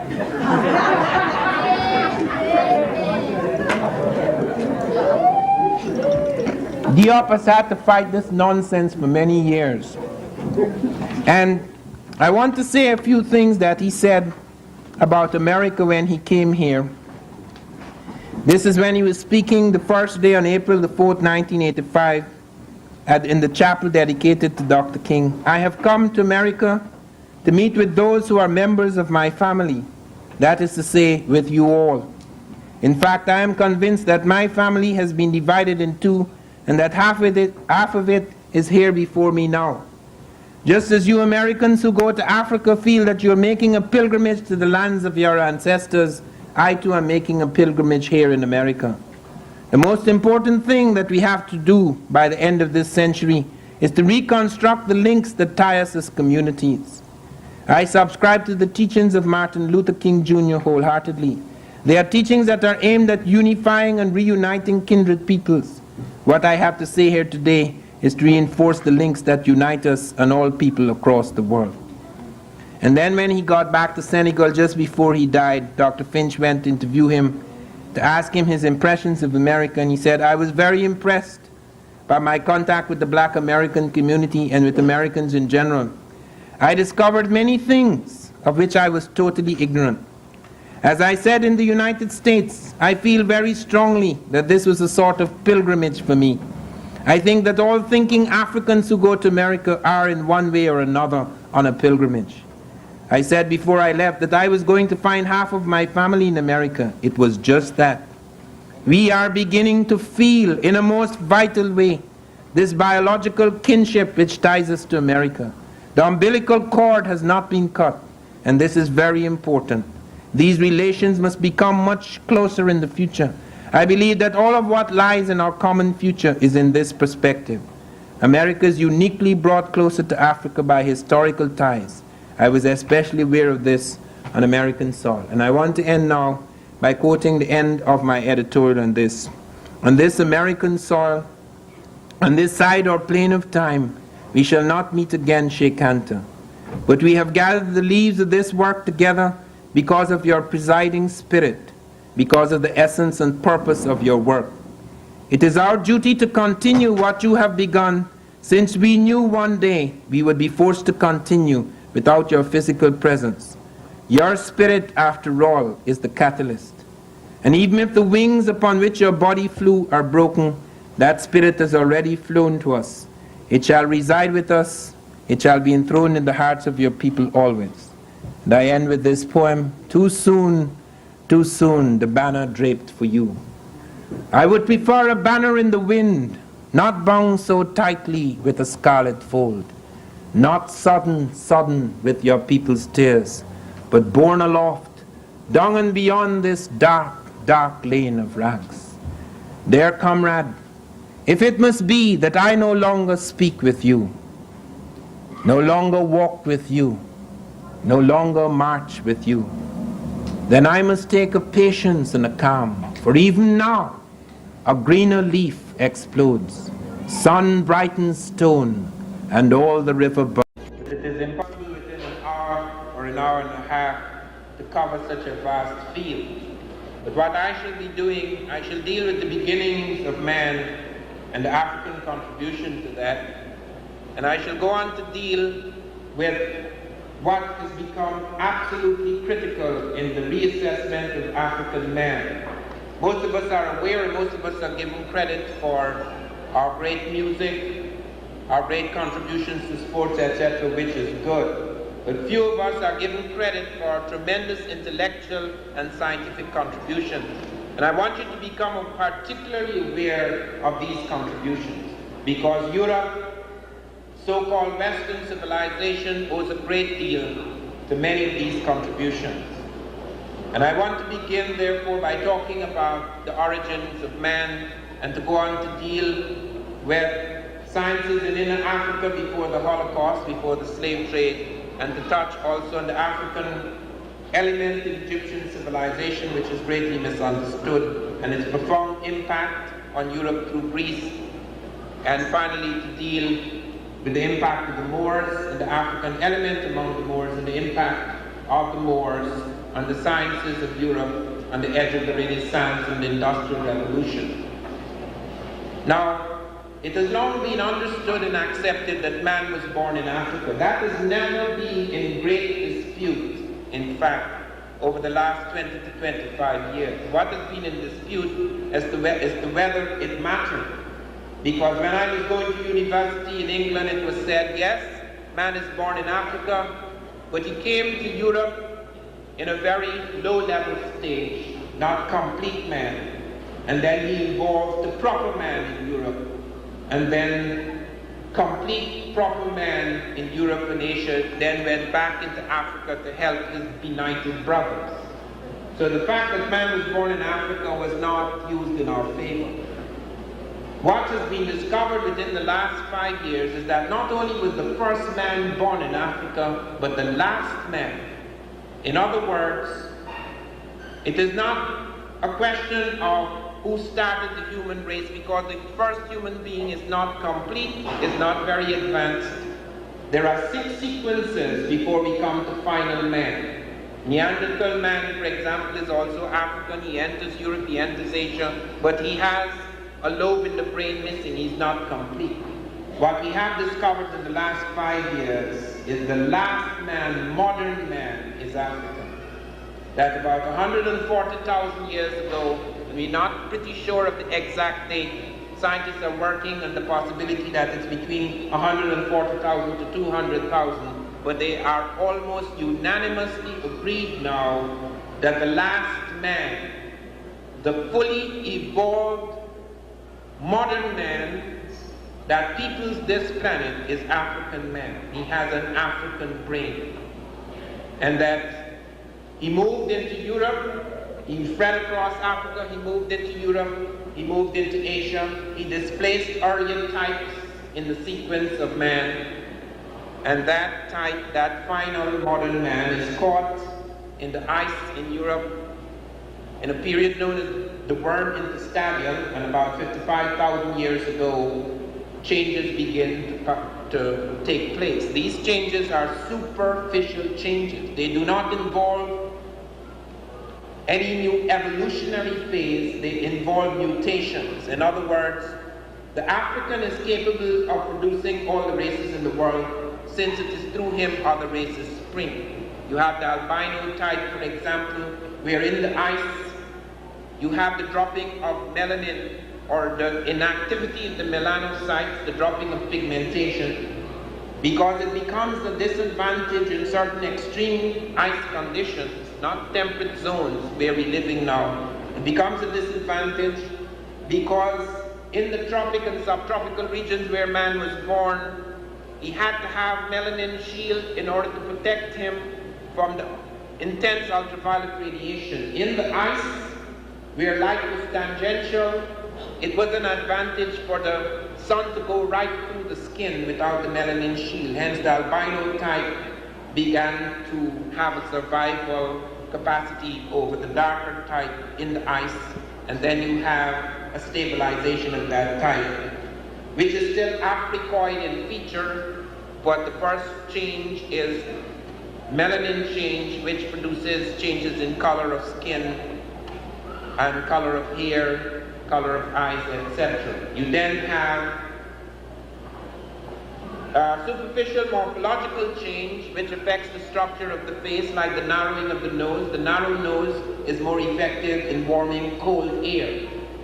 So that you have other things that follow this, contractions, like the mouth, the nose, etc. You have a broader type of face among the so-called sun people, and a narrower type of face or narrow features among the so-called ice people.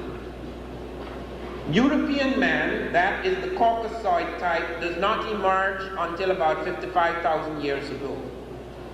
Okay, so though you have about 5 million years of evolution of man, you do not get the final modern man in Africa until about 140 to 200,000 years ago, and then you have European man appearing, Caucasoid man appearing in Europe about 55,000 years ago.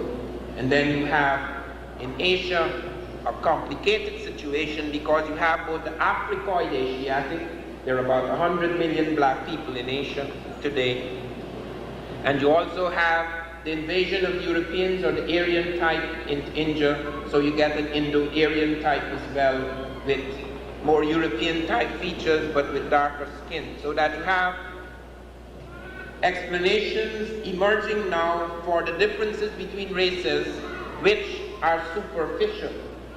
The differences between races today, particularly in America, do not remain superficial simply because of the fact that slavery and the denial of status to black people and the denial of their humanities created an entirely new situation. That is the reason why it has become necessary to make distinctions, and it has become necessary to discuss the contributions of the African type as distinct from that of the Caucasoid type, because every attempt has been made over the last few hundred years to deny us any significant role in history.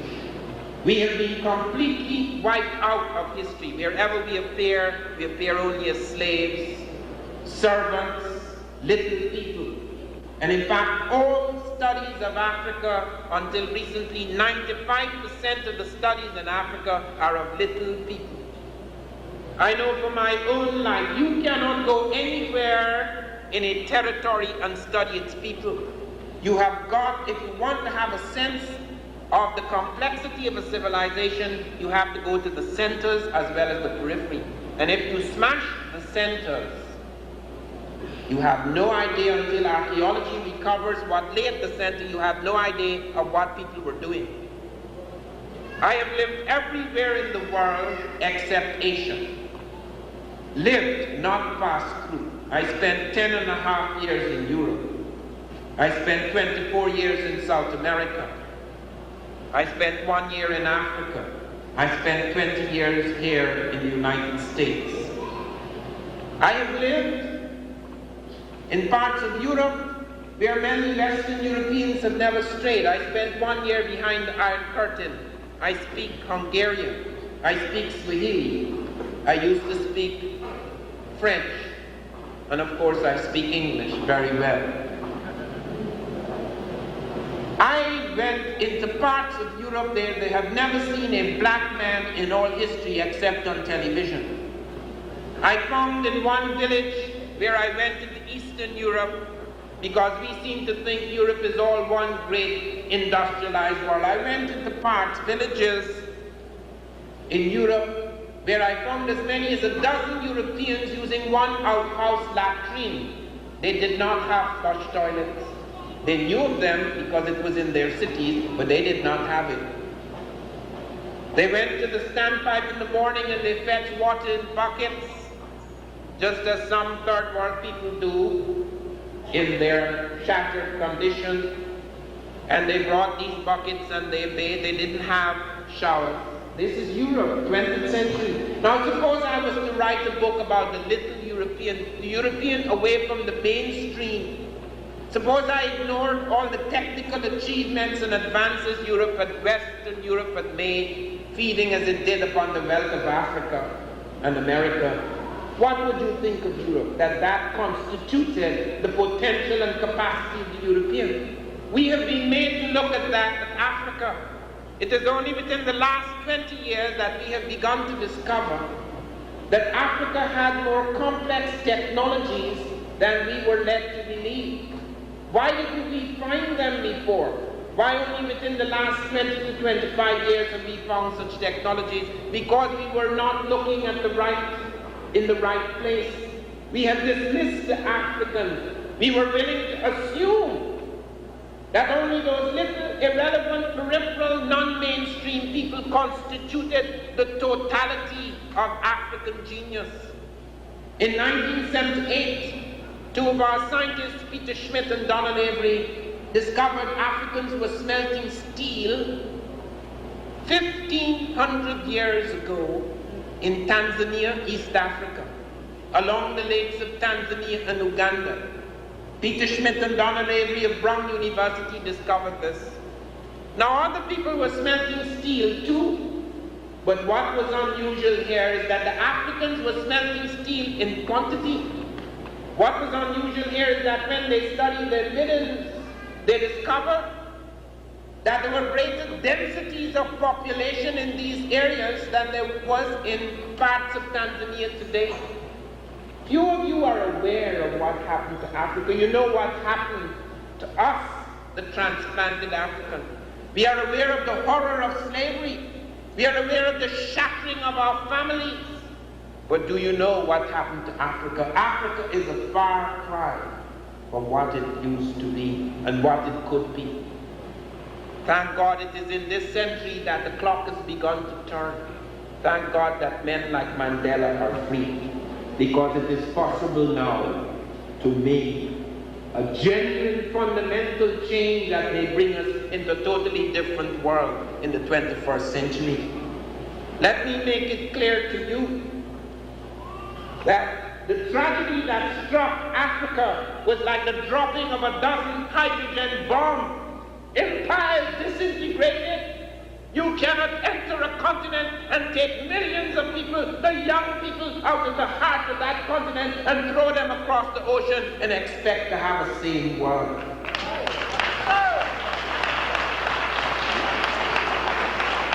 Africa was recut, its boundaries were recut, even people who were close together became enemies.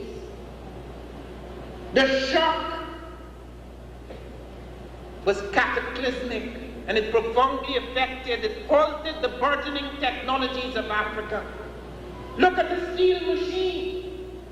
When we found the steel machine, they discovered that Africans were producing steel at temperatures of 1,850 degrees centigrade.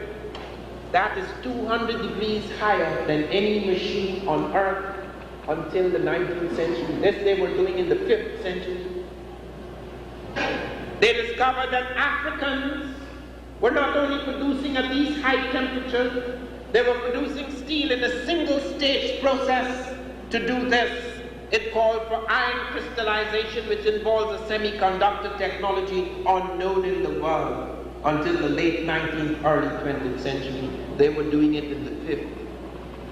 Even when the great German scientist George Wilhelm Siemens discovered a process for mass producing steel in the middle of the 19th century, the Europeans produced steel in two crude processes. First, the sintering of solid particles, and then the final stage. The Africans were doing it in a single stage. And then came another shock. That not only were the Africans producing this long before Europe, at higher temperatures and in a single stage complex semiconductor type process, but they were doing it using less fuel. They were using less fuel because they had less fuel in Tanzania and Uganda at their disposal than we had formerly believed. We had assumed, because of the little books that were written about African primitives, we had assumed Africa was a vast jungle. Africa, according to United Nations report, Africa has less jungle than any other continent comparable with its land space. Let me explain that. Europe, you can take two Europes and put it in Africa, taking out Soviet, Asia. There is more woodland and forest in those two Europe, the comparable land space, than there is in Africa. Africa has less jungle than South America, where I come from. I was born in Georgetown, in South America, in Guyana. Georgetown is a sophisticated little wooden city, but most of my population live on the edge of the Atlantic in the coastland cities and towns and villages.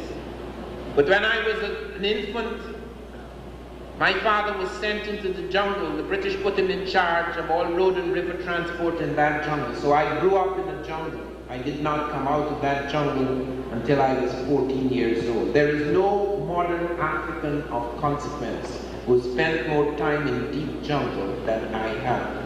And I'm not talking about woodland and forest. I'm talking about the jungles you see in Raiders of the Lost Ark.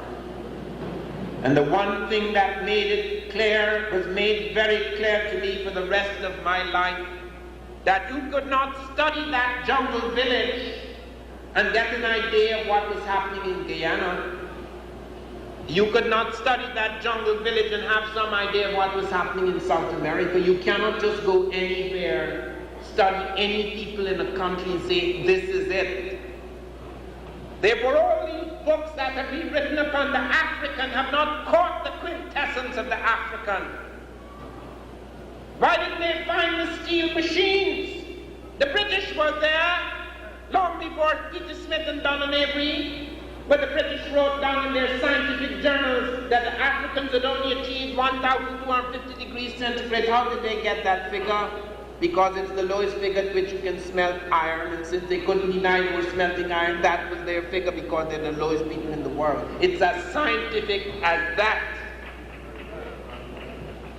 Just 2 months after Schmidt and Avery discovered this, Lynch and Robbins of Michigan State University discovered Africans had built an astronomical observatory in Kenya 300 years before Christ.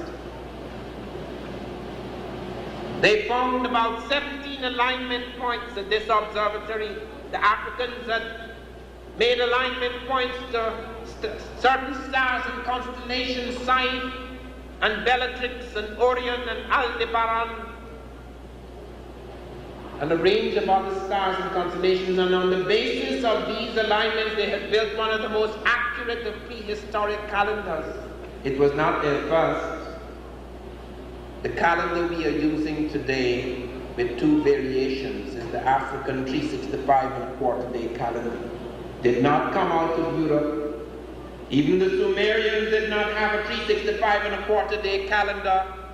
They had a 364 and 365 day, and the Greeks, did not have a proper calendar at all. It was not affected by stars. It was sometimes affected by politicians. It was as chaotic as that.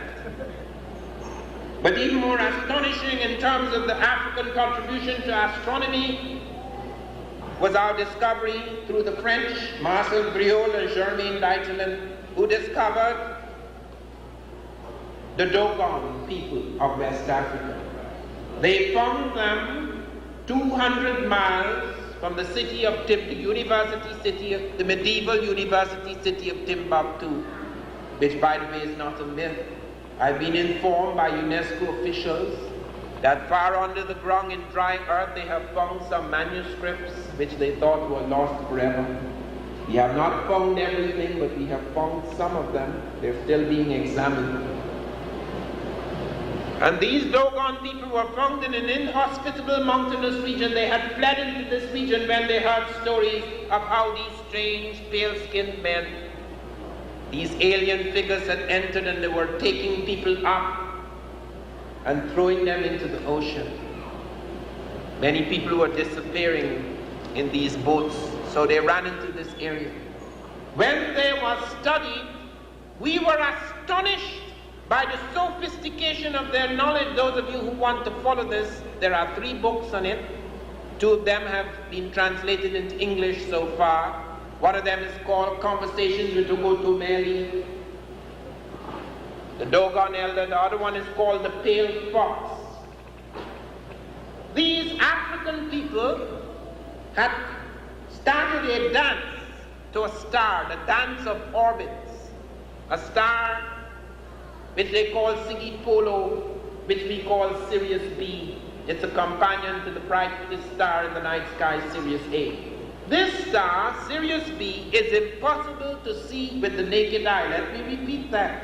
It is impossible to see with the naked human eye. The Africans not only saw it, they plotted its orbit right up to the year 1990. They did this 500 years ago. They showed it had a 50-year elliptical orbit around its parent star, Sirius A, and an orbit of 1 year on its own axis. We have established through modern science that it has a 50-year elliptical orbit. Perhaps next year, using our Hubble telescope, we will find out if it has a 1-year orbit on its own axis. They went further. They said it was made of a bright metallic iron, and that although it was an imploded star and seemed smaller than all the big bright stars around it, it was so heavy that if all the creatures on this earth were one lifting mechanism, they could not budge it. We have since discovered through modern science that it is the heaviest type of star in our galaxy. They went further. They said there was something flashing and darkening, contracting and expanding within the region of this star. 3 years ago, the Einstein orbiting satellite sent out from NASA found the Africans were dead correct. There is such an object. It's a dwarf nova. How did they do it? These are supposed to be primitives. Kenneth Brecht of the Massachusetts Institute of Technology wrote in Technology Review, the Africans have no business knowing any of this. And true. The African we know, the African we've been made to see in books is a simple, nice fellow living on the edge of civilization, and we praise him for his humanity because we do know, and this is a fact, civilization is not just machines. Civilization is the humanization of the human. And therefore, there is good in saying that simple people, because they're not capable of the wickedness of more advanced people, that's good. But we're not just simple people. Because that kind of astronomy indicated they were involved in complex things.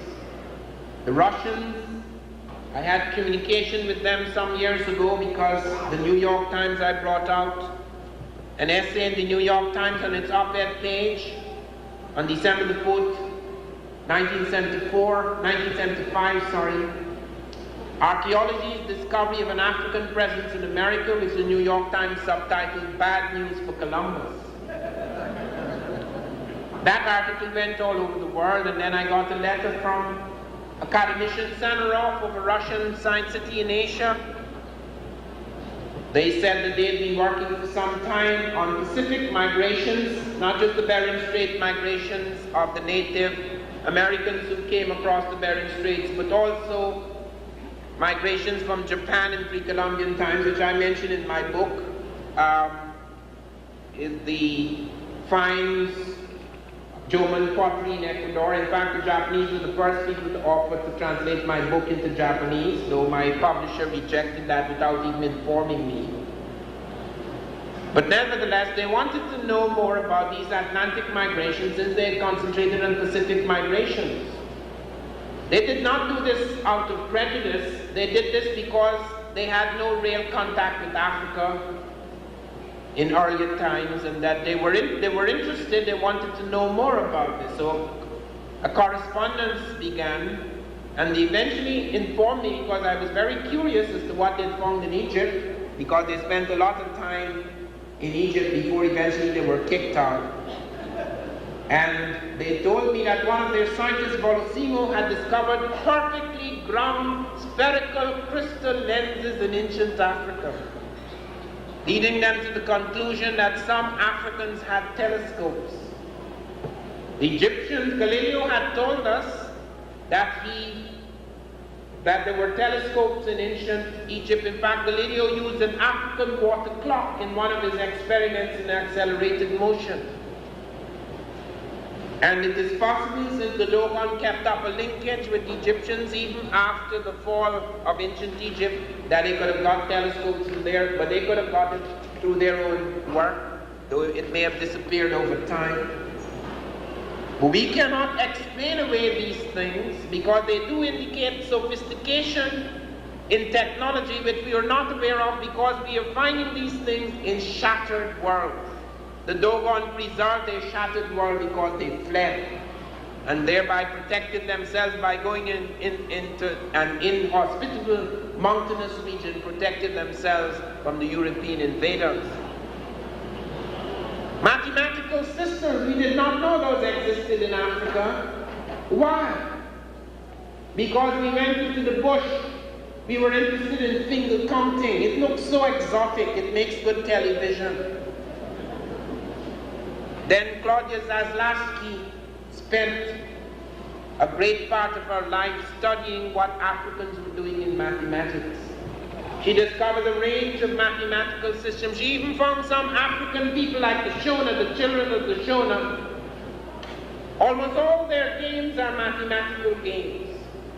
She found a range of geometric designs, complex geometrical designs among the Dogon. She found the Yoruba, who had traded for centuries before Europe, who had traded, involved in intensive and extensive trading, had developed an intricate vigesimal number system, and that the ordinary Yoruba market women were working in this.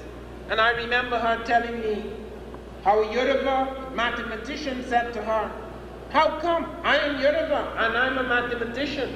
And I did not know of this until you pointed it out to me." And Claudia said quite rightly, though rather sharply, "It's because your brain was manufactured in Europe." It's very important to know that being African does not make you know anything about Africa. Most Africans know nothing about this. It is only within the last year or two that secret copies of the Journal of African Civilizations are finding themselves in many places. I was starting to find how many South Africans knew about the journal because tapes had been smuggled into South Africa. So that you have to become aware that we are at the cutting edge of a whole new movement. While we must feel great anger at what has happened in the past, let us not give up hope, because something is beginning to turn in the world. And while it seems turbulent and confused, possibilities occur when cracks occur in rigid systems. There are brave cracks in this system. Cracks so large you can walk through. Do not forget that. When I was a boy, I was told, the sun will never set upon the British Empire. I knew nothing about Africa or Africans. We were taught to hate ourselves. I hated the fact that I had African blood because there was nothing to show me that Africans had done anything. There were no books in Africa. The only books we had in Africa was Tarzan. And Tarzan was always this beautiful, great white Tarmangani. He was always saving my brothers from the beasts of the jungle. He knew more about them than the guys who were living there for thousands of years. He talked with them. They brought him up. So without the white ape man, we couldn't survive. That's what Tarzan taught me. So it is only through grave, cruel, slow processes that one began to realize that one civilization was alive. That one had been murdered inside, that one's spirit had been murdered, that one's pride had been murdered, that one's conception of oneself had been destroyed. I felt proud on Empire Day. I was so glad. We were given a penny and a mauby and a bun. And we said, how marvelous is the British King and Queen to give us a penny, a mauby and a bun. We did not know how much we had given up for that mauby, penny and bun. So that was my work. And I believed, as many of us believed, that the sun would never set in the British Empire. By the time I became a man, it had not only set but gone down. This is the century, therefore, in which we have to find hope again. While we must be filled with anger by the horrors of the Holocaust, never let us lose faith. Never let our children lose faith that we can change the world, because that's the only thing that we know for certain in the universe. It never remains the same. Not only do worlds change, stars change, planets change, man also changes. And therefore we have got to become aware of this history, because it has the capacity to change us. We are the inheritors of a certain consciousness. That consciousness is clouded and overwhelmed by certain myths. As we begin to become aware of new truths, a certain mist falls away from us. It becomes possible to act again, to resense oneself again, to feel again, to act again, to speak again in a new way. And therefore this history is not just throwing sensational facts around. They are seeds that can germinate and create the flowering of a new spirit, a new man. When we look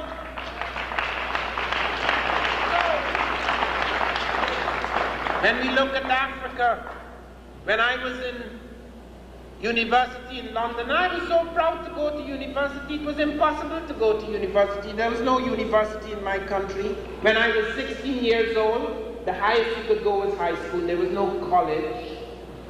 I finished my exams. I had to sit all the exams over again at 17 to get 10 more marks, because only the person who came first for the whole country could go to university. So you had to get the highest marks in the country to enter university. You had to be the brightest person for that year. So I did my exams all over again at 18 for the third time to get 10 more marks. But I couldn't do it because only the scientists, people who took the precise sciences like mathematics and chemistry and physics, they got the scholarship. So I stayed at home. It took me 10 years before I got into university. I got into university at 28. I got my first degree, BA, at 32.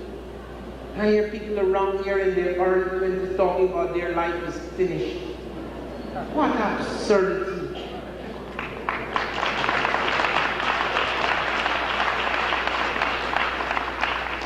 So there was I. And I was particularly chosen because I had written a special series of things in the Caribbean novel. I was not in this. I was writing novels.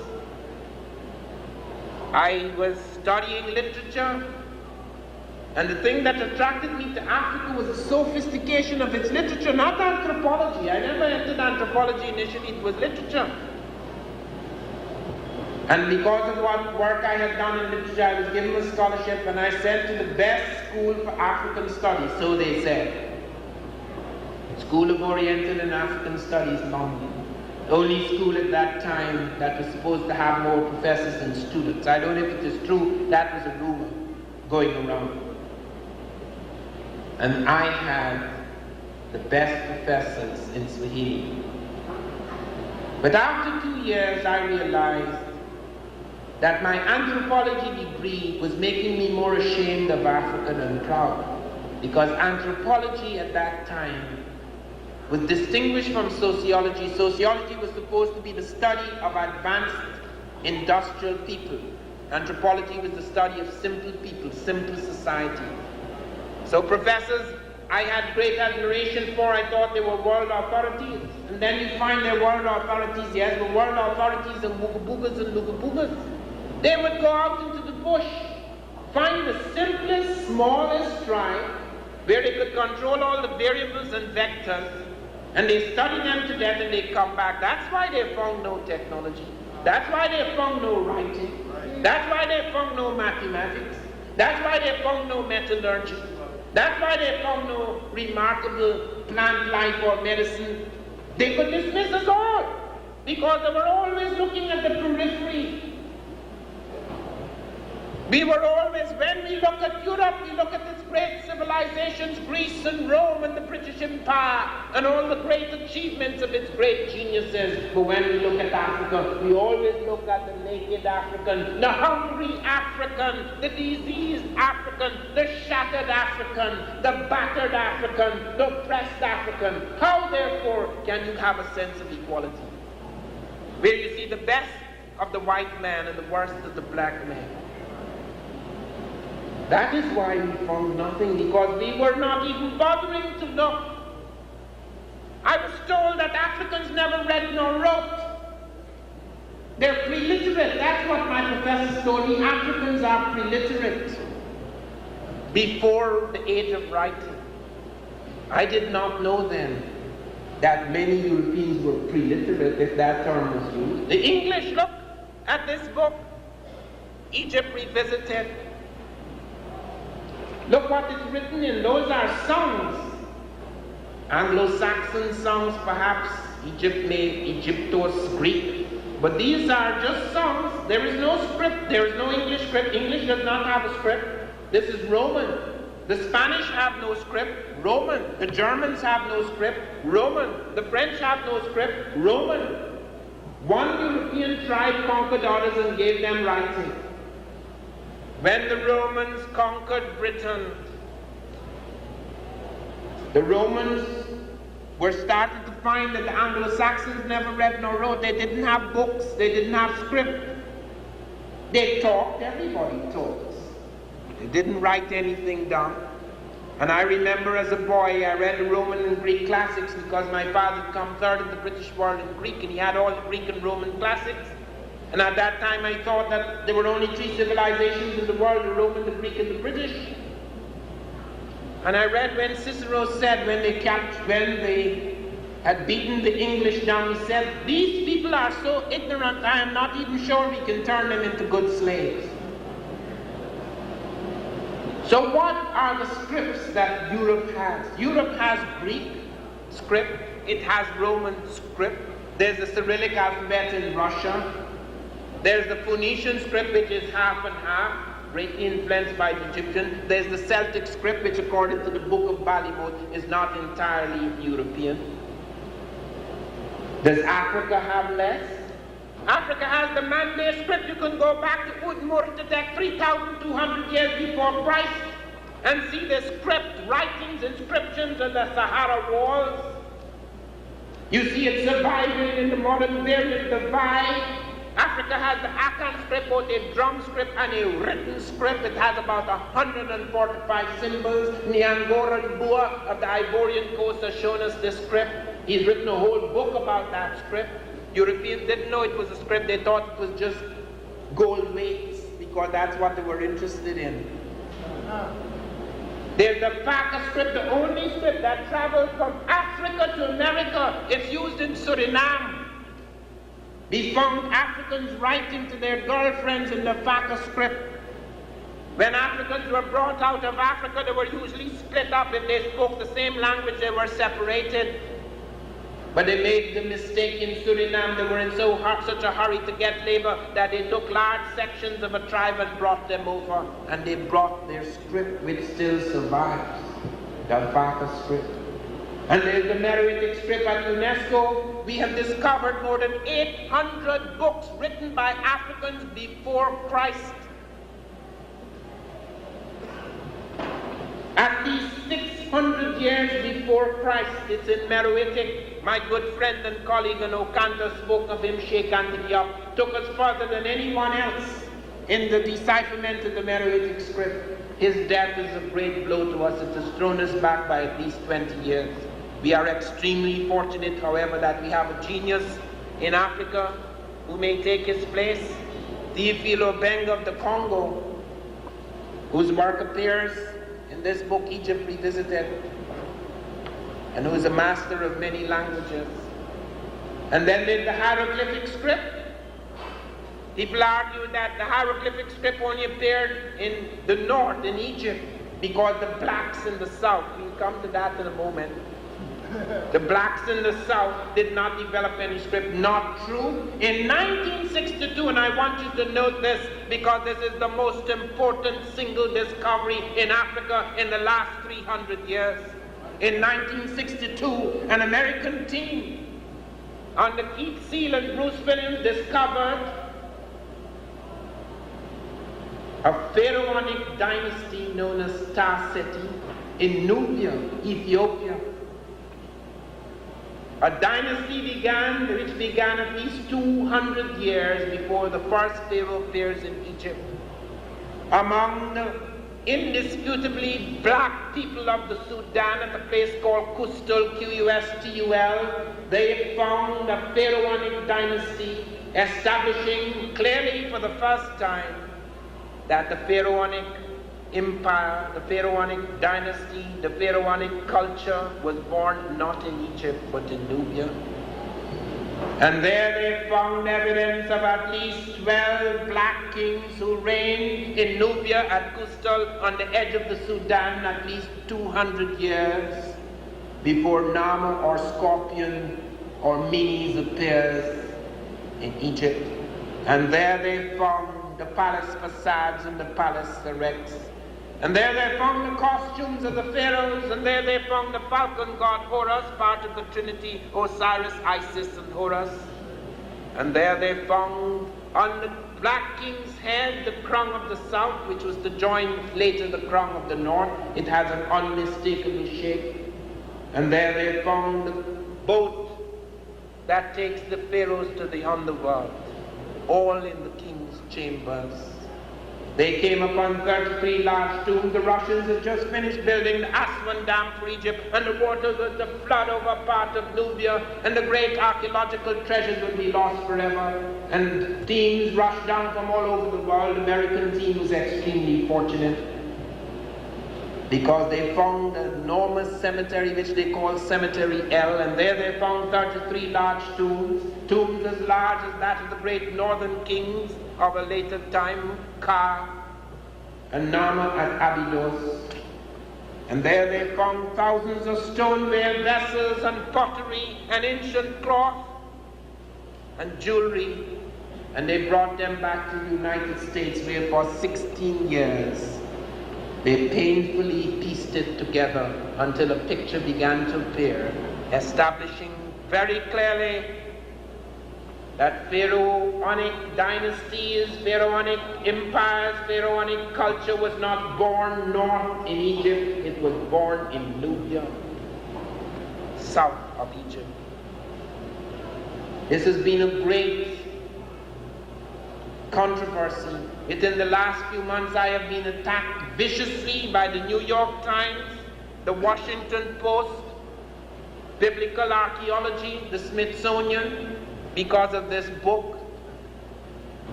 This is no joke. The claim to Egypt is a very serious matter because it affects everything. Egypt has left a lasting impression on the world. The word Christ, K-R-S-T, is an Egyptian word. The word thought comes from the Egyptian god Thoth, the god of learning. The word Africa comes from the Egyptian word Afrika, which means beginnings. The word Ray comes from the Egyptian Ra. There's a whole range of things. Those are just superficial little things. I shall go into it into greater depth. It had a profound effect upon the world. It still has. Do not for one moment believe that what happened 10,000 years ago is something we could forget, because according to Einstein, what happened 10,000 years ago and 10 minutes ago occupies the same space-time in consciousness. This is the universe. And our prejudices and our assumptions and our notions and our reflexes are determined by what we think happened in the past. And because our past has been manipulated, and because we have been made to think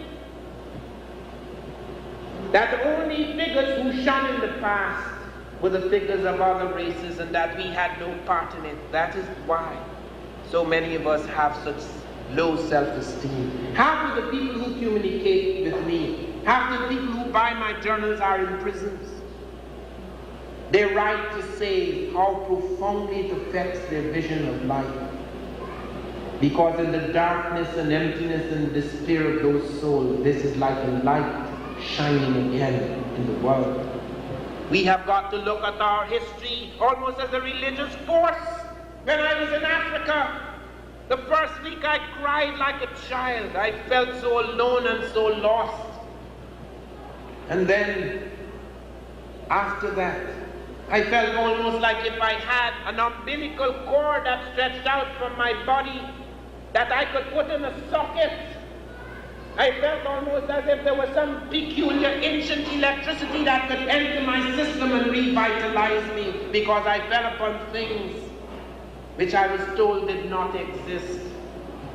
And I want you to bear that in mind. This is no mystical notion, it is real. Men are determined, the size and stature of man is determined by the size and stature of his consciousness. We have shrunk in the consciousness of the world. We have shrunk in our own consciousness. And if we are to rebuild it and make it a huge thing again, we have got to go back to our history. We have got to realize what happened in the world.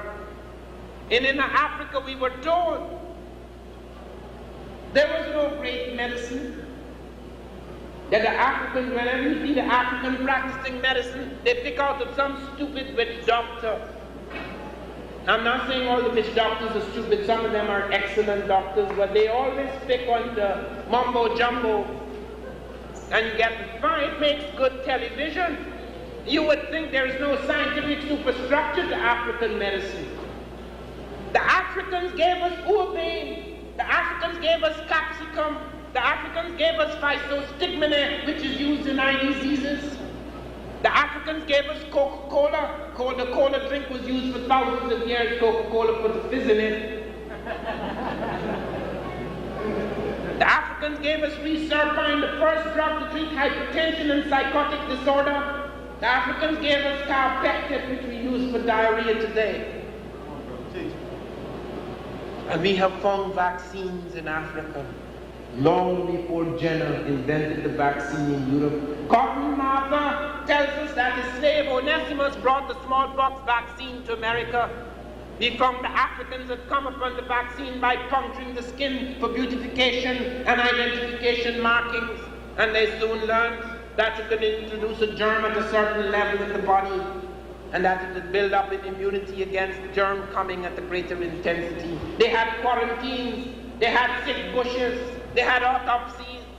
We have found all that. We found some delicate operations, which I will touch upon in a moment. We found tetracycline among the Africans. Do you know when we started to use tetracycline as an antibiotic? In the 1950s, we found tetracycline in the bones of ancient Africans in Nubia 14 centuries ago. We found they were using tetracycline as an antibiotic 1,400 years ago. We found the yellow-green flash of tetracycline in the bones of these Africans, and where we found it, we found the lowest incidence of infectious disease in an ancient population. And then we found aspirin. We found the Bantu were using aspirin, they were using salix capensis, which is salicylic acid, the main active ingredient in aspirin. Long before us, they were using it for certain skeletal, muscular, neurological pains. They were using it long before us. And operations, we found the Africans were the first to initiate eye cataract surgery. We found it in Jenny in medieval Mali. We found the Africans had still solutions that could almost freeze the eyeball, and that they could take delicate instruments and knock the cataract off the eye. Nobody was performing eye cataract surgery in the 14th century. They were, the Arabs reported. In the middle of the 19th century, the cesarean section was an extremely complex operation. Almost invariably, women who had problems with their birth canal and had to have cesarean sections died in Europe. Then the British Empire, which had spread its tentacles over half the world, became aware of the fact that certain Africans were performing the cesarean with 100% success. A team under Dr. Felkin went out among the Banyoro surgeons in Africa and discovered the Africans were performing this operation with a skill that exceeded that of their best Harley Street specialists. They studied it very closely. They studied how the Africans collapsed the abdominal wall. They studied how they used the cautery iron, that they were able to stanch internal bleeding almost instantly with minor tissue damage. They studied how they stitched. They actually drew the stitches and brought it back. It was published in the Edinburgh Medical Journal at the close of the 1870s, after which the cesarean section became very successful in Europe. You've never heard of that. Plants. We have found plants in this country that we cannot explain. Long before the slave trade, botanists discovered there are two major cultivated cottons in America, Gossypium hirsutum and Gossypium barbadens. They're known as tetraploid cottons. When we took them in the lab, we found of 26 chromosomes, 13 are African and 13 are American. Botanists were amazed how could an African cultivated cotton, which is Gossypium herbaceum, intermarry with a wild American cotton in order to produce the two tetraploid cottons, Gossypium hirsutum and Gossypium barbadens. Do you know what they said? Perhaps it floated from Africa by itself. They actually built a tank, Professor Stevens built a tank to simulate the salination, that is the saltwater content and temperature of the Atlantic, to see if the cotton could float by itself. In the second week it sank. Wouldn't give up, you know. He said perhaps it will sink, but it will remain submerged under the current, clinging to driftwood and come to America. In the third week, it lost its potency, abandoned that experiment. Then came another brilliant botanist, Proctor, who said perhaps birds flew from Africa to America with the cotton. Birds, you know, not blacks. Blacks were seen and have been seen for the last few hundred years as static people who make no major advances unless somebody comes up with something and drags them along. So it was impossible to think that blacks could have cultivated or domesticated cotton. We have found now that the Africans domesticated cotton long before any other people, and that the Asiatic cotton, Gossypium arboreum, is a mutation of the African which entered Asia later. And we cannot explain away the intermarriage between the two cottons. In America, long before Columbus, thousands of years, not just before, at least 2,000 years before Columbus, according to what we found in the lab. It couldn't have come by itself. But I want you to be aware of how our conception of the African has become frozen. For years, I had a secret correspondence with the South African professors with Waterstrand University. I didn't tell him I was black. My name sounds Dutch, Van Sertima. It is a Dutch name. I'm the son of someone who was a slave of the Dutch called Van Sertima, the Dutch slave master called Van Sertima. So he thought I was Dutch, perhaps African. So we had a nice long correspondence. He had made an incredible discovery. He was a brilliant linguist, and he had discovered that maize, Zea maize, an American cotton, had traveled into Africa and crossed through parts of Africa, and he wondered how on earth could it have gotten into Africa. And then he began to pursue this, and then he found that African things had got into America. The colocasia, the yam, and one or two other things had got into America before Columbus. We had this correspondence going, and I was studying all of his linguistic evidence and exchanging information with him. And then suddenly one day, he wrote me and he said, Van Sertima, if you see the yam, the colocasia, and the Negro, listen to this. If you see the yam, the colocasia, and the Negro, all of three of which are West African trading items in America before Columbus, someone must have brought them there. In other words, although he had come to the conclusion that Africans were American before Columbus, he thought somebody, a human being, had brought these items, the Negro, there. Do you understand? Even when they make leaps, even when they make discoveries, they are fixed and locked in that racial stricture. And I found that this was something that was so crippling, that once one had racist ideas, it went beyond merely social relationships or economic relationships. It affected everything. It affected serious scientific objective inquiry. Now to come to deal with Egypt. I could say so much more about African science, but we have a limited amount of time. This has been the source of so much fighting. But let us look at the evidence. First of all, let us look at the culture. Because Jean Vercoute, when he appeared at UNESCO in 1974, and everybody was trying to knock Sheikh Anta Diop down, he jumped up and said, okay, it's proven that their writing was African, their culture was African, their way of thinking was African, their language is African, but still, Monsieur Diop, we're still not sure how many of them were Africans. Could you imagine that? The French have a European language. Their culture is European. Their writing is a Roman script European. We're not sure whether the French are European. That is the extraordinary situation. In 1974, a break occurred in this subject. For the first time, a world body invited Africans to talk about African history. African history had always been written by outsiders. They invited the wrong, right people. Sheikh Anta Diop of Senegal and Théophile Obiang of the Congo. Sheikh Anta Diop got up and spoke for 6 hours without drawing breath. He presented a vast amount of evidence, thousands of intimate interconnections between inner African languages and the Egyptian language, established through adjectives and verbs and suffixes and everything to establish beyond a shadow of a doubt that the Egyptian language was not Afro-Semitic or Afro-Hamitic or Afro-Nilotic or Afro-Asiatic, it was African. And UNESCO said, in spite of the passion and prejudice that marked that conference, there was one thing upon which at last they were unanimously decided, that the language of Egypt was an African language.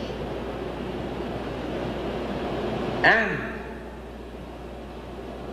Sheikh Anta Diop showed that many of the Greek and Romans who had seen, they had entered, they were not guessing as we may guess now, they were there. They had attacked the people, invaded them, captured the place. And they said they were black-skinned with woolly hair. Herodotus makes it quite clear. These are black-skinned people with woolly hair. And Sheikh Anta Diop went to the Museum of Man in Paris and took square inches of skin off some of the mummies and put it to the melanin dosage test. Sheikh Anta was an extraordinary man. He wasn't just a linguist, an ethnologist, an Egyptologist. He was a physicist and a chemist. He worked in the most advanced lab in Europe under Frederick Julio Curie, who was related to the Curies who discovered radium, who got the Nobel Prize for the discovery of radium. Sheikh Anta Diop actually established the first radiocarbon lab in Africa. And Sheikh Anta Diop presented this evidence. I got a letter from a doctor who's a skeletal radiologist who told me that of 11 mummies they found in the Cairo Museum, 2 of the 11, this is just a small sample, 2 of them had triquetral fusion, that is fusion of the bones of the wrist. It only occurs in black people. When it occurs in a European, it's 1 in a billion. They found 2 in 11 and they said they were Caucasoid types. We look at the skeletons. William McIver of Oxford, Falkenberger, did studies of skeletons where they shed the craniometric measurements, the structure of the skull and so forth, indicated that only 1/3 of the Egyptians, ancient Egyptians, were black. 11% were white, and the rest of them were brown Mediterranean peoples. Now, let's look at that closely. Chatterjee and Kumar did a study much later, and Sheikh Anta Diop showed the same thing, that if you were to take those craniometric measurements and put it in Africa, almost all the Africans would be brown Mediterraneans. Unless they found the classical Negroid type which they created in their mind. Everybody has to have a broad nose. Everybody has to have a certain prognatic jaw, and if you don't have heavy prognatism and very broad nose, you're in black. Sheikh Anta Diop showed that there are variants of the black type, and these are not brown Mediterranean. Chatterjee and Kumar showed that when we look at pre-dynastic Nubia and Egypt, and we look at Middle Kingdom Egypt, we look at Old Kingdom Egypt, the craniometric measurements are roughly the same.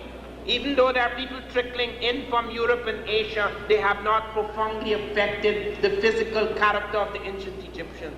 But let us look at their culture. That settles the matter. Their plant life is African. The bottle gourd, the cotton, the tamarind fruit, the oil palm fruit, the watermelon, a range of their plants, African. If the Mediterraneans were coming in, where are their plants? Let us look at their techno-complex. There's no mummies in the Mediterranean, but you can find mummies in Africa 500 years before we found the first Egyptian mummy. We have found mummies in inner Africa, mummified, flexed and buried, hands crossed, fingers open, just like in late Egypt. We have found the Pharaonic dynasty at Tasseti. We have found the language to be African. We have found the writing. We found hieroglyphs at Tasseti. Hieroglyphs! We have found the beginnings of the hieroglyphs south of Egypt before it appears in Egypt. We have found all their rituals to be African. Their circumcision is African. Their totemism is African.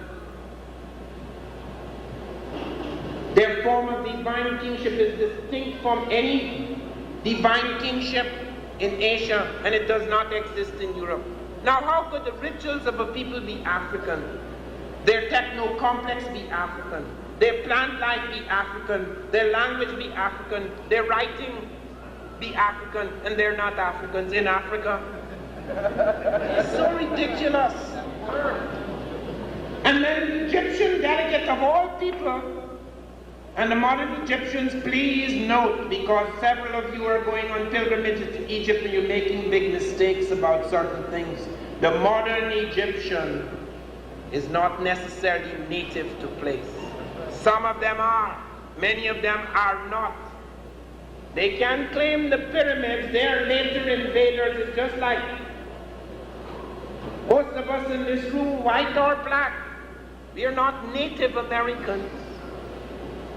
We are later Americans. Most of the Egyptians are later Egyptians. They're not native to place. So that was an exception. When Sadat was here, he said on CBS, they struck it off the air, I am a black man, and I'm the first true pharaoh in 2,000 years. No melodramatic statement, but he wanted to make a distinction. Yet when we put a black man to play Sadat, some of you remember, it was banned in Egypt. They don't want a black man playing Sadat. Now I'm not attacking all modern Egyptians, I've had to work with them, but some of them are very, very prejudiced. They would not want to be associated in that way. They tell you things like, ancient Egyptian heritage is neither white nor black. Now, it is true, and let us say this if it needs to be said. To distinguish the world as a place of people of color and people without color, the colors of human beings are superficial things. They have become less so here in America because of savage, brutal things which have not passed. We have been separated in that way. It is not entirely our fault. But while that may be true, we have got to go back deliberately and consciously to pick out and select that which is African, because we're always put out into the cold. We're always told nonsense about how it only became so because everybody was mixed up in it. Like in biblical archaeology, we're being told about Egypt is multiracial. Egypt did become multiracial. We're not talking about the late period, when the trickling and invasions of people changed the racial and cultural character of the people. We're talking about the early period when the pyramids were built. We have found the evolution of the pyramid in Africa. We have found the mound with its little steps, and then developing interior rooms which become more complex before we see the final pyramid in Egypt. There are no pyramids in the Mediterranean. If these brown Mediterraneans created the pyramid, where are their pyramids? We have found no mummies in the Mediterranean. Where are their mummies? We have not found their plant life in the Mediterranean. Where are their plant life? So if they are the inspiration of ancient Egyptian civilization, how come it all comes out of Africa? It doesn't make sense. And why is it so important? Why is there such a fight? Do you know why? Because Egypt was to have the profoundest effect on Europe. When the Greeks invaded Egypt, all of their scholars went and sat at the foot of African teachers, even as I, out of my shattered world today, must go to Europe for my miseducation. Then did the Greeks go to Egypt for their education. Thales of Miletus, Democritus, Pythagoras, Eudoxus, Anaximander, Anaximenes, Heraclitus. There are so many of them. St. Clement of Alexandria tells us that if you were to write a book of 1,000 pages, you could not put down the names of all the Greeks who went to Africa to study. And even those who did not go claimed they went because it was prestigious. And those early Europeans did not develop any great prejudice against Africans. Let me tell you that. They revered blackness. They took Isis, the black goddess, the wife and sister of Osiris. She was worshipped throughout Europe. Paris is named after Isis. Paris, place of Isis, shrine of Isis. Europe comes from the African princess Europa. The Greeks made Artemis, a black woman, the goddess of chastity. They made Medea, who helped Jason win the golden fleece, a black woman. Circe, who helped Odysseus, who enchanted the crew of Odysseus, is a black woman with African features. You could see that in the book I edited, Black Women in Antiquity. Even Andromeda, who married Perseus, the Greek hero, is a black woman. Minerva, the goddess of wisdom, is a black woman. The first Europeans who saw the advances of the Africans were so startled that Alexander did not even build his capital in Europe. He built it in Africa, at Alexandria.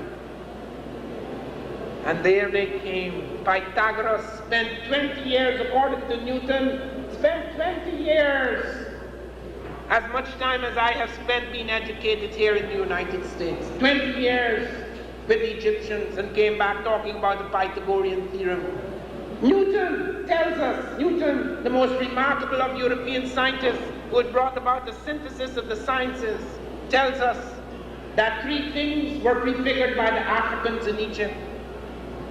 He said they had a certain sense of gravity, that they had a sense of the atom, they call it the monad, and although they had certain mystical notions about it, they recognized it as the building block of the physical universe. He said they were the first people to develop a heliocentric theory of the solar system. Europeans thought that the sun was the center. They thought that the earth was the center. It was the Egyptians who knew that the sun was the center. And there were so many other things.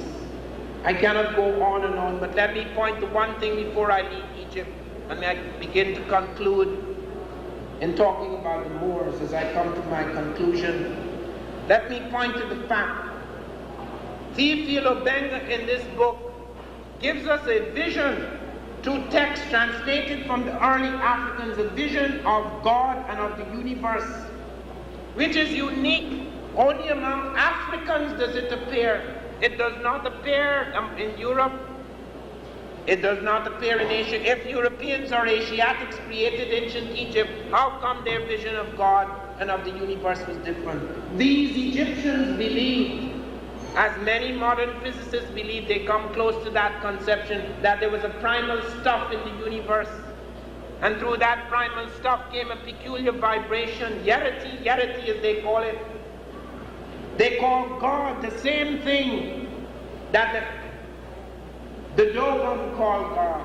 Some of the Bantu call God. The Egyptians have the same name. If it's Mediterranean, how come they do not have that name?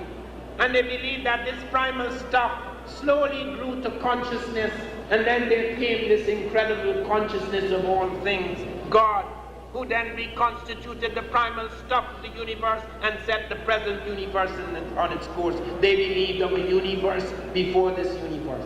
That's unique. It may not be true because no man will ever know what is the morning of time. We believe with this Hubble telescope we will come close to staring into the eye of God, the beginning of times. But whether we do or we do not, in terms of its modernity, in terms of its uniqueness, in terms of its complexity, only in Africa, among the Dogon and among some of the Bantu, you can find parallels with this. So how could it, all of this, be African, and these people, the majority at least, are not African? But let me come to the last period, the Moors. After the greatness and glory of Greece and Rome had faded, Europe fell into a dark age. It went into decline. It went behind the great powers in Africa and Asia. And then came something worse than AIDS, the Black Death. The Black Death practically decimated Europe. In some places it killed 50% of the population. As we go out in the morning to empty garbage, in every European home, in some places, they had to empty a body every morning. And then came an invasion from outside. The Africans and the Arabs invaded Europe. They ran into Spain, they took it over. They ran into Portugal, they took it over. They took over Sicily. They got a small part of France right up to Tarascon. And they introduced something unusual into Europe and to a great part of Africa. They introduced 4 Muslim dynasties into Europe: the Umayyad dynasty, the Abbasid dynasty, the Almoravid dynasty, and the Almohade dynasty, the last 2 of which were formed on the Senegal River. And they went into Europe, and they brought so much. Europe had 2 universities. Europe was 99% illiterate, as was the rest of the world. Only a small group of people read and wrote. And they introduced 17 universities into Europe.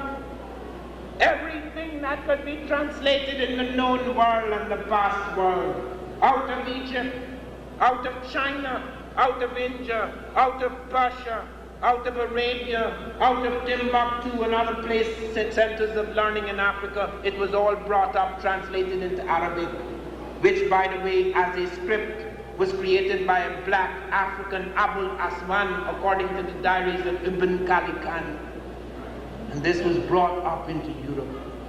They brought lemon into Europe for the first time. They brought strawberries for the first time. They brought ginger for the first time. They brought the cotton industry into Europe. They brought windmills for the first time into Europe. They brought crankshafts. They brought worm and pinion gears operated hydraulically. They brought new concepts in trigonometry. They brought algebra. They brought eyeglasses. The first people to cut eyeglasses in Europe were the Moors. They brought new concepts in agriculture. They brought lighting. There was not a single street, there was not a single city in Europe that was lighted. Not London, not Paris. But where the Moors were in Cordova, you could walk for miles by the flash of lamps. The finest silk in the world was produced in Murcia, where the Moors were. The finest blades in the world were cut at Toledo, where the Moors were. The finest sashes in the world were in Almeria, where the Moors were. The finest leather in the world was in Morocco, where the Moors were. The finest carpets were made in Tulala, where the Moors were. And they brought so much. They only insisted, it is true, that every people suffer from an invasion, but they did not take away the language of the Europeans. They did not take away their legal system. They did not take away their humanity.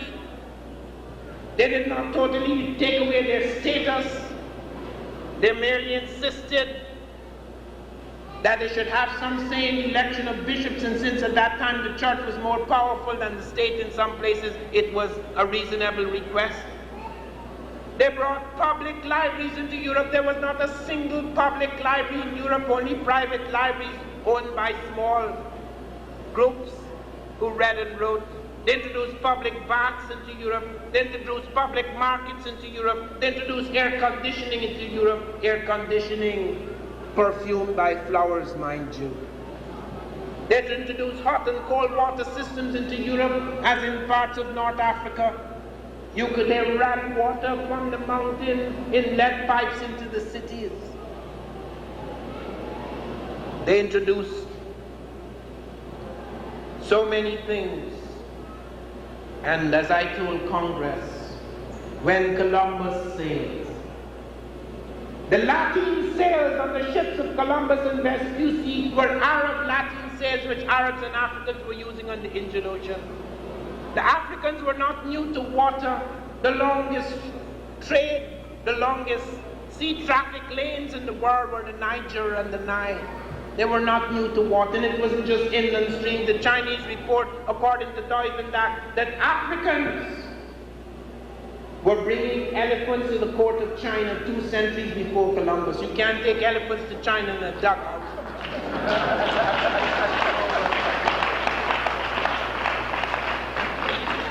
And the compass was not developed in Europe. And the number system, let me close on this. The numbers we use today is not European. 0, 1, 2, 3, 4, 5, 6, 7, 8, 9, which the world uses to count. Europe did not have ciphers. This is how the Romans counted. 1 is 1, 2 is 1, 1, 3 is 1, 1, 1, 4 is 1, V. 5 is V. Then they start all over again. V1, V11, V111. You can't do higher mathematics in that. When Fibonacci in 1205 discovered the number system with ciphers in India, Europeans would not accept it. The church ruled numbers are works of the devil. It is only because of the use of those ciphers by the Moors in the marketplaces of the world that ciphers were eventually adopted. They call it Arabic numerals, but we found it came out from India. We do not know if the Indians got it from elsewhere. We can't swear about that. And the gun is not European. Gunpowder technology was taken out of China by the Moors, and the first evidence we have of the use of the gun is the Moors attacking India. Europeans took that and it became the source of great tragedy for other countries. So I want to say this.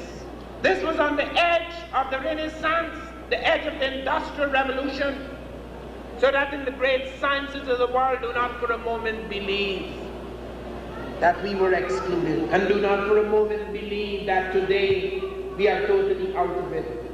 I have been in Bell Labs, the largest research facility in the world, private research facility in the world. I've been at NASA. I'm one of the people who was sent, the Kennedy Space Center, to witness the blast off of the first black into space. I have met the black space scientists. One of them piloted a spaceship, Colonel Gregory. He also commanded the ship that took the most delicate reconnaissance satellite into space. I met people like Gillum IV, a black man who was in charge of our space program when we produced the shuttle. He saw it from babyhood to blast off the most advanced machine in the world. Our leading technical astronaut today is a black man. He is the man who redesigned the cockpit, the brain of the space shuttle, Colonel Gregory. We were responsible for major revolutions in the science of this country. Who revolutionized the food transport industry? A black man, Frederick Jones. Who revolutionized the whaling industry in the world? A black man, Lewis Temple. Who revolutionized the creation of the sugarcane industry? Who made sugar crystals for the first time? A black man, Norbert Ryu. Who revolutionized the shoe industry? Who created the first machine to mass produce shoes? A black man, Jan Manzelega. Who revolutionized the communications industry, the light guide, cables industry? Who was the first man to put those cables on the ocean to write a guidebook for the world? A black man, Al Richardson. Who prevented the nasal alarm that showed us when the cable broke and twisted? A black man, Richardson. Who gave us the mathematics that enabled us to understand glass for the first time, that we could stretch it from 4-foot rods for 6 miles, so that we could create hair-thin strands of glass through which we could send pulses of information coded on pulses of laser light flying at the speed of light. A black man, Northover. Who is the man who put these light guide cables for the first time onto the streets in this country in Chicago? A black man. Who manufactured the tools, all the tools that made it possible for us to do this? A black man. Who is the leading woman at NASA, who has taught us how to deal with sonic boom factors so that we could fly several times the speed of sound by the end of this century without creating sonic boom explosion. A black woman, Dr. Christine Darby. Let us therefore, and I want to close now, let us therefore remember, not only did we not do what they thought we didn't do, we did so many things before the Holocaust, but in spite of the Holocaust, we have not been destroyed.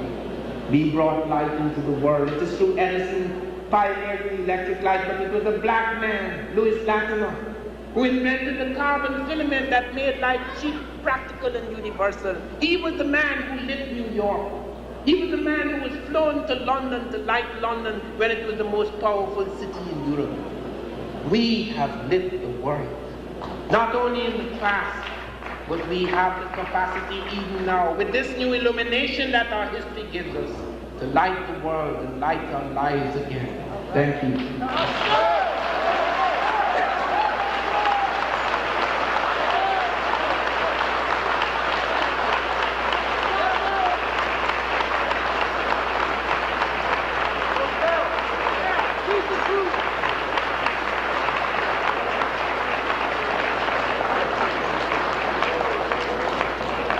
Now I want you to look very closely at these slides. Okay, we'll just spend another 15 minutes in which I will point out certain slides to you. Some of them go beyond the lecture.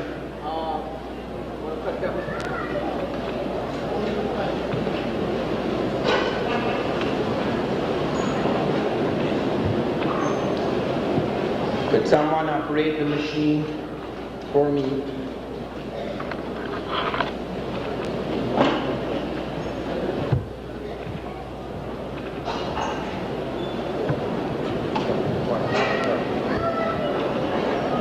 Could you alter?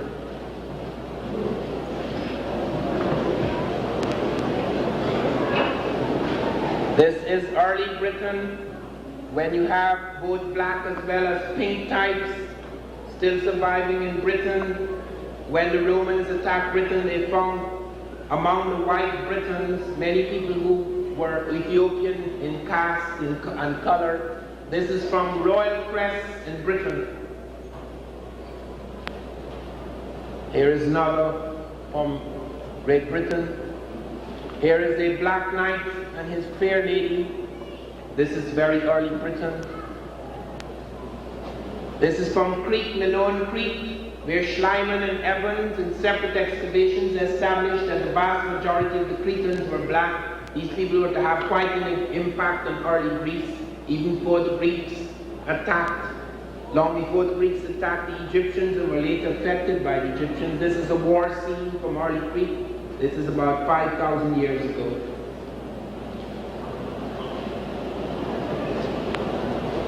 This is from ancient boats in Crete, when Africans were in charge. This is the captain of the guards in ancient Crete. This is a priest from Pylos in ancient Crete. This is a stag hunt in ancient Crete. This is the first evidence we have at Wadi Kumania in the north and Wadi Tushka in the edge of Sudan that Africans had entered the age of cultivated crops thousands of years before any other civilization. This is about 18,000 years old, the first mortar and pestle to grind grain found in Africa.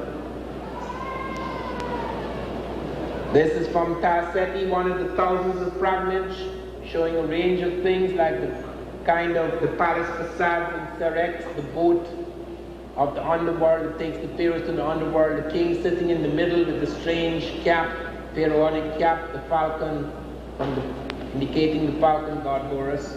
This is Osiris. Note, in spite of the broad nose and the full lips, that he appears to have red skin. He does not have red skin. Red ochre was used in Africa for thousands of years. It's found in southern African paintings when there were no people in the world but blacks. Red ochre is used to indicate vitality, okay, because it's red as blood. Yellow is used on women to indicate fertility. So that this red and yellow, when I was interviewed by the New York Times in February, that was the first question they asked me. If these people are black, how come the men have red skin and the women have yellow skin? And I said, there is no race with red men and yellow women.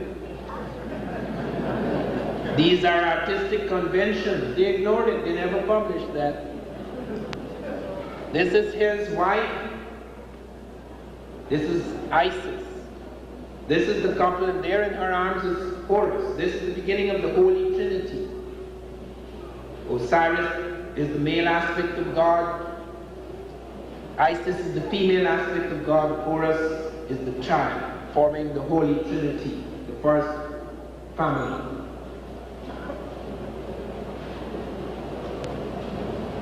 This is her again in Egypt.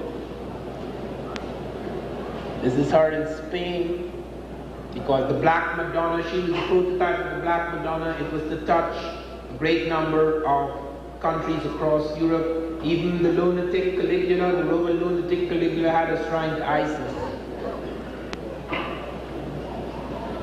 And you would never guess who this is. This is Pope Miltiades. Pope Miltiades, the Black Pope of Rome. This is a painting more than 1,000 years old. It was in St. Peter's Basilica. It's probably now in the Vatican. This man was the Pope of Rome between 311 to 314 AD. He was the Pope at the same time that Constantine, the emperor, was converted to Christianity and stopped the persecution of the Christians and gave back the property of the church back to the Pope.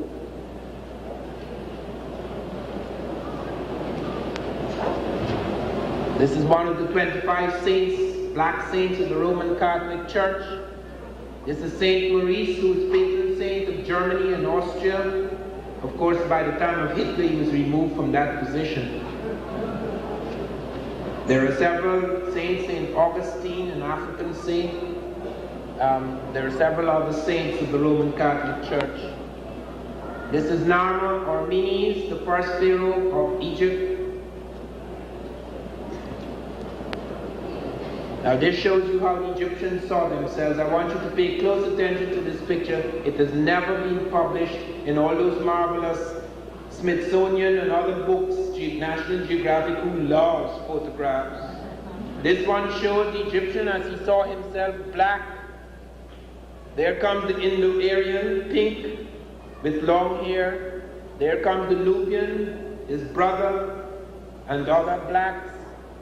Notice the only difference between the Egyptian and the Nubian, here in these realistic colors without artistic convention, is that the Egyptian, the man in the north, has 3 stripes because he's in power, and the Nubian has 2 stripes. And then comes the Semite. Notice their clothing, notice the effort to show everything as natural and distinct. Their clothing is distinct, structure of face is distinct, coloration of skin is distinct, hair is distinct. This is how they saw the world.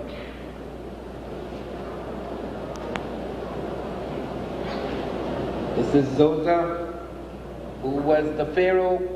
You will notice that most of the noses are smashed. He was the pharaoh when the first pyramid of hewn stone, not the great pyramid, the first pyramid of hewn stone was built. And it was built by Imhotep.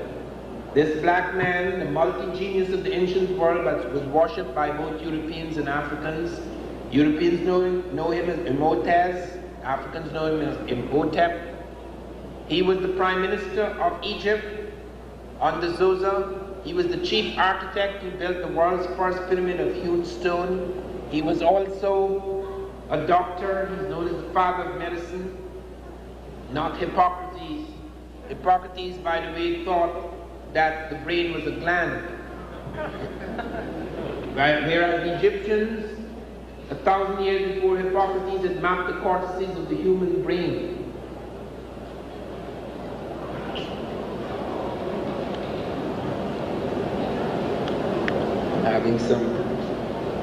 Having some problems here getting this operated. This is Egyptian women making perfume about 5,000 years ago. This is Mentuhotep. This is now the Middle Kingdom. Interesting thing about this picture is the joining of the 2 lands, the white crown of the south and the red crown of the north.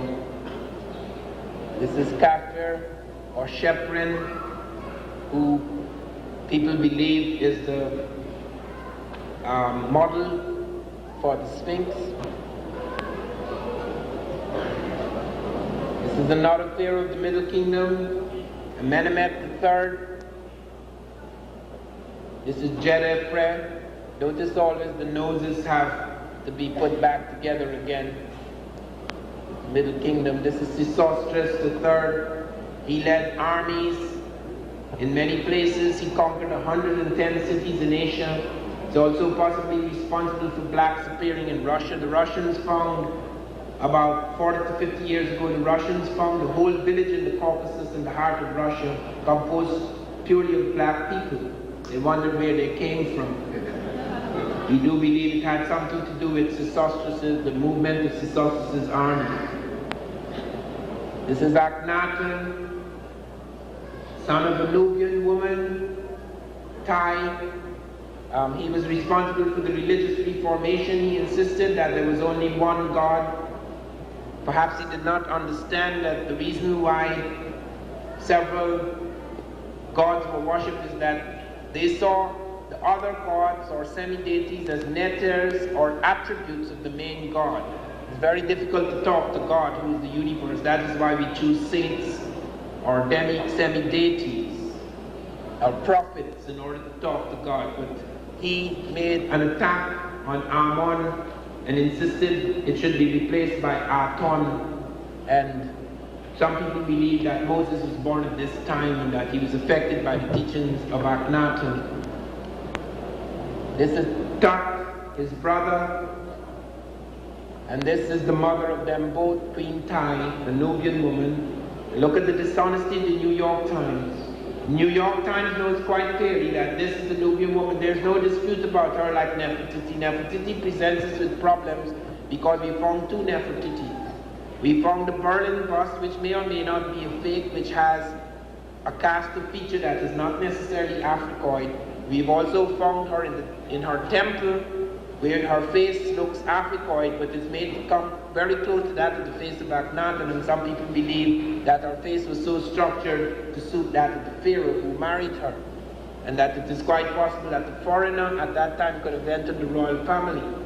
That has nothing to do with the ethnicity of the Egyptians. Napoleon married a mulatto from the Caribbean. That didn't make the French mulattoes. So I mean, that is a ridiculous argument. Here is Queen Tai, who at the age of 13 married her pharaoh, who was 51. She gave birth to 3 sons, 2 of whom are very famous: Akhenaten, Tutankhamun, Smenkare. She was worshipped by many people. Everything she did was became a model. Her earrings, her wigs, her clothes, her eyebrow, everything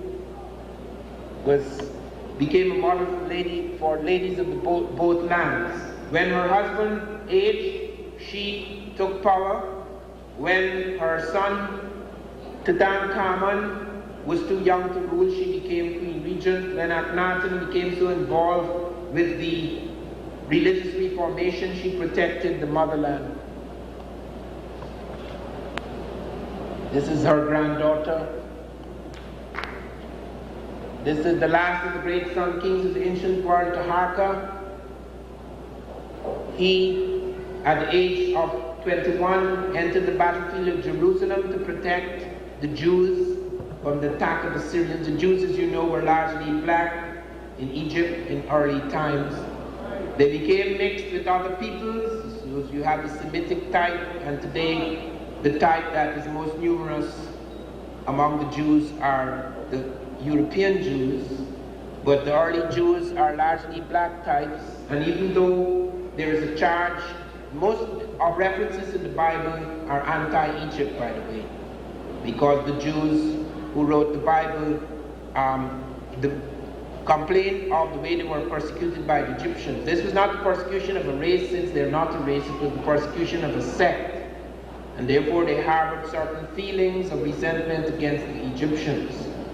So that you have lots of negative references about Egypt, but nevertheless they retained a love-hate relationship with Egypt. Jesus, as you know, grew up in a village of Malatia near Heliopolis in Egypt, and we find him first in the Bible when he's a grown boy at the age of 12 among the Egyptian priests. What happened to him in the 18 years before his appearance, his return to Palestine to preach his ministry, we do not know. Some people claim, however, he was completely Egyptian. This we cannot prove. However, Taharqa was called upon by the Jews to protect them, and he entered the battlefield and protected the Jews against the charge of the Asiatics under Sennacherib. The Bible reports that the blacks were victorious in this victory. The Ethiopians were victorious in this victorious in this encounter with the Syrians. Here is Taharqa again. When I was doing the decade before Columbus, I had difficulty finding a black Taharqa in Britain. The leading British historian who commented on Taharqa, Arkell, said that it is impossible that Taharqa could have been a Negro. He may have only had 1 drop of Negro in his vein. This is the drop.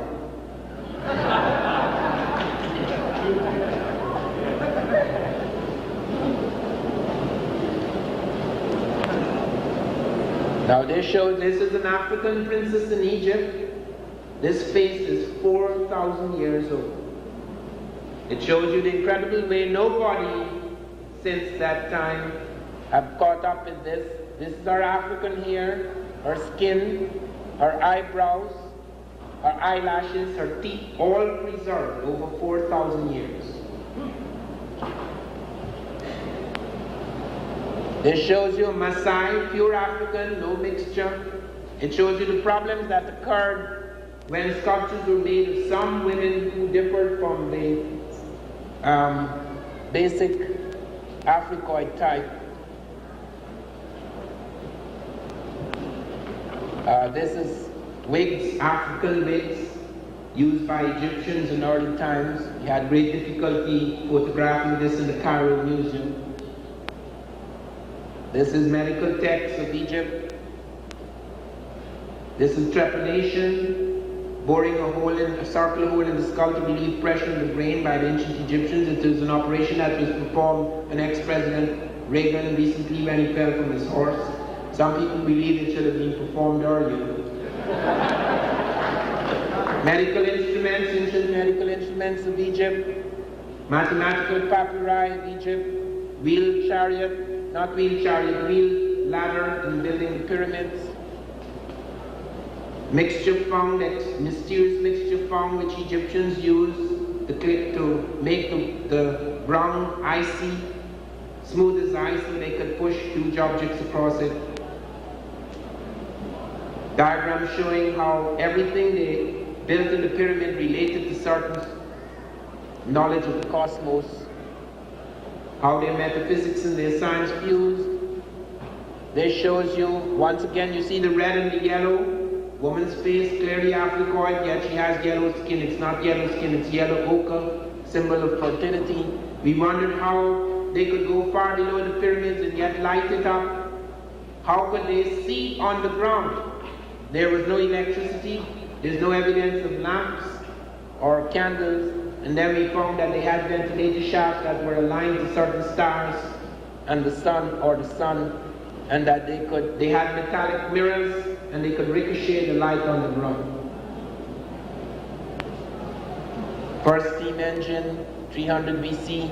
First glider, 300 BC. NASA informed me of this.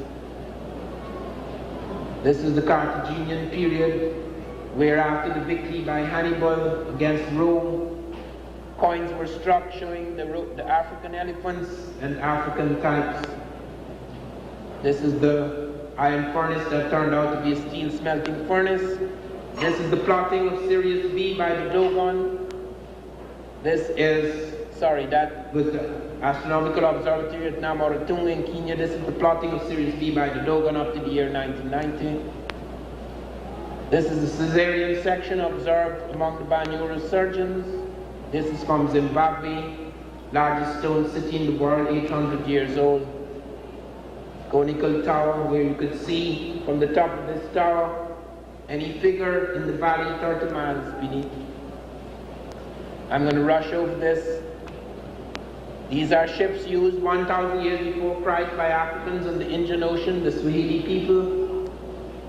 This is a boat used 1,000 years before Christ, recreated by Africans in 1969, crossed the Atlantic using current power,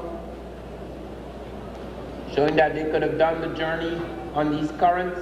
This shows the currents, latitudes of the currents, shows how Africa was linked up before the Holocaust. This is the most remarkable map in the world, showing Africans had mapped.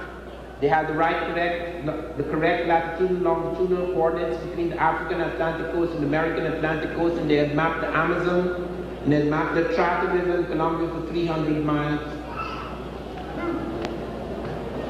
There it is again. This is several blacks were adopted by royal families in Europe. This is the Tsar Peter of Russia adopted this black boy who became a general in the Russian army.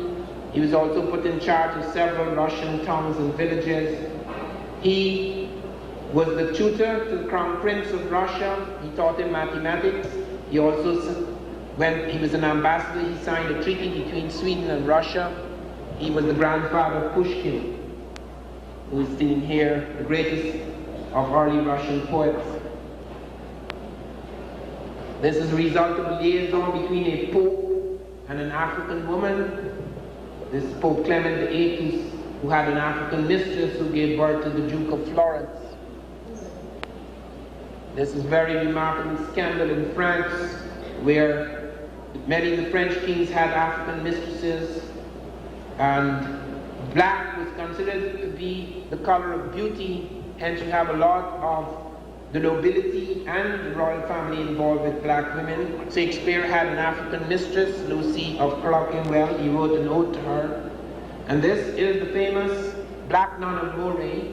Because Louis XIV had an affair with a black woman, his wife, Queen Marie Therese, had an affair with a black man and gave birth to this child. And when she was born, Louis turned to the doctors and said, "How could I give birth to a black child?" And the doctor said, "You see that black man in your coat? Now, it is possible that when your wife was pregnant, he looked at her and the child turned black." And King Louis XIV said it must have been a very penetrating look. Anyway, Nabo disappeared and she was sent to a monastery where she died. And last of the pictures we have to end now. This is a captain of the guards among the Moors. This is warriors behind the veil from the Senegal. This is the Prime Minister of Sicily during the Moorish invasion. This is Africans performing circumcision ritual in the heart of Spain during their occupation of Spain. This is an African dignitary arriving in the heart of Spain, road being cleared for him. These are African noblemen playing chess in 12th century Spain. This shows you the interior complexity of African cities. This is from Leo Africanus, whose book was read by Shakespeare and gave him a lot of notions for building Othello. This white man was the richest man in Italy, Gonzaga's family. He married a black woman whom you see up in the ceiling. That is his daughter, and this is his son. He is Othello.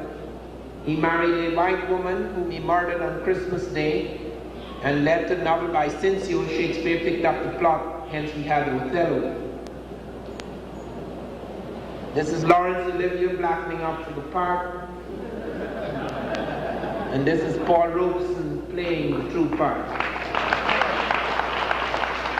Thank you. And Blacks in Science. He is professor of Black Studies at Rutgers University. Please let's warmly welcome Dr. Ivan Van Sertima.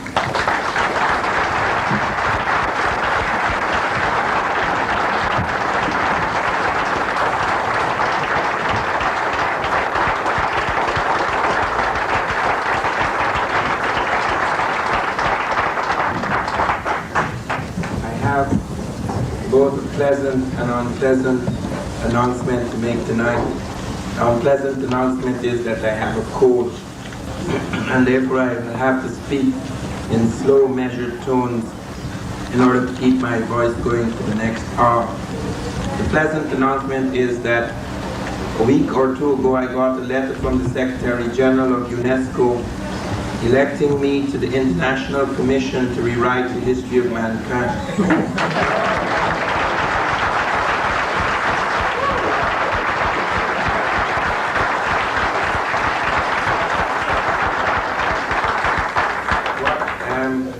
In this letter, he mentioned that Sheikh Anta Diop had earmarked me as a man of great competence and experience, and in the light of his death, the death of Sheikh Anta Diop, I am being elected to the International Commission, and he had asked me to pay a very close attention. There will be 7 major volumes on the scientific and cultural history of mankind, and that I'm to pay very close attention to all the sections dealing with African people. I shall certainly pay most close attention to those sections. Now, I had announced that I would be speaking on the Moors, but the Moor one broods on the influence and impact of Africa on Europe. The Moor one is aware that while you may concentrate on the Moors in a talk, you have to give a sense of the whole thing. You have to give a sense of the impact, the movement of the African into Europe over a much longer period of time. Because people could say afterward, oh yes, that was a flash in the pan, or oh yes, but who are the Moors? There was an African presence among the Moors, yes, but that was not of any great significance. European civilization was already formed, it had its own independent base, and even if they did have an impact, that was late in the day, too late to make much of a difference. Well, it wasn't too late in the day. And it made a difference, the African made a difference on European civilization much, much earlier than the Moors. In fact, Africa made an impact on Europe much, much earlier than European civilization itself. When Sheikh Anta Diop died, and Sheikh Anta Diop, for those of you who don't know him, and I have been here about 2 or 3 times this year, and none of you have been able to get hold of the book Great African Thinkers. It is in great demand, not just here, it's in great demand. The president of Senegal asked for a copy. Madame Diop's wife, I got a letter from her a few days ago in which she said that she and her sons were amazed by the range and scope of the work dedicated to her late husband, and that she was deeply pleased by this. So this is also in very great demand now in France and in French-speaking countries. And those of you who do want to get a copy of this, please do so, because Sheikh Anta Diop is the greatest African thinker that lived in the 20th century. And his passing is a great blow to us. What is extraordinary, what is ironic, is that the day after he died, 12 Oxford scientists brought out a report in Nature. This is a very significant report because they announced that not only was man born in Africa, but modern man, the man that now occupies this planet, springs from an African population. In other words, the European now has been established by new studies, by new medical studies. It has now been established beyond the shadow of a doubt, both in studies in England as well as studies in Hawaii and California, the analysis of DNA polymorphisms, that all man on earth springs from the African. And I'm not just talking about the beginnings of man, that's not terribly important. Everybody accepted for about the last 25 years that man was born in Africa. That in itself is not terribly important. Apes are born in Africa too.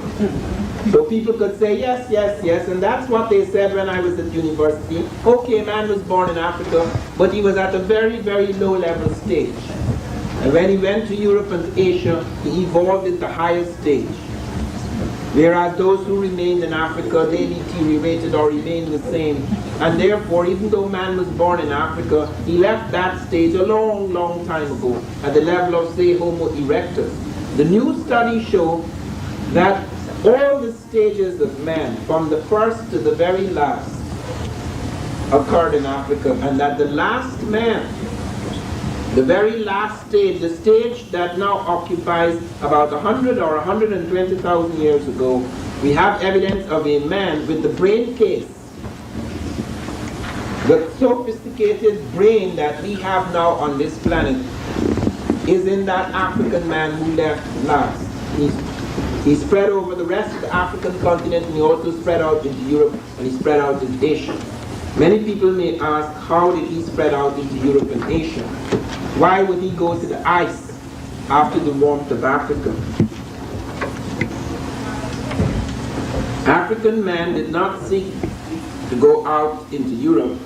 He went out because from where he originated, in Eastern and Southern Africa, where he found the last modern man, and in fact, in Hawaii and California, the University of Berkeley, it was announced that all human beings on this planet spring from a black woman that was in Africa about 120,000 years ago. So that after the Australopithecus bocide, Australopithecus gracile, Homo erectus, Homo habilis, Homo this and Homo that, then came Neanderthal man, then comes the final man, which is Grimaldi man. Grimaldi man emerges in Europe. There are no Europeans in Europe. Now these are not studies by blacks, so nobody could say they are grinding a racial axe. These are the most conservative. These are people who have no respect, who had no respect for black history. These are the people making their announcements because their machines, their new eyes, their new windows on the world tell them beyond the shadow of a doubt. In an irrefutable way, there is no longer speculation on this matter. This is not theory now. This is what the study of DNA polymorphisms are saying. They have clues, molecular clues, just like how you could check out the atom. They've now found something that goes beyond anything we knew before that tells us that modern man has an African ancestor. And this occurred, as I say, about 120,000 years ago, and it spreads out. Man was born longer than that, 3.5 million, but we're now talking about the last stage. Okay, not just man in a primitive or half-formed state, like Neanderthal man is not complete man. That's an African man too. He's not complete. He has the anterior lobe missing, the seat of the imagination. And then comes this man I'm speaking about, Homo sapiens sapiens. Neanderthal man, which precedes this final man, is known as Homo sapiens. But the last man is known as Homo sapiens sapiens. This is the man that is now in this room, whether he be white, black, or Asian. That man moved into Europe because from that point he started to migrate outwards.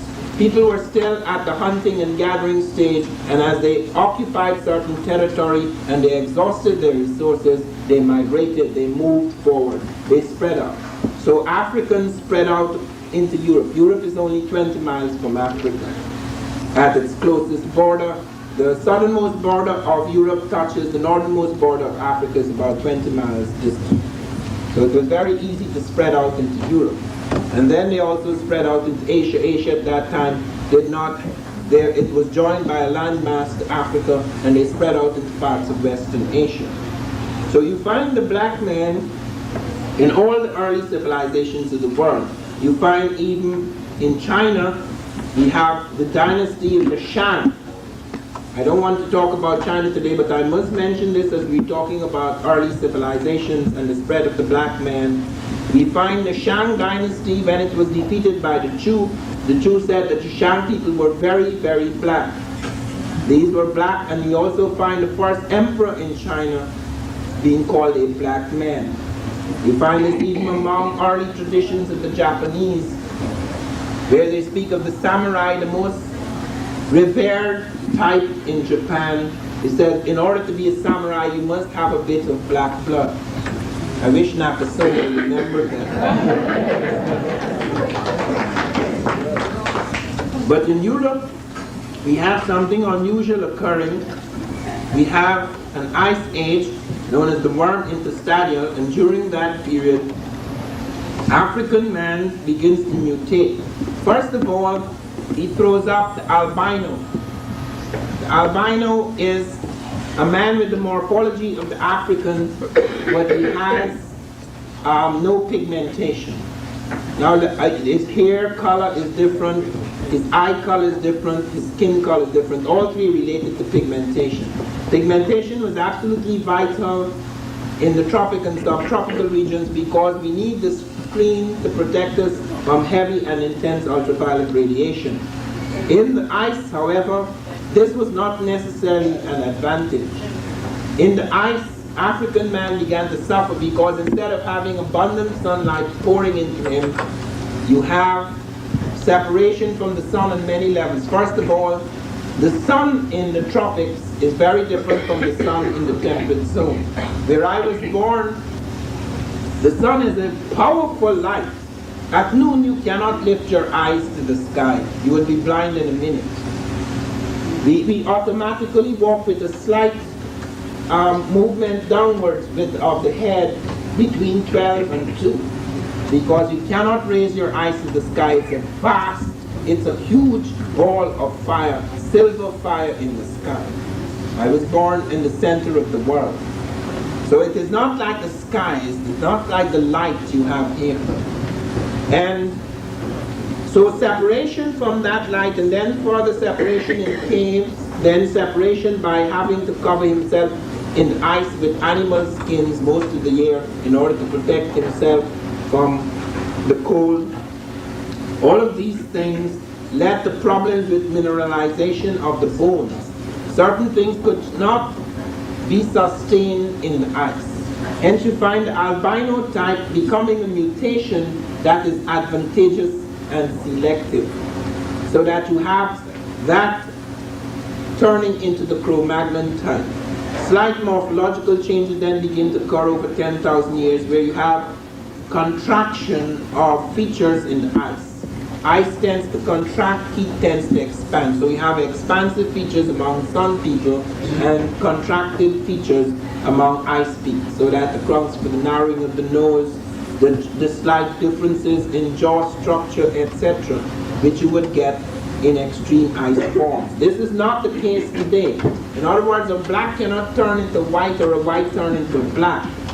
Okay? Because those are extreme conditions over a long period of time. Ice covered in parts of Europe to the depth of 1 mile. So we are talking about the extreme conditions. We're not talking about merely people in the temperate zone turning slowly over centuries into pigmentless types. In fact, the climatological shift that is now occurring in the world is likely to bring about black types rather than white types, because we have a hole in the ozone layer, as a result of which the ultraviolet radiation of the Earth is increasing. So that instead of having situations which you had in the Ice Age, in which ultraviolet radiation moves away from certain parts or is very weak in certain parts, now you have ultraviolet radiation breaking through the Arctic, thereby likely to produce a slightly different kind of change, perhaps even mutation.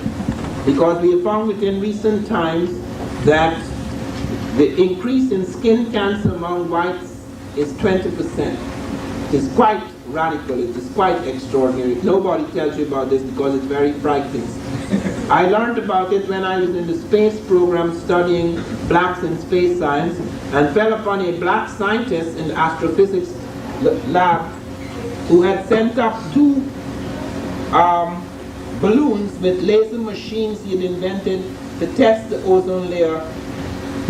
And he was a young man, brilliant,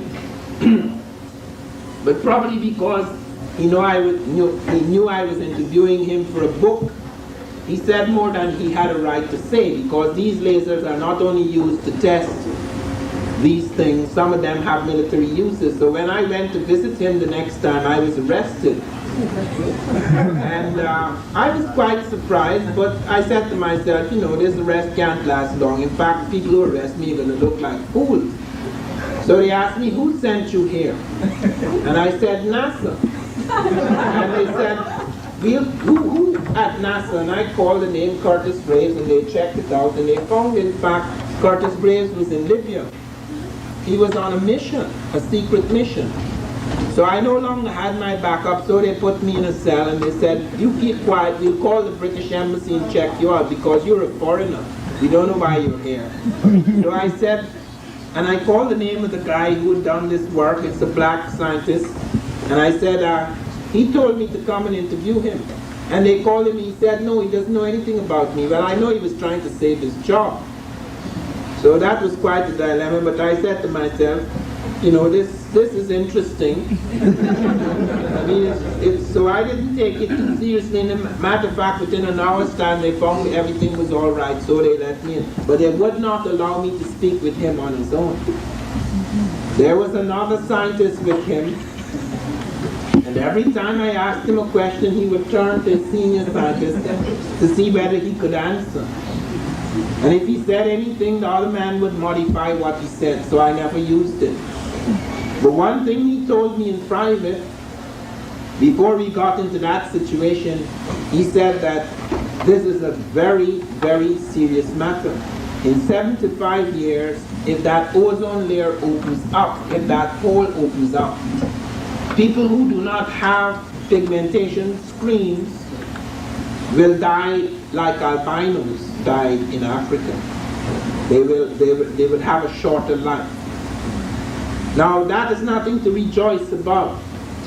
I'm merely mentioning it because I want you to be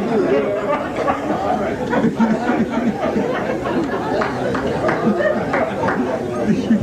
that nature has an odd way of going through various sequences.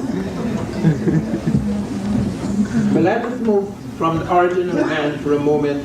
The important thing there is to understand that Europe was originally occupied by black people. And not all of them died out. Even when the Grimaldi type was replaced by the Cro-Magnon type, several explorers found black people in strange places. They found blacks in Ireland, for example.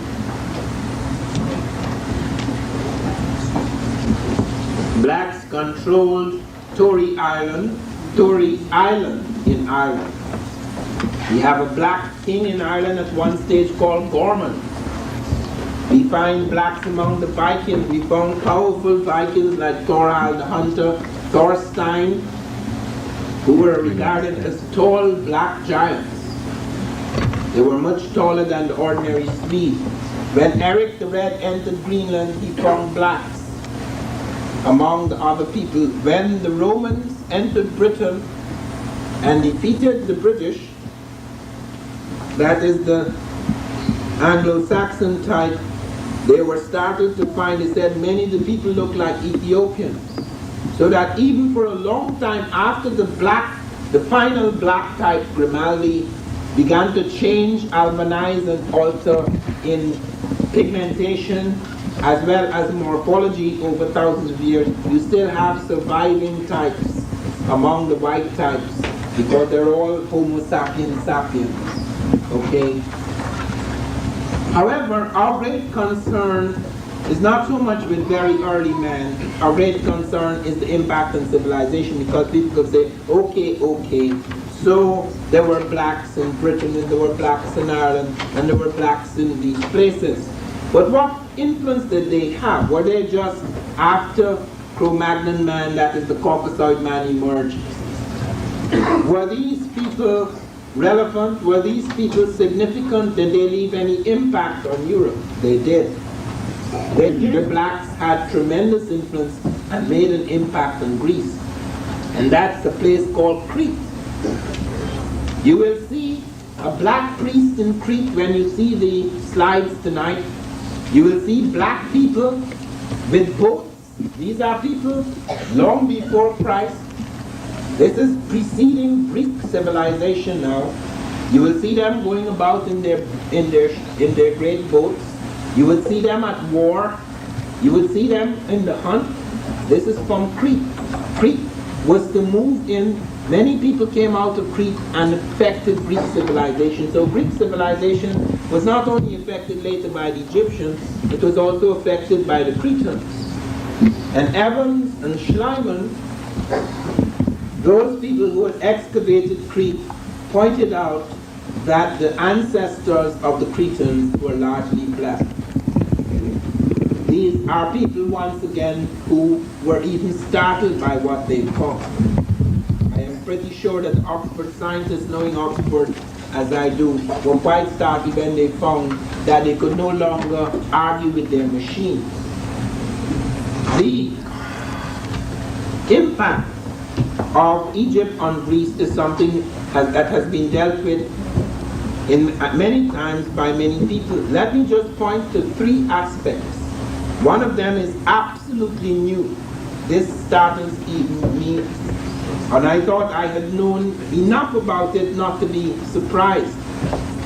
But to my great surprise, in December of last year, I received a letter from a young black mathematician in Philadelphia, Ted Irwin. Ted Irwin presented to me the Xerox of something he'd taken from a book called Mathematical Recreations. In 1932, a Dutch scientist, a Dutch mathematician, Dr. Keerder, discovered something astonishing. They found on the sarcophagus of an Egyptian in the step pyramid at Saqqara, built by the black genius Imhotep, they discovered a stone. People had looked at this stone many times, but they had not noticed that it was, how significant it was, because on this stone were snakes, formed things in the form of snakes, and there was a harp player, etc. And they did not take this as very important. They did not understand what it was. After he began to look at it, and you will get a chance to see it tonight, it's our last slide. What did you think he discovered? He discovered that all the decimal numbers we're using today, which some of us call Arabic numerals, and some of us, even myself, thought to be Hindu numerals that the Arabs had brought into Europe during the Moorish civilization, had actually been created 2,900 years before Christ by the Egyptians. The decimal numbers 0, 1, 2, 3, 4, 5, 6, 7, 8, 9. All those had been created by the blacks in Egypt 2,900 BC. But we never suspected this because the general Egyptians were using other ciphers.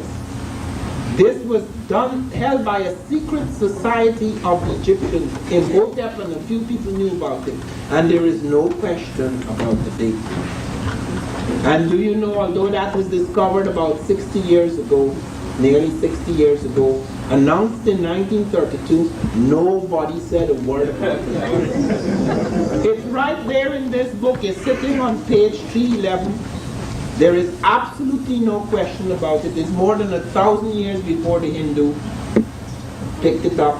And Thutmose III had carried this over into Asia when Thutmose conquered 110 cities in Asia.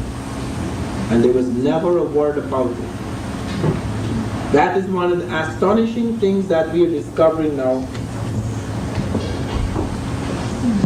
That when Sheikh Anthony Diop was taking skins off the mummies in the Museum of Man, Diop told me when I was in England in '85, Diop said, do you know that when I was taking off the skin to study it in my lab, I discovered other people had already taken off skin?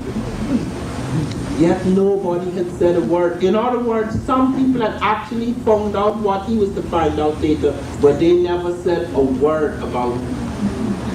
It is very important. That is the reason why we have to be very educated about these things.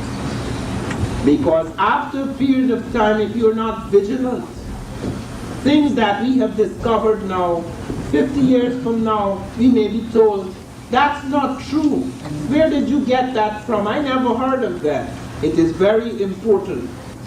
It is very important. Now I have to get close to the mic, I understand. It is very important that this knowledge, which is not just being hooted about in words, this knowledge is now captured in journals, it's captured in books. Every year, since 1979, after I finished They Came Before Columbus, I have edited 1 or 2 books a year. I am now on my 14th book, which comes out on June 30th. There's Africans in early Europe, Africans in early Asia, which is being revised and expanded to include Japan and other parts of the world. There's Africans in early America, which comes out in June. There is there is Egypt Revisited. There's Nile Valley Civilizations. There is Great African Thinkers. There are books on African presence in the art of the Americas. There's a whole range of books. Black women in antiquity, etc. You are not to go without these things. It is not enough to make hollow boasts or outlandish statements about what blacks did in history. It is important that you should know the facts. If some of you learned the Bible by heart, most of our mothers or grandmothers or grandfathers learned the Bible by heart. Why shouldn't we learn our history by heart? There are certain people among us, and I needn't name them. You ask them about anything in their history, they will recite you page, chapter, and verse.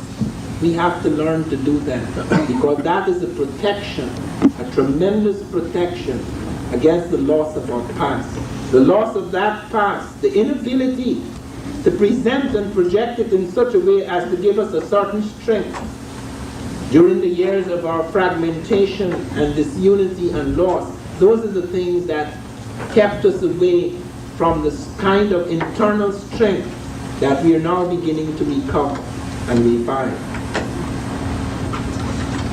The Egyptians gave us the calendar. The first people to invent the 365 and a quarter day year were the Egyptians. It went up into Europe. They were the first people to cut the year into 365 and a quarter days. They dealt with the quarter differently. After 1,460 years, they created a leap year. Around 300 BC, when the Greeks came in, they changed that. You have also the Africans creating the exact calculation of the year into 12 months of 30 days each. They had 5 festival days. December the 25th, which we now celebrate as the day of the Christ, Africans created that day. They were the first people to celebrate December the 25th as the day of the Christ. Jesus was not born. Jesus is the last and perhaps the most powerful of the Christ figures. But the Christ figure was already in Africa. Christ is an African word. It's K-R-S-T, Christ, Christ of Christ. That's an Egyptian word meaning the anointed one, the revered one. And that exists in Africa. The figure that was being worshipped as the Christ was Horus. Horus, the mother of Horus was Isis. We have found, Bruce Williams, Keith Seal discovered that in Nubia, on the edge of the Sudan, the place called Kustal, they discovered a pharaonic civilization where Horus, the Christ, is already in existence. This is 200 years before the first Egyptian dynasty. We have discovered these figures in Ta-Seti, a civilization known as Ta-Seti, which precedes the Egyptian by at least 2 centuries. All of these things, these ideas, these concepts are carried over. The first image of Christ, the first physical image of Christ is not of a European at all. On the coin of Justinian II in the 2nd century AD, we could see a bronze Christ with woolly hair, just like he appears in Revelation. He is not a European. And we could look down the history of Egypt, of Greece and Egypt, and we could see a vast number of things carried forward from the African world into Europe. Look at the goddesses in Europe. Isis, the great African goddess, the mother of the Christ figure Horus, is carried right through Europe. Every major European power, Rome, Greece, even as far as the British Isles, you find them worshipping Isis. That is how the Black Madonnas began. And initially the Black Madonna has African features. It is only later that she's changed into a European woman, but she keeps the black skin. And then they tried to explain it away by saying they fell into fires, or that's the suit of the ages, or some such thing, or that's just a ritual color. And the first representation of Jesus in the arms of Mary is that of the Black Madonna and child. In fact, for centuries, the only image of the mother of Jesus and of Jesus is that of a black woman with a black child. That is throughout the world. Many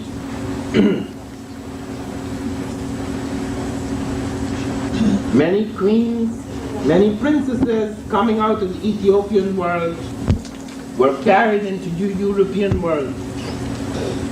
We find, for example, you have, I have to pause for a moment. We have Andromeda, who had Jason win the Golden Fleece. Andromeda is one of the great figures in the pantheon of the Greeks. Andromeda marries Perseus. This is a black woman. She's represented as a black woman in Greece. Medea is represented as a black woman. Andromeda, married Perseus. Medea helped Jason win the Golden Fleece. Both are represented as black women. Circe appears in the Odyssey as a black. She's on the Greek vases as a black woman. She's the one who tempted the crew of Odysseus. Artemis, the goddess of chastity, appears as a black woman. Minerva, the goddess of wisdom, appears as a black woman. These are actual black women in the world who turn into mythical figures in the European world. Even Zeus, the great god Zeus, comes out of that world of the black and is taken into Europe. Those are the gods and goddesses they worship. Professor Scobie, who is here tonight, and to whom the book African Presence in Early Europe is dedicated,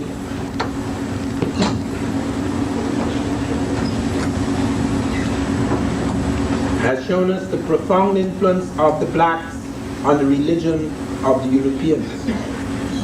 There were 3 black popes in Rome. There's Pope Victor, Pope Gelasius, and there is Pope Miltiades. Let me speak of Pope Miltiades and you will see his face in the slide.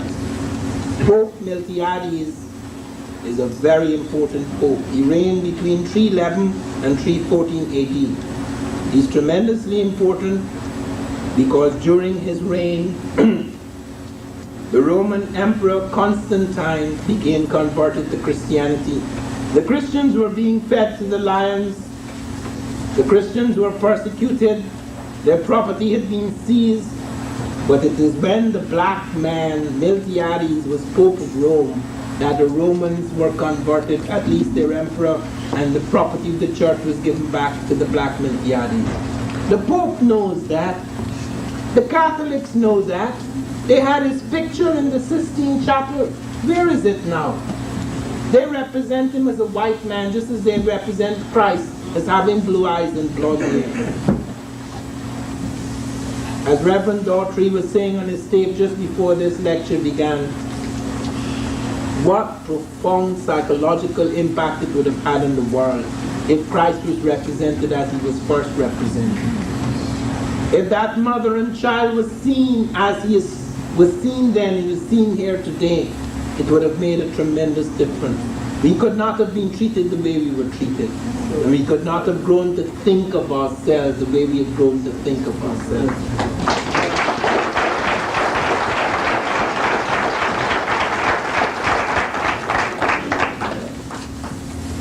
But it is not simply with the Ethiopians and with the Egyptians that the impact on Europe became so great. Carthage presented something else. How many of you have heard of the great city of Carthage and of the Carthaginians? It is true that there are certain stages in Carthaginian history when whites were in power. There's a Greek Carthage, there's a Roman Carthage. We're not speaking of those later periods. We speak of the period in which the greatest of them all, the greatest of the Carthaginians, was in power, Hannibal. They have been back to the graves of Carthage during the time of Hannibal. They have made a study of what Carthage was like in the time of Hannibal. Do you know what they found? They found in the graves, when they dug the graves, Gazelle and others, they found that the predominant type, 95% of the people, not just the common people, but the ruling class, is African. They compare it with the so-called Phoenician type in Lebanon, in Tyre, in Sidon, in those cities. In Byblos, they look in the graves and they find it's a different type. It is African. And don't tell me you can't tell what an African is. Sometimes in the graves, looking at skeletons, where populations have become mixed, you can get confused. But here, the brow ridge, the nasal ridge, the canine foci, the whole thing, the structure, everything shows clearly you're dealing with an African. And it doesn't end there. You could say, all right, perhaps we made a mistake. The coin struck by the Romans after they were defeated by the great armies of Hannibal shows Africans on one side and elephants on the other. Do you know how they deal with that one? They say the people on the back of the elephants were riding the elephants. On the back of the coin, in other words, to celebrate, they're celebrating the riders, the elephant riders. In that time, only kings and gods and goddesses were on coins. But suddenly, because a black appears, he's not a god, obviously, because he's black. He's not a king, obviously, because he's black. Hence, he must have been the rider of the elephant. That is one of the great victories and one of the greatest strategies. You cannot become a general anywhere in the world without studying the strategies of Hannibal. Hannibal advanced with a largely African army across the Alps. You cannot imagine what that means. Do you know what it is for Africans coming out of the tropics to go into the ice for 1 year, taking elephants as cavalry, going right through those steep precipices, going through the Po Valley, fighting skirmishes with the Europeans all the time on their way, until the Europeans begin to admire them to such an extent that when they reached the doors of Rome, do you know Europeans joined with them to defeat their own Europeans? You know why? Because the Romans to them were not just white people. They joined with the blacks to defeat their own whites because Rome was an imperial power. Some of them wanted to escape the imperialism of Rome. And hence they were prepared when they saw for the first time someone could successfully challenge Rome. They joined with Hannibal. Hannibal sent an army forward. This is where the Romans, the greatest European power, owning the whole world, having control over the greater part of the known world. There were only two powers fighting over the Mediterranean: the black and Phoenician power known as Carthage, and the white power known as Rome.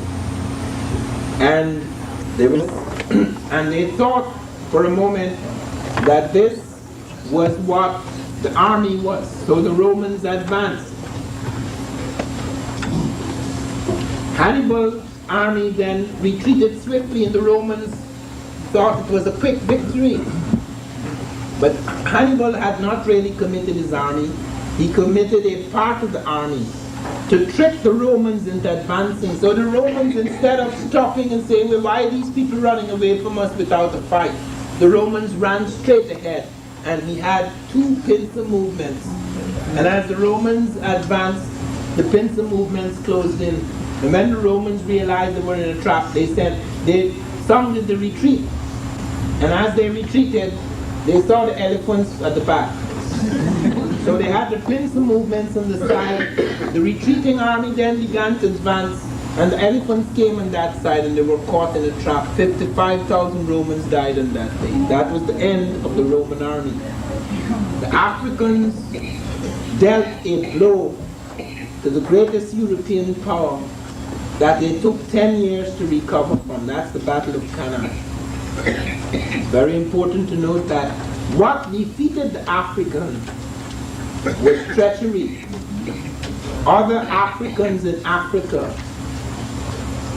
an ambitious African, Scipio Nasica, trained at the same academy, military academy, as Hannibal, he did him in. Because Hannibal called on his brother Hasdrubal to come and bring reinforcements up into Europe so he could sustain the ground he had won. But Hasdrubal was murdered, and he was not able to sustain that ground. It is not only the coins that were struck, it is not only the skeletons in the graves, but studies have been done of culture. They found the pick. The first use of the pick is in Carthage. Well, what is the European doing with the pick? If these are not Africans, if these are other types, what are they doing with the pick? They looked at their hairstyles, they looked at their veils, they looked at their food, they looked at their desserts, they looked at their decorations, they looked at their jewelry, they looked at their custom, they looked at their ritual, they looked at their language. African, African, African, dominant African. Yet they say they're not sure. This is unbelievable, absolutely unbelievable. It's like at the United Nations. That was the one thing that the Secretary General of UNESCO said in his letter to me. There have been great complaints. That's why they're revising the history. There have been great complaints that Africa's been left out of the writing of its own history. There have been great complaints that this is a Eurocentric history. But I am very happy they have a chance to revise it. That is the beginning of something new. I shall certainly make full use of all that I know to help rewrite that history.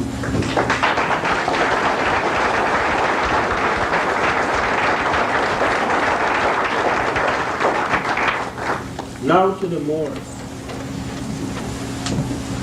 As I say, there have been many movements into Europe by Africans, but the Moorish thing is very, very important.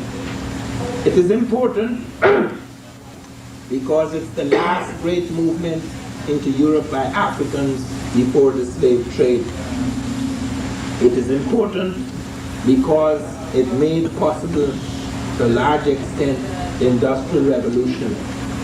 Many of us are not aware of the impact on the Industrial Revolution made by the Africans and the Arabs and the Asiatic types who were touched by the Muslim invasion and also brought their genius up into Europe. What we consider European technology, European civilization is really world civilization, in which we have a major part, in which we have played a very major role.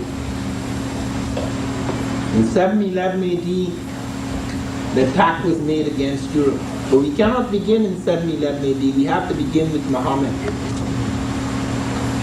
Arabia was originally a black country. It did not remain so. In the time of Muhammad, it was not a black country. 10% of it was black. Other peoples had come in, Asiatics to a large extent. The so-called Semitic type, though it's difficult to define what Semitic means. But nevertheless, Asians had entered, different type. The Arabian type was different from the African type. Black blood, yes, but nevertheless different. Okay, let me use the word Arabian so that you don't get confused with the word Arab. Because Arab is not a race, okay?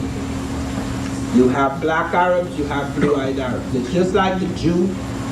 There are black Jews, and in fact in the early stages, they're nothing but black Jews. When the Jews left Egypt, they were speaking Egyptian. You can live in a country, a small minority, for 400 and something years and come out of it speaking anything else.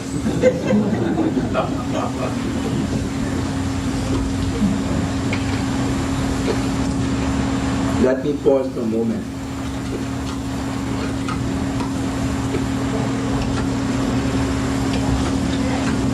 One is not trying, bear in mind, to run down the Jews because we are part of that. We have been pushed out of that legacy, but in fact, the further you go back into early Jewish history, you find a lot of blacks. The Jews were not a race. They were persecuted by the Egyptians, also our people, because it was a sect that at one stage was so very different from most of the other people around it, that like most sects that are different from the general thing, it's persecuted. It wasn't persecuted because it was a race. The Jews left Egypt, but they were to come back to Egypt in many ways. Jesus was educated in Egypt. When the trouble started with Herod, where did you think they sent Jesus? To Egypt, the home, where he could be protected, where he could be educated. That is why the Bible says, out of Egypt shall I call my son. He came back to perform his mission.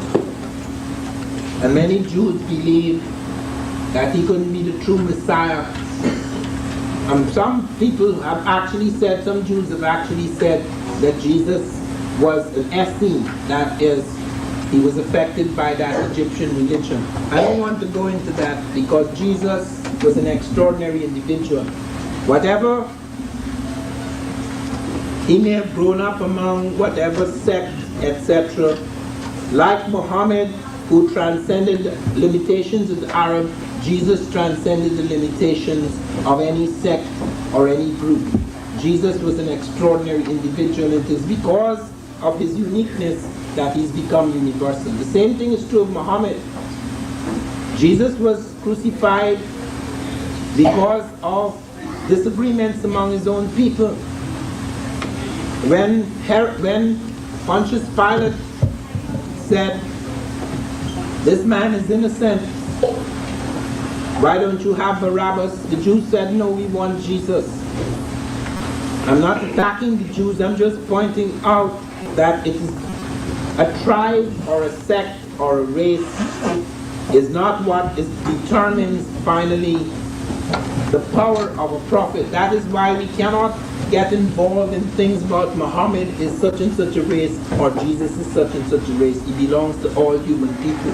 What is sad is when one people conquering another people takes their prophet or takes a prophet which is not theirs, whom they've helped to crucify and defile, and then put this prophet in their own image and sell it to us, as though God has suddenly decided to turn up in the face of those who have oppressed us, in the form of those who oppressed us. That is the reason why we have to know our history, or this is the sort of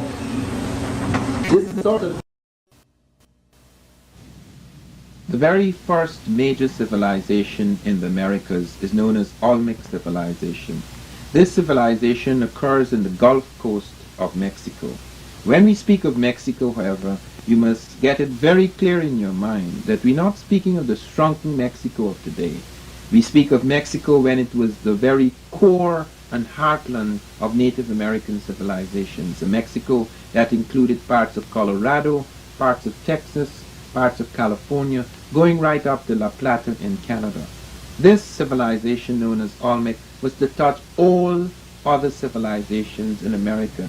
The Maya, the Toltec, the Aztec, etc. It was even to stretch right out into South America. What is very unusual about this civilization was that not only was it the mother of American civilizations, but it contained elements that were not just native to America, but was a fusion between the Native American and people coming from outside. The most significant of those outsiders were the Africans. We have very clear evidence in stone heads, in terracottas that are clay sculptures, as well as skulls and skeletons of an African physical type entering that native population, somewhere between 948 and 680 BC. How do we know the date? It is because on one of the platforms in the holy center and capital of the Olmec world, a place called Aventa, we were able to date the stone heads because they were rooted in a wooden platform where the Americans worshipped, and we got this dating of 948 to 680 BC. Now, several people have wondered what kind of Africans these were. Who were these outsiders? These were largely Egypto-Nubian types. At least that type was in command.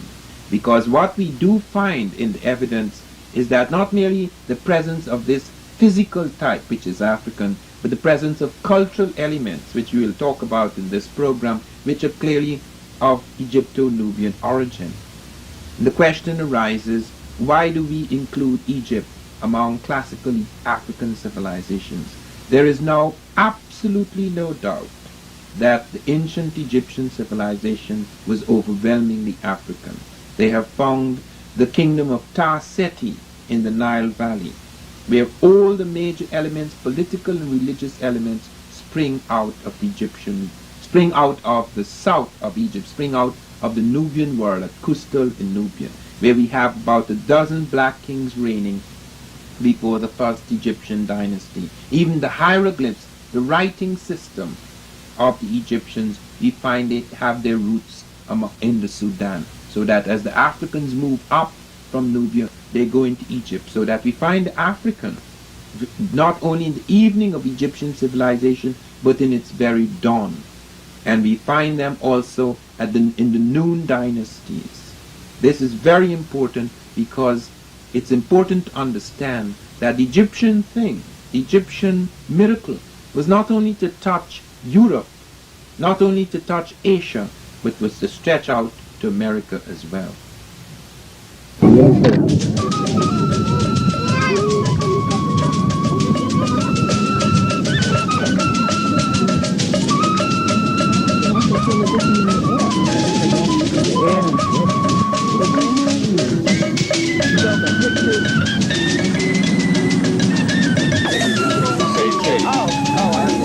But the different point for this picture.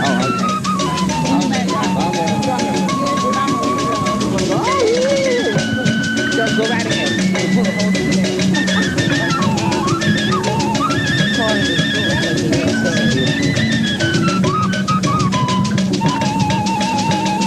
These other big sites in Mexico. This is the best example of the samurai that they practice in the ceremonial setting. That's why they usually brothels like constructed in Mexico in the ancient times. Typical separate construction. Most of the buildings that we can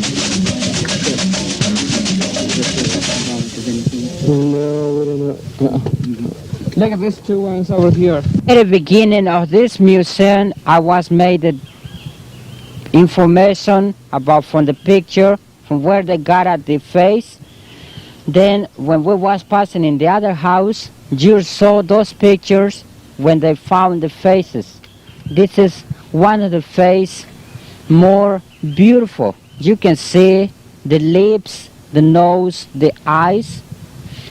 This is completely negroid face, and the weight of this face is 25 tons. We're wondering how they carry in that time, from where they carry these rocks, because it's solid. This head they bring from 134 kilometers far from here. Yes. So it hasn't been moved since? No. Was that stone quarried where they found it, or how far did they have to bring the quarry stone?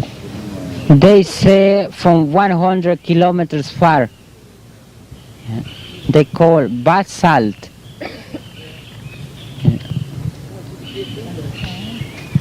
Basalt.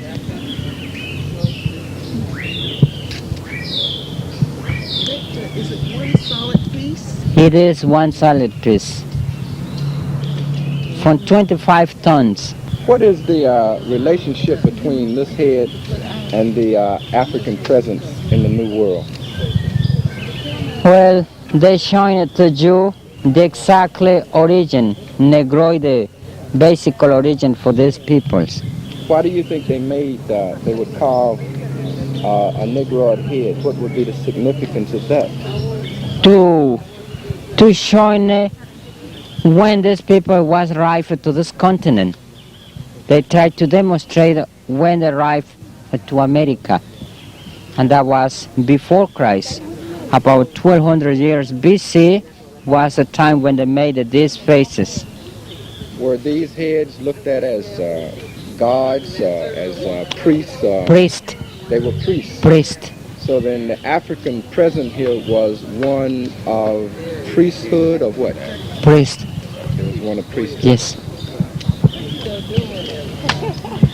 Are there any other heads this size for the other races of peoples? No, this is the most principal.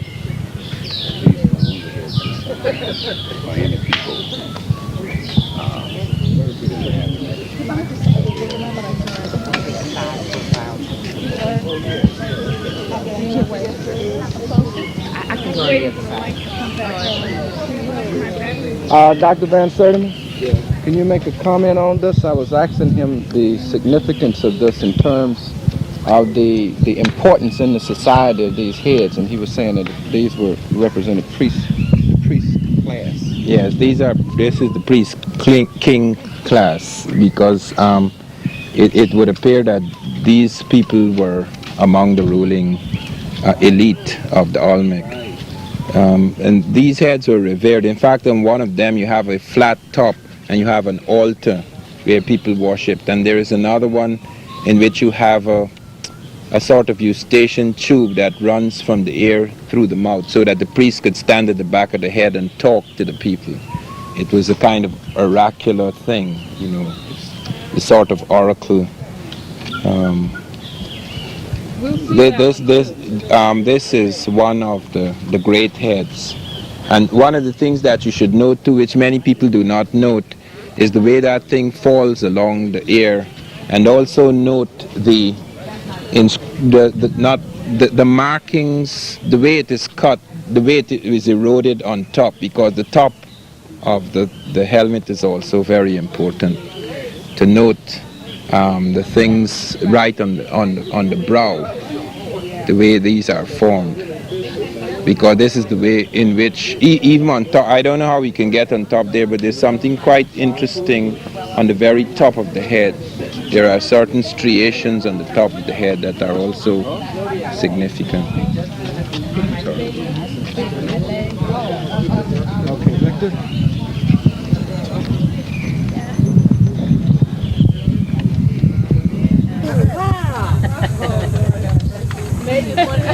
Pay close attention to everything that is said tonight, and that you should prepare yourself to ask questions about the many troubling problems that beset prehistoric America. It is not really prehistoric, it is merely pre-Spanish, but anything that is pre-European is considered to be prehistoric. It is the really critical missing pages of history, both for America and for Africa. And what I want to do tonight, apart from touching on what we have seen within the last day or two at Mitla and at Monte Alban, what I would like to do is to go on to make a summary of what we have achieved, what we have seen, what we have witnessed in the last week in Mexico. We began in von Butenau's studio. Make no mistake, there is no studio in the world where you will find such a collection of African physical types in ancient America. Many of you have not had the opportunity to examine closely at leisure all the pieces in that collection. It is a priceless collection, and many of you have raised the question which must be pursued: what will happen when von Butenau, who is now 84, dies? What will happen to a collection which is of tremendous significance for us blacks throughout the third world? Because the likelihood is, as has happened in previous centuries, the likelihood is that all of these marvelous pieces which we have seen, and which we have not yet had time to photograph completely and to preserve, may disappear. Von Butenau has, in addition to these little sculptures, he has a catalog of everything he has. Brilliant photographs taken by several professionals over the years. He is apparently the director of the dancing group. And this is a man, and his features are Totonac. They are not Negroid, but they paint them with chapopote, so it is a warrior who is black. That is also an atavismo, because they knew that the Olmecs were black. You're saying that the Olmec people themselves were black? Not all. No, but this one certainly was black. You see, you can't see. And here is the proof for it. It's one of the best proofs I have. This is a figure made that is between the Olmecan period and the Totonacan period, transition period. And this is an Olmec sculpture, and to be black, they covered it with tar. You see, it's a stone head, but it's covered with this tar. So not only the features and the thick lips come out, primitive, but it is made black.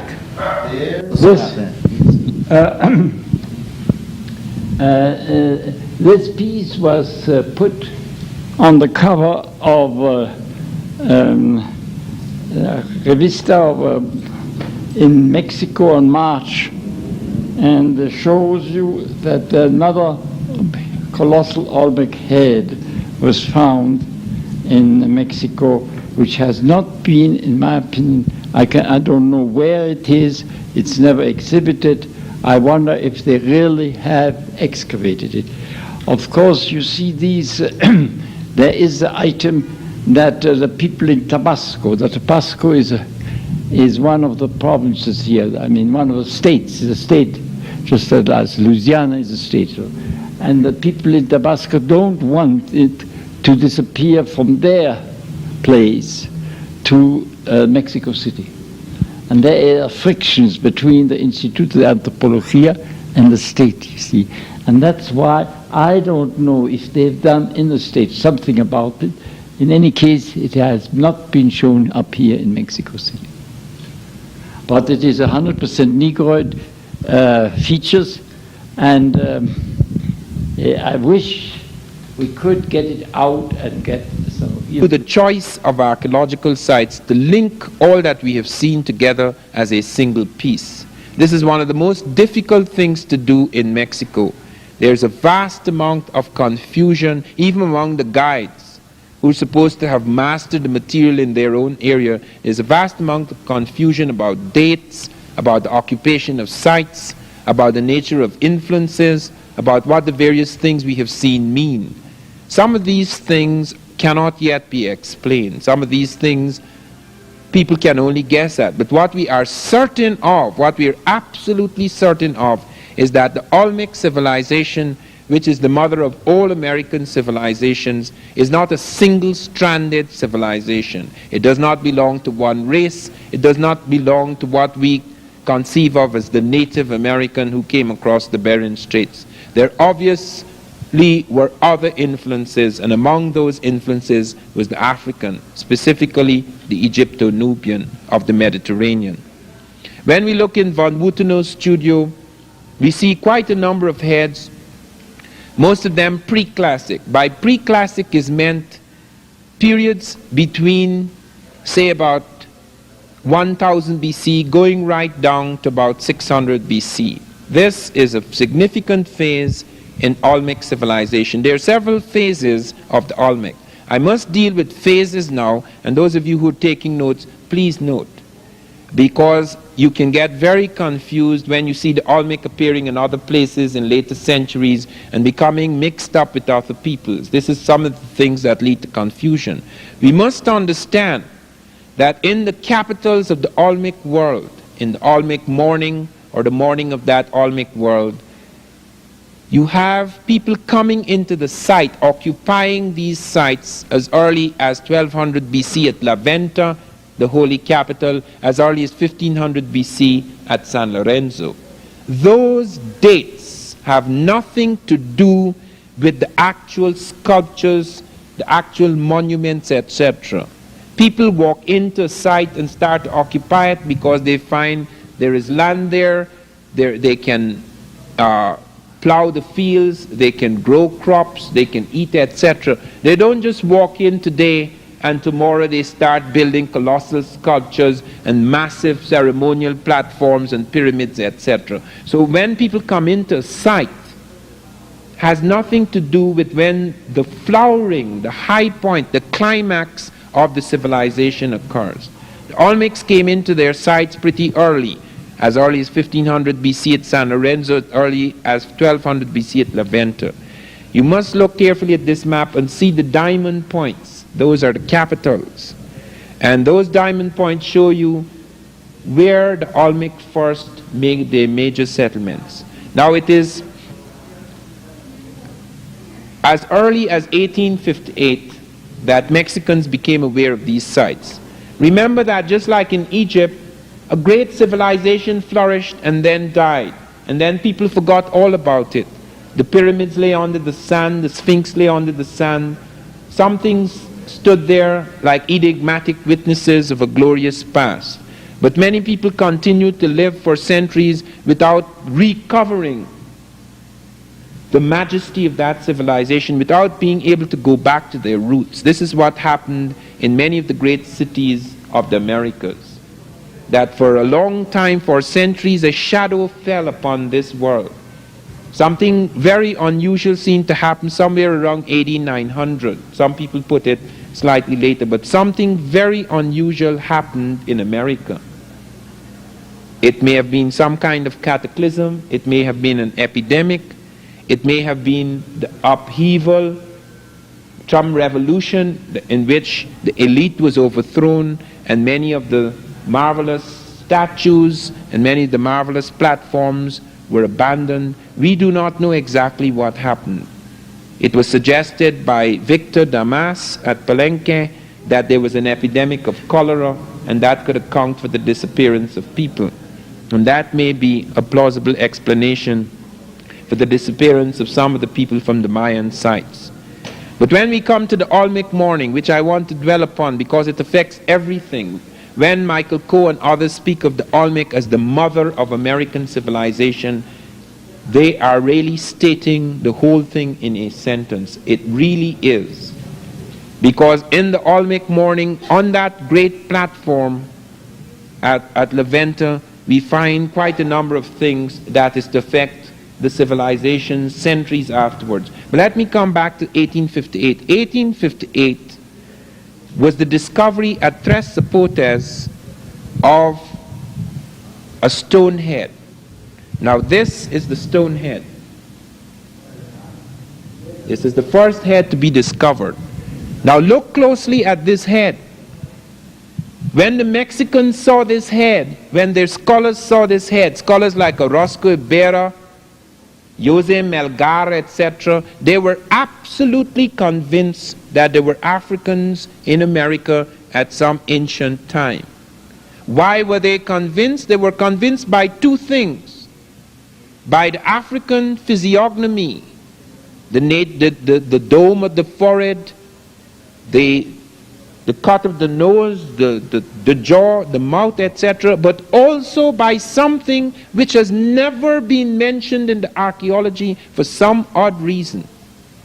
And that is, at the back of the stone head, there was hair, detailed Ethiopian type hair. No Native American has hair like that. And if that was presented in the archaeology, all this nonsense about babies and jaguars, I have never seen a jaguar with hair like that. And I've never seen a baby with a face like that. People had to find explanations for things they found embarrassing. It is similar to the discovery of the great civilization of Ta-Seti, the kingdom rather of Ta-Seti in the Nile Valley, which precedes the Egyptian. The man who found the Ta-Seti, Keith Seal, never said a word about it. He died without saying anything. And it was left to Bruce Williams, who many of us will hear in Atlanta in September. It was left to Bruce Williams, his student, to take it out to the back rooms of the University of Chicago Oriental Institute and present it to the world. They said the reason why they delayed so long is because it took 15 years to put the pieces together. Without all those pieces, the stoneware vessels, etc., the pottery that was found, the stone incense burner at the site of Ta-Seti at Kustal, the site of Kustal, did not need putting together. It was intact from the very beginning. What needed to be put together were their heads. And that was not put together until the head who had a right to put it together died. Thank God. It is absolutely important for us to take a very serious view of this, because we find again and again and again that you have a deliberate effort to wipe out the evidence, to hide it, to explain it away. Why is it that this photograph, even now, I am not permitted to use that until 1985, because it involves a whole series of things. But why is it that this head is not among the heads at Villa Hermosa, is not among the heads in the National Geographic or the Smithsonian or any traveling circus of Olmec heads? It is hidden at Tuxtla where nobody goes. It's very important to note that that was the first head found, and it had a profound effect, although it was the only thing found at that time that indicated an African influence. It was left to the expeditions of 1938 and 1939, expeditions carried out jointly by the Smithsonian Institute, the University of California, and the National Geographic, before they found more of these stone heads. They recovered the one at Tres Zapotes, and then they went on the next year in 1939. They went on to La Venta, and then they found 4 of these stone heads. They also found, and many of you have noted this in the museum at Villa Hermosa, at La Venta Park, you have noted the plan of the city. I want you to look at that plan carefully. There is the first pyramid in America. There is the first step pyramid. There are the arms of the village. And on those arms stand the great stone heads facing the Atlantic Ocean. This is in the Gulf of Mexico. This is at the point which on the edge of the Gulf of Mexico where you find the terminus of the Atlantic currents from Africa. Because the currents from Africa take you to northeastern South America, into the Caribbean, into the Gulf of Mexico, swinging towards Florida. And then if you're lucky, if you learn as the Africans were later to learn, perhaps not at this period, you can find a circular current that takes you back towards Europe and Africa. Here at La Venta, they began to see a distinctive art style. Here at La Venta, they began to see something in the faces of the monuments, something in the traits, the cultural traits of the Olmec that was to leave its stamp on later civilizations like the Maya. Out in Palenque, out in Monte Alban, out in Mitla, even in the evening, the twilight of the gods at Teotihuacan, out at Tatilco, at Cerro de las Misas, in the Monte Alban phase. All of these are branches coming out of the mother culture, the Olmec. And there's something very distinctive. Here, for the first time at La Venta, are the pyramids. Here, for the very first time, is found the sarcophagus, like in Egypt. Here, for the very first time, are monumental stelae and sculptures of colossal proportions. Here, for the very first time, are the great priest-kings. Here, for the very first time, are enormous ceremonial temples and altars built to the gods. Some things must be said about the stone heads which you must note. There is one of them that has a tube running from the ear out of the mouth, which was featured as an oracle, and it has a flat top which functioned as an altar. This is very important because it is that kind of oracular thing that was found in Egypto-Nubian the period. In order for the priest-kings of the Egyptians to hold the world together, which was being torn apart. The Bible describes Egypt at that time like it describes the great factions and frictions in Egypt at that time. They speak of it as some sort of a torn nation. And in order to pull it together, they had to find once again the power of religion. Religion is responsible for the extraordinary vitality that built the temples and the pyramids and the great tombs of both Egypt and America. Note that. People do not do those extraordinary things. Only giants could do those things. Man becomes a giant when he develops a peculiar kind of focus, when there's a crystallization of his psychic energy.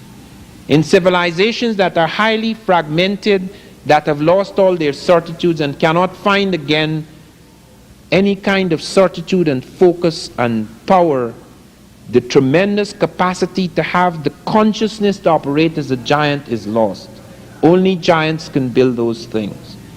It has nothing to do with size, because the American is small in size. It has nothing to do with machines, because the Egyptian machines were crude compared to the machines we have today. It has to do with a peculiar kind of consciousness which made it possible for one to do things so monumental that even we now, with our great machines, cannot attempt to do what the Africans did. It is so extraordinary that just a few years ago, the American government sent out a team to study how the Egyptians moved heavy objects across the sand. And in spite of all of our technology, when one of the great nuclear things with nuclear reactors were being moved across the deserts at Gary, they used the identical method the ancient Egyptians used. This is the high technology, the 20th century, looking for a method that was the most practical and efficient method for moving a heavy object across the sands. So you're not dealing here with primitives, in spite of the ancient nature, in spite of the time, the prehistoric time of these cultures and civilizations. You're dealing with highly sophisticated people, a state of mind, a consciousness that made it possible for this extraordinary leap to occur. And the peculiar thing about the Olmec is that that leap occurs with all the Egyptian elements in it. It had its own native elements. It had its jaguar. The jaguar is not Egyptian. Nobody in Egypt or Nubia has a jaguar that they worship. There's a little cat cult in Nubia which I noted, but it's not equivalent at all to the great jaguar which prowled the swamps of the Olmec. Why then suddenly they start with things which are duplicated nowhere else in the world in such a complex, in such a combination, in such an arbitrary combination? The stelae with the hieroglyphs, the monumental sculpture, the sarcophagus, the pyramids, the step and the true pyramid, and all of these elements, even including, as I have shown, the bird and the serpent on the crown of the Egyptians and the Olmec, and all of the monarchic traits, a whole series of monarchic traits that distinguish royalty in the Olmec world and in the Egyptian world. Clearly, we have evidence of some kind of body of people who came into the Olmec world at that time. And there is a reason for this, because people have asked, okay, fine. All right, people can cross the Atlantic, fine. You have proven they have boats, fine. But why did they come here? The Egyptians have no business in the Atlantic, which is true. The Egyptians have no business in the Atlantic. The Atlantic is very, very far from Egypt. And Egyptian ships have no right in the Atlantic circa 800 BC. The reason why they are in the Atlantic at all, in the North Atlantic, is because of an unusual situation that is occurring in the Mediterranean at that point in time. It is very important, therefore, not only to study what was happening in Mesoamerica, but to study what was happening at that point in time in Egypt and Nubia. What you have is a war going on between Africa and Asia. The Asiatics are attacking everyone in the Mediterranean. They have smashed the Hittites. They have taken iron smelting process from the Hittites. They have smashed the Phoenicians. They have made vassals of the Phoenicians, who have always been servants of the Egyptians and the Nubians. 50% of the Egypto-Nubian navies are Phoenician. These are people who Sheikh Anta Diop claims were once black, who, like the Arabs who were once totally black in Saudi Arabia, became mixed with Asiatics, and you get this what you call the Semitic type.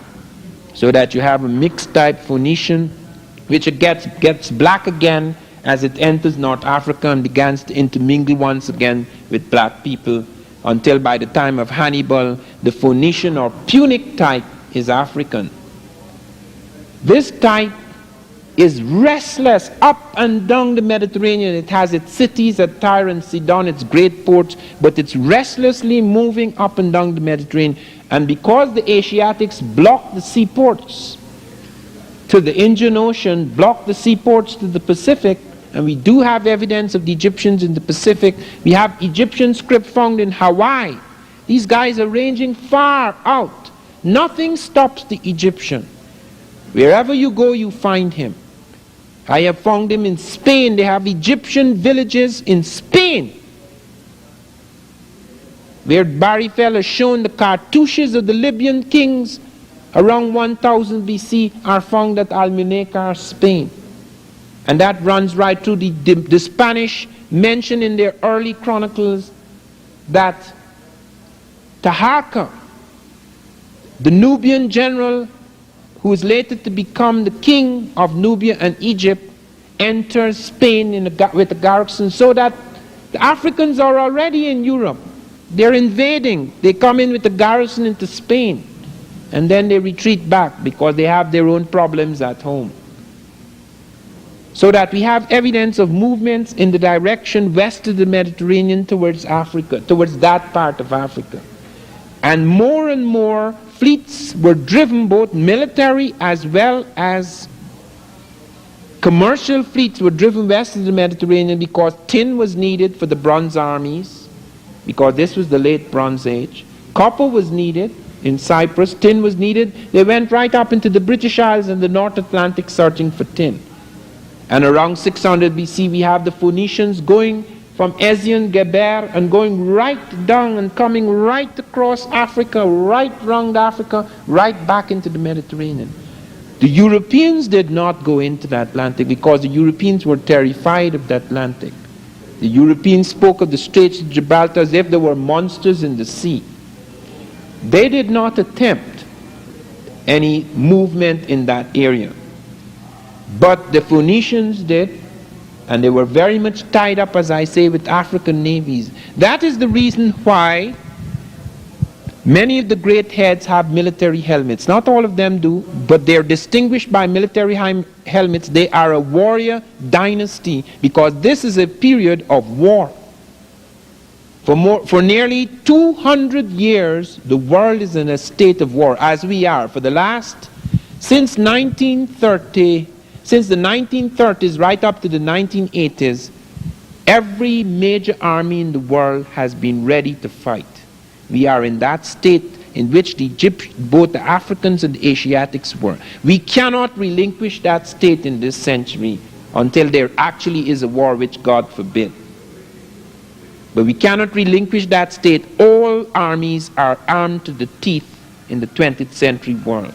Regardless of whether you go down into Latin America, whether you go into the Caribbean, whether you go into Africa, whether you go to Israel, whether you go into Russia, whether you go through Eastern Europe, every army on earth now is armed to the teeth, ready and waiting for the conflagration, which, pray God, may never come. But that was the state of the world, where therefore a warrior dynasty appears with the great helmets. The warrior dynasty appears among the Olmec, carrying all of these elements. You find that apart from the stone heads which we have seen, we see cultural traits which I have mentioned, and then we go on to see, as I have also mentioned, that when the Olmec move out of Levanta and they send parts of their elite out at Tlatilco, at Cerro de las Misas, and at Monte Alban, when they study the skeletal evidence right in this territory at Monte Alban, when they go to the graves in this very part of Mexico, in Oaxaca, when they go to the graves of Monte Alban and they look at the ruling class, not the common people have nothing to do with it. The common people are Zapotec, later they're Mixtec, etc. But the ruling class, when they go into the graveyards, 4.5% of the ruling class here at Monte Alban is African. As much as 13.5% at Tlatilco is African. They're not in the common graves, and you can tell because side by side with the native, you're finding a different nose bridge, which remains in skeletal evidence. There's a ridge, there is a nasal index, there is a brow ridge, there are structures of the jaw, there are lengths of the arm. The African arm is different from the Asiatic arm. The lengths, the proportional the proportions of the body are different. You find not only skulls, but extended skeletons for study at Tlatilco. And Wierzyński, making allowance for all the blending and mixing of things, still comes out with the conservative estimate of 13.5. We even have graves where you have an African male lying beside a Native American female, indicating that you're having mixings and meltings into different kind of population in some places. And when the Olmecs stretched out, when we went to Teotihuacan, that is the evening, that is quite late. Teotihuacan is around the birth of Christ. This is long after the morning of the Olmec. But there again you see the Olmec. You see the jaguar at Teotihuacan. And you see the jaguar undergoing a strange transition where the plume serpent is becoming the powerful thing in Mexico, which it was in Egypt. In America, the United States, the stars and stripes is our great emblem. In Egypt, it was the plume serpent. In Mexico, it is the plume serpent. Even today, the plume serpent is the stars and stripes of Mexico as it was the stars and stripes of ancient Egypt. Can all this be coincidence? Here at Teotihuacan, here they're building this enormous pyramid, and here all the major principles of the Egyptian pyramid are in evidence. The base is identical. Some people had said it was 1 meter off, but now they find that the meter mistake is what they calculate for error in the reconstruction of the site. Because all those sites, that pyramid was buried under the ground, they did not see it. Many of these things that we're seeing today were not visible in Mexico 30 years ago or 40 years ago. People only started digging those things up out under the earth. This was not all standing here looking at the Mexican. They had to find those things again. They found some levels and then they had to dig deeper and deeper and deeper. The story is still largely untold. Victor Damas has pointed out at Palenque, which was called Palquin, that they have 400 temples in the jungles. They haven't started digging yet. They don't have the money. And as you know, with archaeologists, they have their political reasons for digging. Look at La Venta. That's the most important site. Nobody can go to La Venta unless he is an archaeologist sent out by the government. The oil fields are there. They don't allow anybody to come into La Venta. That's on the big shroud. They're doing a lot of excavation. They're finding things. Not a word about what they're finding. We go to Palenque. Palenque is only partly dug up. You see the great tomb and temple. They say it's the only burial found in a pyramid. That is not true. It is the only complete man found in a tomb at the bottom of a pyramid in America. But there mentioned many pyramids in the Americas in which you have urns, 1 or 2 sarcophagi, skeletons, all sorts of things found in the hollow of the pyramids. So that it is evidence that they were not only used as temples but as tombs. People have said that there is a distinction to be drawn between the American pyramids and the Egyptian pyramids. That American pyramids are stepped, whereas the Egyptian pyramids are conical. That American pyramids are used only as temples, whereas the Egyptian pyramids are used as tombs. This is not true. The Egyptians began building the stepped pyramid, which you find at La Venta. When the great black genius Imhotep began building pyramids, he did not build a conical pyramid, he built a stepped pyramid. There are many stepped pyramids, not very many, but they're still surviving out of the 60 pyramids that survived, the 60 major pyramids in a complex in Egypto-Nubia. There are several of them that are stepped pyramids, just like in America. Then the Egyptians started filling in the steps, so that when you x-ray some of the pyramids, you can still see the steps, although you don't see it with the naked eye. If you x-ray some of them, you can see the steps, because the step is built at the core, because it more easily solves the problem of the ratio of run to rise in the building of that enormous thing. It's called the second of the pyramid in mathematics. So that it makes it easier to build a conical pyramid by putting the steps and then filling it up. It is true that as an idea or a concept moves from one continent to another, regardless of the nature of the influence, however profound, since natives are building it, not Africans, and Africans couldn't build Teotihuacan. Africans influenced the building. To build Teotihuacan must have taken more than 1 million people. There weren't 1 million Africans in America. So that you have native labor, that is people who are living here are building, but the ideas, the engineering, even before they started to build, these guys worked it out like Washington, D.C. They have grid patterns, they have quadrants, they plan the whole city even before they start to put down the first brick. Obviously, you're not dealing with guys who had never entered urban worlds before, because there was no urban complex in all America.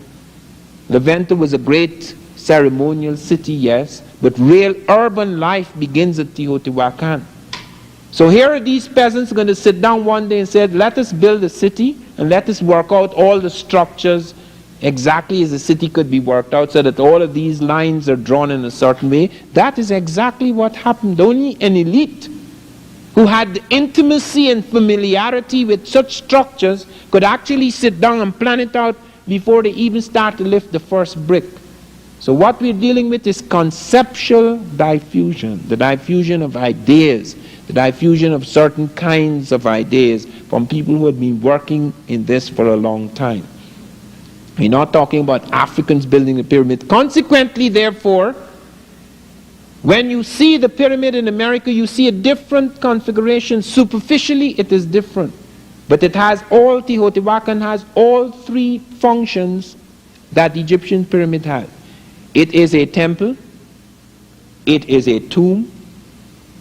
They have found skeletons inside of the rooms at Teotihuacan, and they haven't dug all of Teotihuacan up yet. There's still hidden temples, hidden passages, inside of Teotihuacan, and it functions as a geodetic marker. That base is not an accident. To build that base, you have to know all the astronomical knowledge Egyptians knew. You have to know the circumference of the earth. You have to know all the units of measurement which came out of the sky, the study of the sky, because we did not make the inch. The Africans did not make the inch by accident. They didn't get up one morning and somebody says, look, let me take my little finger, this is an inch.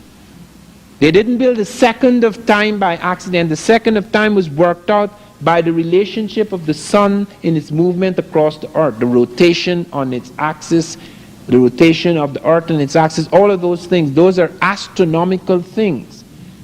You cannot have units of measurement without astronomy. Mathematics and astronomy are related, just like geometry is related to the problems they solved in the inundation of the Nile. So all of these things were carried over. Why are they using units of measurement the Egyptians are using?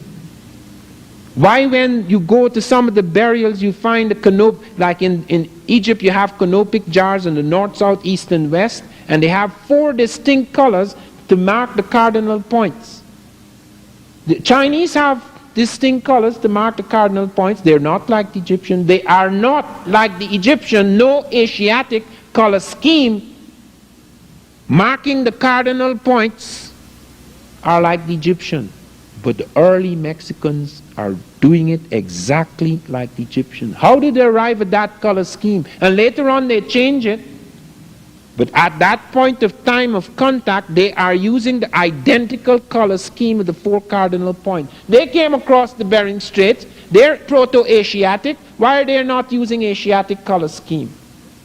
Obviously an influence has come in. They have calendars. The Mexicans have more calendars than anybody else. why in addition to the 3 other calendars they introduced a 4th calendar, which is Egyptian, with the identical 365.25. They have their own counts, they've worked out their own native mathematics. Why then are they taking this into their system? All of these things have to be explained. Why at Elvia John in the Olmec world, in the heart of the Olmec world, there is paper found made from wood pulp. Nowhere on earth is paper made from wood pulp except among the Egyptians at this point in time. Why are they moving enormous stones which they never moved before from vast quarries, using the same method of breaking stone and linking it together, using the same methods of moving the stone as the Egyptians, bringing it down the swamps? Why is their agriculture identical as on the Nile? They're dealing with the same flood problems. Why they're responding in exactly the same way? They have the same hydraulic system of agriculture. You go down in Peru, which is touched by this, you see the terraced agriculture like in Egypt. Why are they doing all of these things? All their kings are carrying these things. They have the plume serpent motif. They have the great earrings under their ears. They have their beards as an index of rank and royalty. They have the purple, the use of purple. Yesterday, for example, I caught our guide Hector saying that these things were painted red. I said, "Are you sure you mean red?" He said, "Yes." I said, "Well, tell me what makes the red. What do they use to make red?" He says, "Cochineal." I said, "That's not red. Cochineal is the equivalent in the Mediterranean of the murex shell purple. Cochineal makes purple. All the temples in America, wherever they paint purple. They even painted the stone heads purple. Medinel Zenel found the patch of purple on one of the stone heads and found that the weathering of time, the erosion of the years, have taken the purple off the stone heads. That's the color they use in Egypt. That's the color they use in painting, when the main color used in painting the temples is purple, because purple is emblematic of the power of the gods. And the reason why the Egyptians struck on that was by a peculiar arbitrary phenomenon, that the murex shell, before it reached its final fixed purple, went through a series of tints which were like that of the Nile in flood. Now, most of you are city people who think that water is colorless or crystal. Water is not. This is only one kind of water. There is red water, there is blue water, there is green water, there is yellow water, there is brown water, there is silver water, there is crystal water, there is black water. All of these types of things, if you lived on rivers as I did, or you lived on the Nile as the Egyptians did, you will find water goes through many color changes. In fact, after a thunderstorm or a lightning storm, every color on earth, every color of the rainbow is on the water. And if you were accustomed, just like people who live among cattle, every cattle has a different color and marking. So that if you're accustomed your eye to cattle, you know that this is Jimmy and this is Johnny, etc. You don't mix the two things. You can tell one cattle from the other. We can't, because we are not cattle people. And most of us can't tell water color from another water color, because you're not water people. You don't live on rivers. And it is because of this that they were able to make a connection between the color scheme of the fluid in the murex shell before it hit purple with the color scheme of the Nile in flood. And because it seemed identical to them, barring a tint or two, they concluded that the color purple was sacred, because the Nile is sacred. That is why they worshipped it, and that is why common people could not use purple. I told you, for example, of the case of Margaret Handke, who wrote a monograph recently on purple, in which she showed that purple became so important in the Mediterranean. Every European pope, every European king has a bit of purple taken from the Egyptians. They then took up purple. The Phoenicians ran up and down the Mediterranean with Tyrian purple. They destroyed all the ports that had the Murex shell until the Murex shell was exhausted. And some people say that the Phoenicians came over here with the Africans searching for purple cochineal, which is American. Nowhere on earth is cochineal found. It has been found stamped on caves in North Africa. It doesn't belong to Africa. Barry Fell and his colleagues found cochineal, and it's been analyzed and examined, and they found it on some caves in North Africa. And the cost of purple was so great that 1 ell or yard of purple could be sold for nearly $1 million at a certain point in time. Only kings could buy purple. It was not the common people. All of these are things that seem to link up the old world with the new. The Olmec then go on, not only touching Teotihuacan, they seem to go on to touch other places. We saw Mitla yesterday. Mitla does not have very much to offer us because Mitla is almost razed to the ground. You saw the savagery with which the Spanish struck Mitla, so that our friend could tell us that 70% of the population were destroyed by the Europeans. 70% were destroyed by the Europeans within a matter of 50 years. And you find their temples razed to the ground. And I raised with him the question of something, the question which intrigues us is that there is a secret passageway at Mitla which has not been found since the 16th century, which was found by some of the Dominican priests, where they found an enormous burial, and they closed it up, and it was never found again. There are lots of secrets at Mitla, but there again you find Olmec elite coming in, and then the Zapotecan and other people operating at Mitla. At Monte Alban, we have something very extraordinary occurring. Monte Alban seems to be evidence of an Olmec elite which landed in the place, and as building began in new ceremonial centers, they were sacrificed. They were overthrown, it seems, by the people, the Zapotec, the people who were in that area. What evidence do we have that these are not dancers? Because at first they said they were dancers, and recently they started this nonsense about hospital, that how these are sick people, that's why they look so strange. You note those people. First of all, their eyes are closed. They have a distorted pose and posture, and they're in a strange state, and their loins have been cut out in some cases. You can actually see the castration occurring. Now, I do not know of any sickness that causes people's testicles to fall out, because that is what they're presenting as a new theory now. This is a hospital at Monte Alban. That is why you have these figures. Do you know, we only saw a few of them, 140 of those types have been found at Monte Alban. And they indicate this extraordinary sacrifice that was made of ruling types.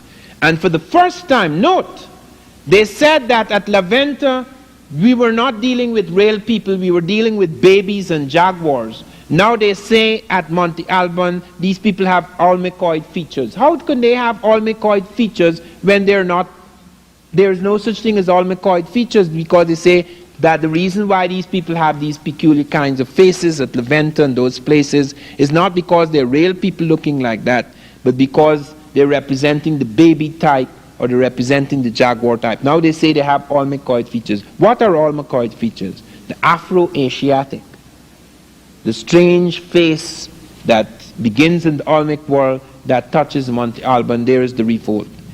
Now that is not a happy note on which to end. Obviously, all great civilizations reach a certain point when they're either invaded from outside, they're struck by some tremendous cataclysm, or they become arrogant like the Aztec in later days, or the Europeans as they are becoming now, or have been for quite a while, but they're becoming more and more arrogant to a point where they may bring about, they may generate within their system a revolt that makes it impossible for them to operate with the kind of certitude with which they operate now.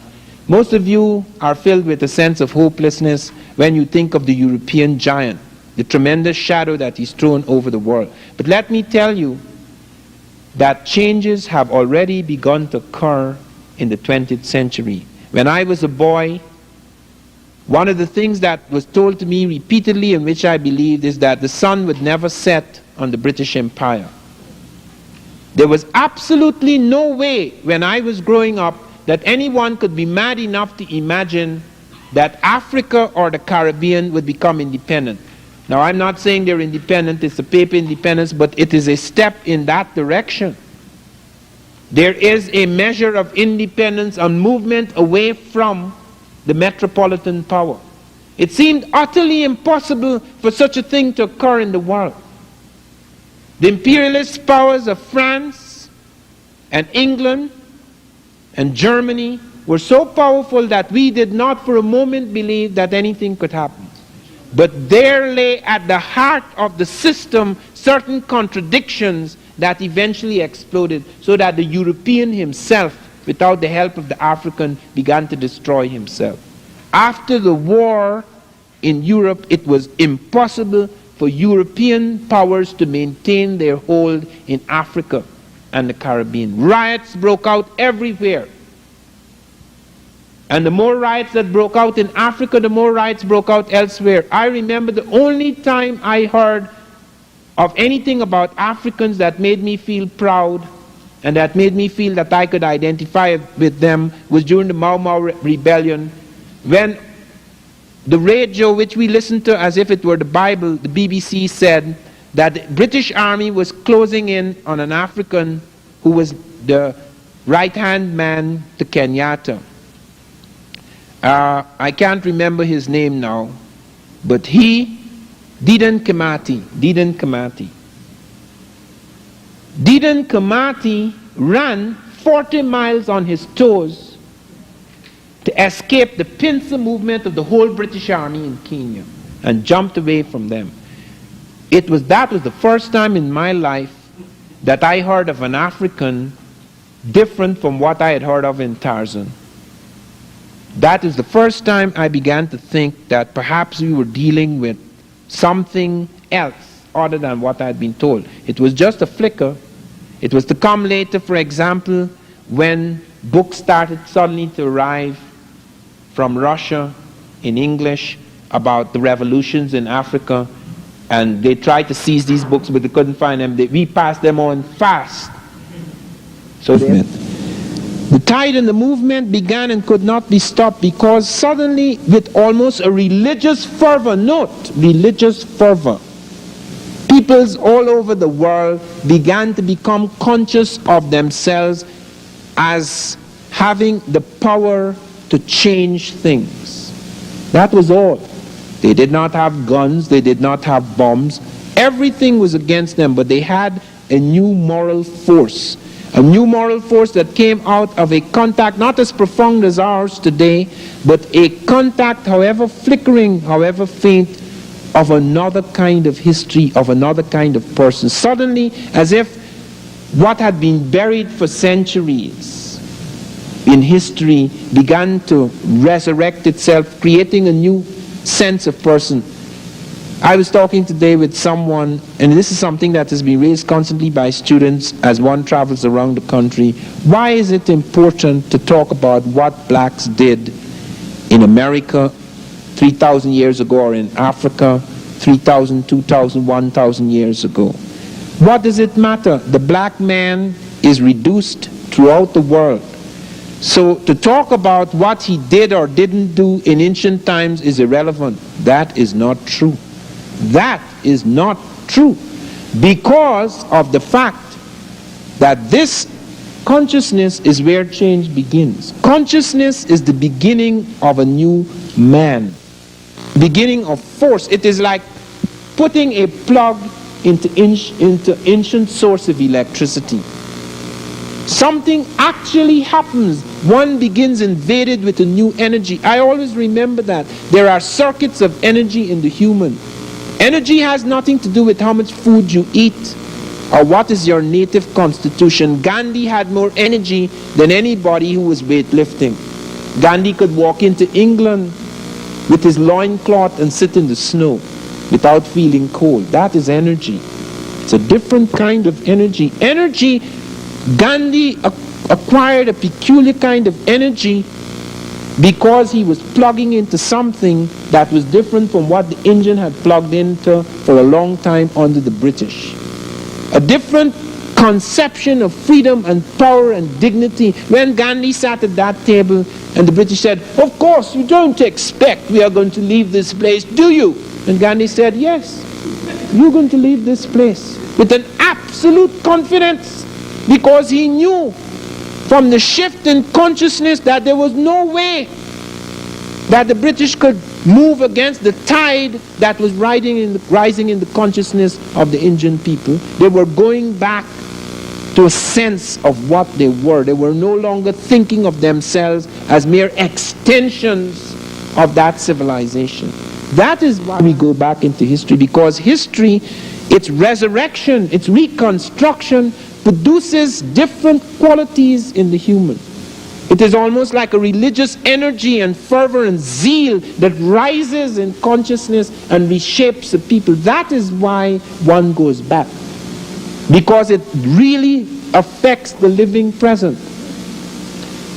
Our conception of the world, our consciousness of what is happening, is determined by our conception of history. If you think your history starts with slavery, as most black Americans do still, and most whites still do, and Alex Haley's roots didn't change it, merely consolidated it.